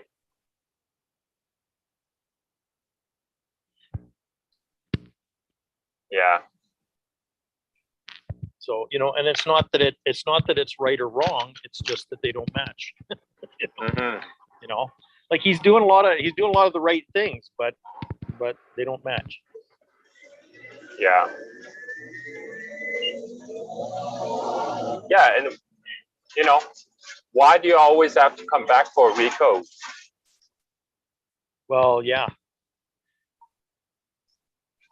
See, what we've been doing in these groups in the morning is we'll do a recode when it shows up.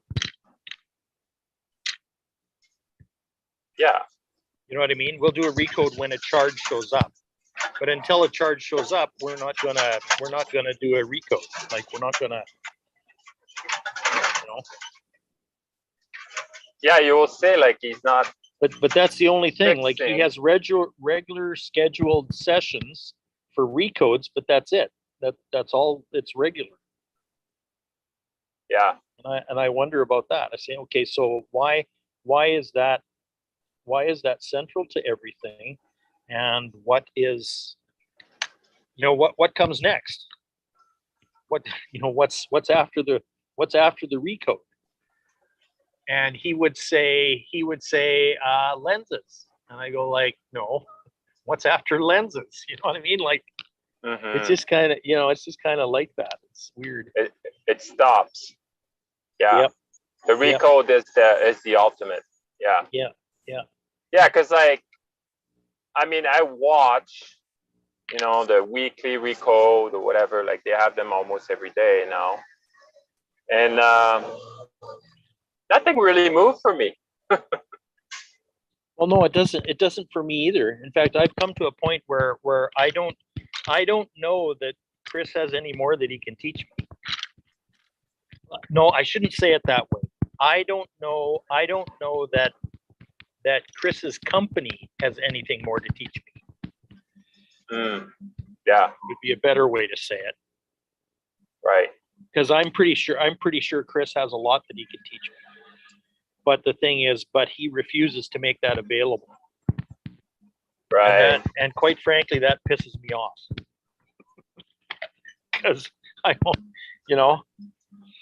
Yeah, it's almost like the thing. Like He's got these three little programs. He's got superconscious intuition, superconscious creator, superconscious transformation. He's got those three Yeah. that he runs during the year, and he just rotates them year after year after year. intuition. Yeah. Yeah. Exactly. Yeah, and does like that. And what's interesting is the recode, the 5-day recode that I attended. Yeah. Was like the first 3.5 days were all about intuition. We're all about applying your intuition to your practice, was basically what it was about. So we spent a lot of time just practicing intuition at that live event. Right. And that was good. That's why I went to that event. Yeah. Because I wanted to have the opportunity to practice my intuition with other people that I like, other people that I knew already, that I'd met online in the community. Yeah. And all that stuff. So it was a great experience that way. But after that, there's nothing for me there anymore. So what I would say, a great teacher is someone that wants his student to be better than him. Yes. Yes. Right? And if you're not willing to share everything you know, then you're not a great teacher. Ah, wow. Yeah.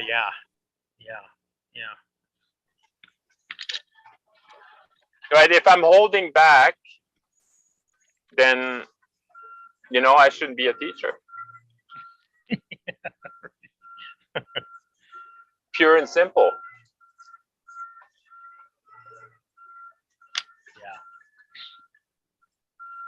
Yeah.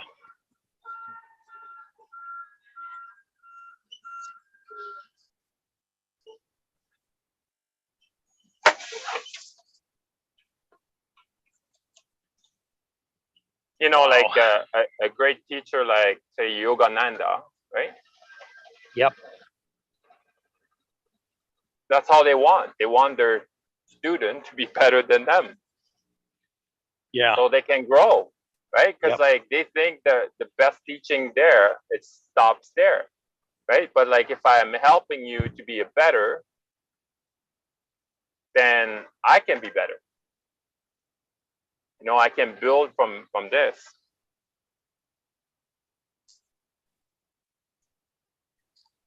And he's doing this service to himself. Yeah. Oh yeah. Because by holding back, he cannot grow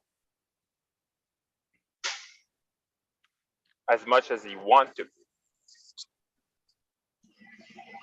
Yeah.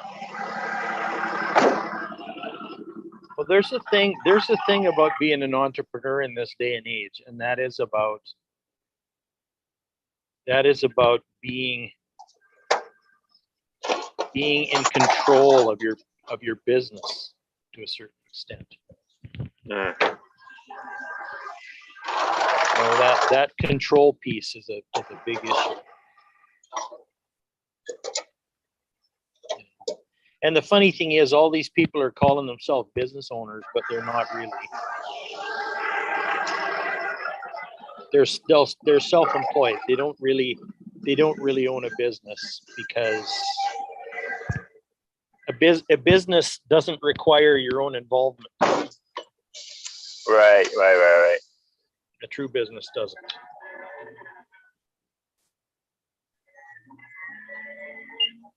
Yeah, sure.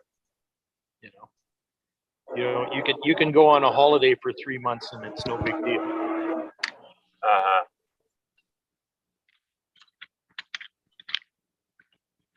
Yeah. Because it runs itself.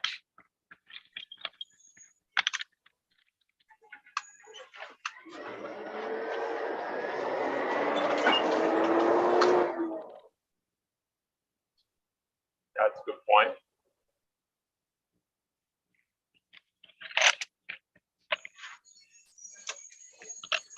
Yeah, again, we have the wrong definition, right? A coaching business isn't you don't own a business. Yeah. You're a self-employed person that put out a shingle. Put a sign on the street.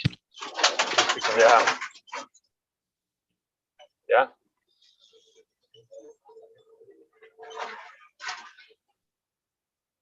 Yeah, that's what it is.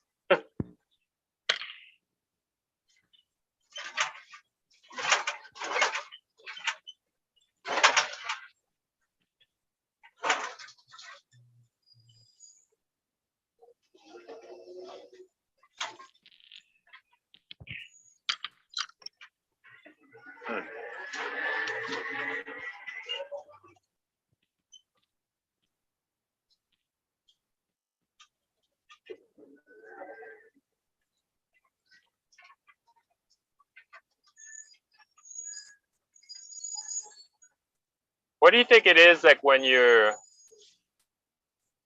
someone says something to you and then like you got chill all over your body? What I think it is, I think that's your body telling you that is true, and it's something that you want to explore more. Right. You know, you want to explore it further.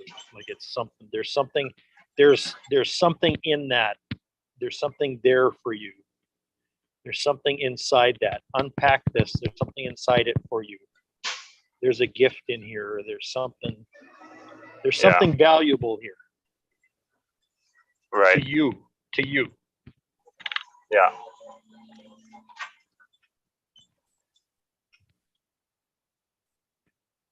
You're feeling that a lot more often these days, aren't you? Yeah.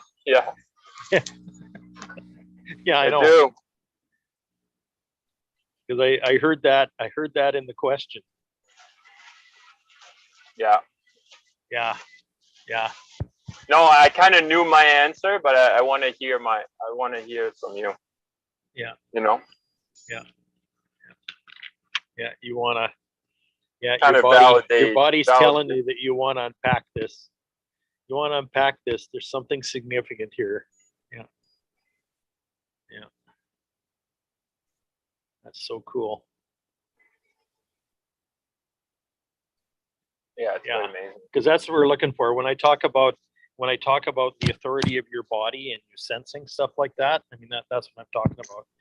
Chills down your spine, and like your hairs on your arms stand up, and you feel this chill down your back and those kinds of things. Yeah, they're all really significant. Yeah. All of those things. Yeah, because they're a receptor, right? Like. Yep. It's your hair are it's the end of your nervous system. So it is. Yep. Yeah. In fact, the hairs on your arms are actually kind of antenna, or like on insects they call them feelers. Yeah. Yeah. They everywhere. Sense things. Yeah. Everywhere. That's what Yaki. That's how I learned it from Yaki, right? Like he says, like, if you're missing hair on your body, you're missing hair inside of your body. And he says everything has hair. So if you look at your ears, you got hair, and it's to hear. In your nose, it's to smell. Right? Like everywhere there's hair. In your stomach, there's hair.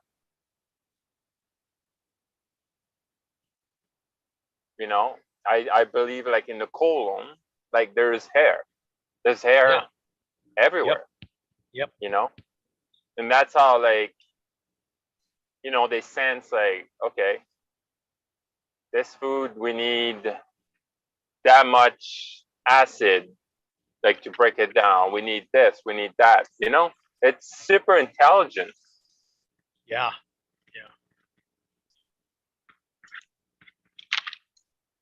And he says, like, you want to grow your hair back? Then stop eating acid. It burns. Acid burns. Is it that simple? Yeah, of course it is. Yeah. Because he says, like, like you exercise, you build lactic acid. Yep.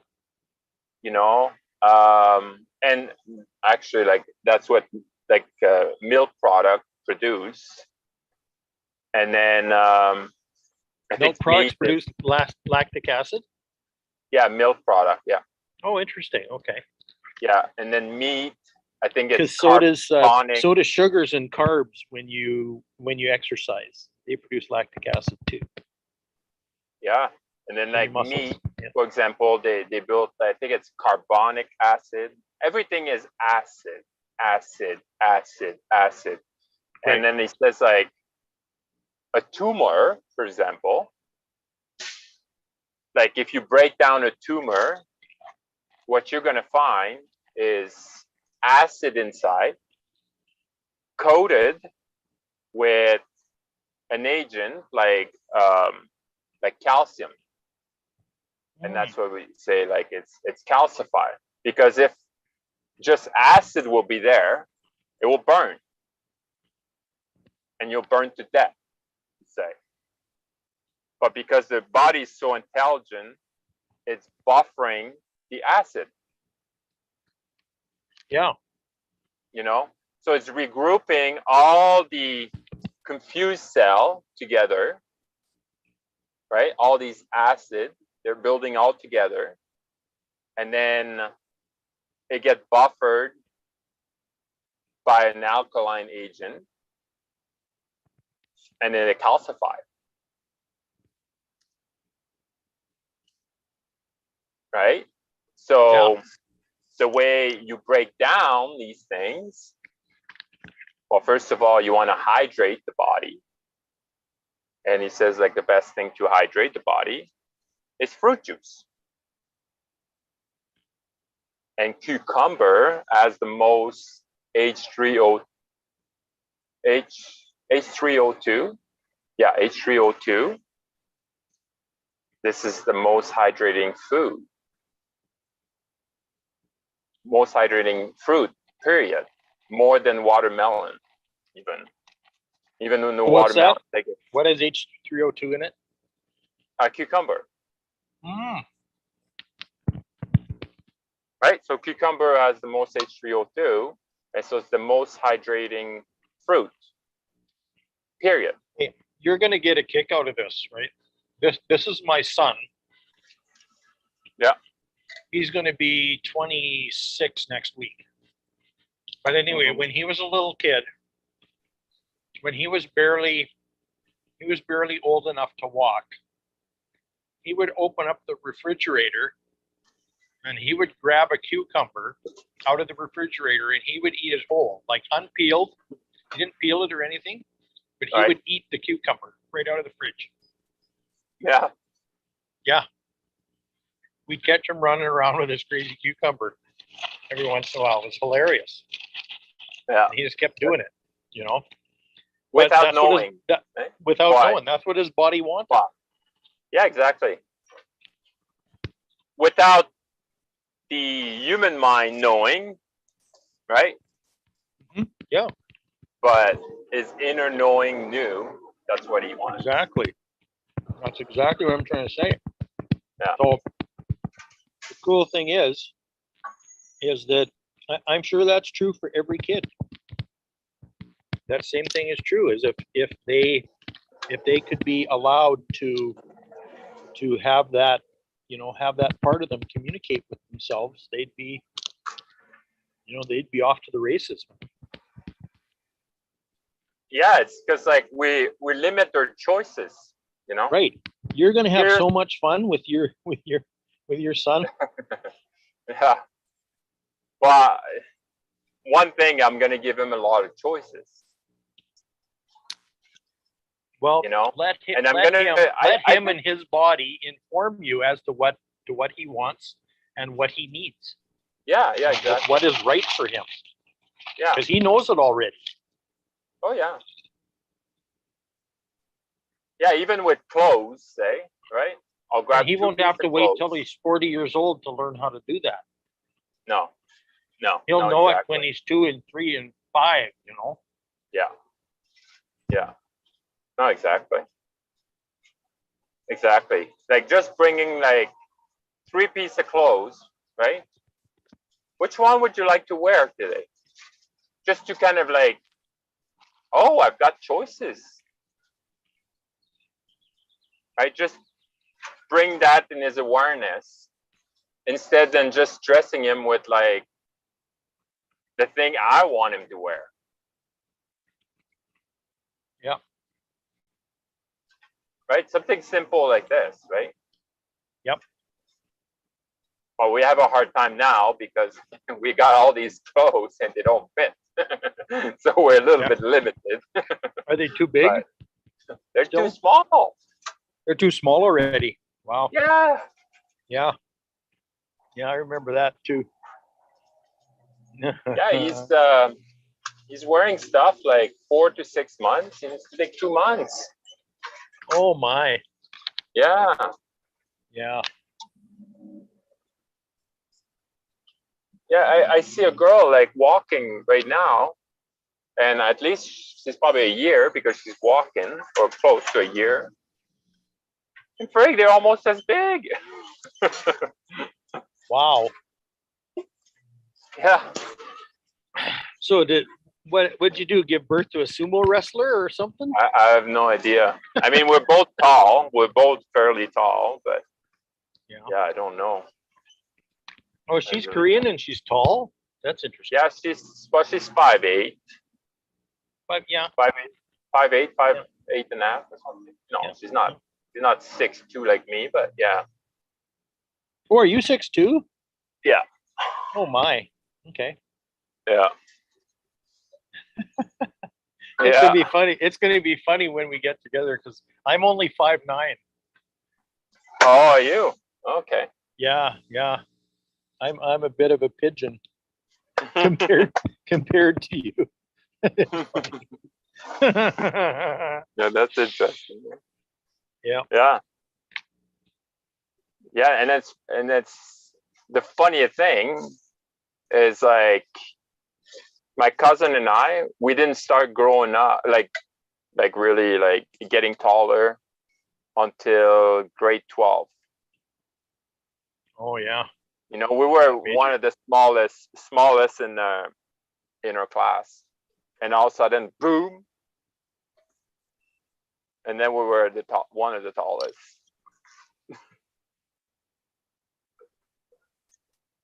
I don't know what happened. I was always one of the smaller ones too, and I always have been. Mm. But you know, I played basketball in high school. Oh yeah. Yeah, and I was a forward, believe it or not. Ooh. And I was the top rebounder on my team. Nice. Yeah, it's I used to be able to pick the ball off the rim. Nice. Yeah, it's not about long time ago. Yeah, right. I had a really awesome vertical jump, but I was also a competitive runner. Oh yeah. At the time, so yeah, so I had really well developed legs and that kind of stuff too. So yeah, so I could do some magic. Yeah, no kidding. Basketball court. I couldn't shoot for beans, but what the heck. You had someone else to do it for you. Yep. Hey? Yep. I'd always pass it off to the stars. Let the stars score. Right. I'll get you the ball. You put it in the nets. Yeah. Yeah, but I'll get you as close as possible from the net. Right. Yep. You get in the open, I'll get the ball to you. Mm-hmm. Yep. Yeah, that's cool. Yeah.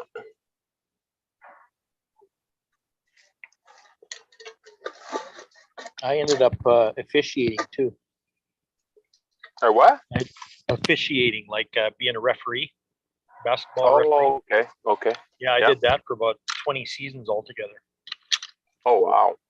Yeah. That was a passion of yours, eh? Yeah. Well, it was kind of a survival thing. In the U.S., it was one of the things that I could do. One of the things I could do while I was disabled. Like if I wasn't feeling that well, I could pop a couple of pills and still manage to get through a game. Oh yeah. Yeah, I did that more often than I care to admit, actually. You still have are you still aware of like a lot of pain or? Sometimes. Yeah, different days are different, but I'm probably, it's very possible that I could be like this for the rest of my life, you know. Because I've been carrying around this body tension for over 60 years already. So but it's changing. Yeah. I can feel it all changing. So nothing says it has to be permanent, No. you know. No, you can be called another miracle, Yep. even though it's not the miracle. Well, I am a miracle already. You know, that's Yeah. what I'm trying to say. Like whether I still have symptoms or not really doesn't matter to me, Right. because that's your symptoms aren't the truth. No, it's like, Hey, good day. it feels like you kind of dissociate yourself from the pain. So from like your human Yep. body. Yep. Right. Well, if you and in disso- some ways that can be an advantage, Oh yeah, absolutely. you know, because it's like, yeah. You know, so when I say that I'm not my body, I can mean it Yeah. in a I'm not different my way. body. I'm not my mind. Yeah, I can mean that in a different way than maybe other people might. Mm-hmm. Yeah, which is really cool. Hey, Craig, I gotta go. Gotta go to washroom anyway. But Okay. Hey, yeah, it's been awesome. absolutely. We've been on. Absolutely. Oh my, we've been we've been live for like 4 and 3/4 hours. Wow. So this is a long one. Yeah, I don't know how many. Already. Okay. Yeah, I got to get going too. Yeah. I think like you probably. But it's close been to your good. The meeting and stuff. last hour and a half or so has been really awesome. Mm-hmm. I I'm glad enjoyed we it. kept it I running. enjoyed it. Yeah, I'm glad we kept Yeah, it it's running. just like with this truck. I mean, like, there's some stuff I wanted to say when you guys were talking and stuff, but like, it's so loud, right? Like, and like, if Yeah. it's just me and you, that's fine, right? You know, as long as you're okay with it. But when there's other people, I respect that, right? So yeah, it's better to be on mute, listen, get some insight, and then share So do you have something once earbuds in in a or while. something? Yeah, all day long, every day, every day at work. Yeah. You know. Yeah. So. Do you normally need ear protection for that job? I could. Yeah. Some you people. probably got a set of earphones or headphones in your like noise canceling headphones. No, they're not. Or ear protection headphones, noise protection. I don't know if they're ear protection, but like they're definitely. I mean, like when I take them off, I'm like, wow, like that truck is loud, you know? Yeah, So, exactly. Yeah. So yeah, actually, really. Yeah, for that kind of job, I think they'd be required to actually have them in the truck. Yeah, like they test those trucks, and then yeah, they're damaging for your ears, right? So like they provide like earbuds and whatnot, but okay, so that could be my excuse. That could be my excuse, right? Yeah, for sure. Yeah, exactly. All right, man. Okay, love you big time, man. Yeah, me too, man. Okay.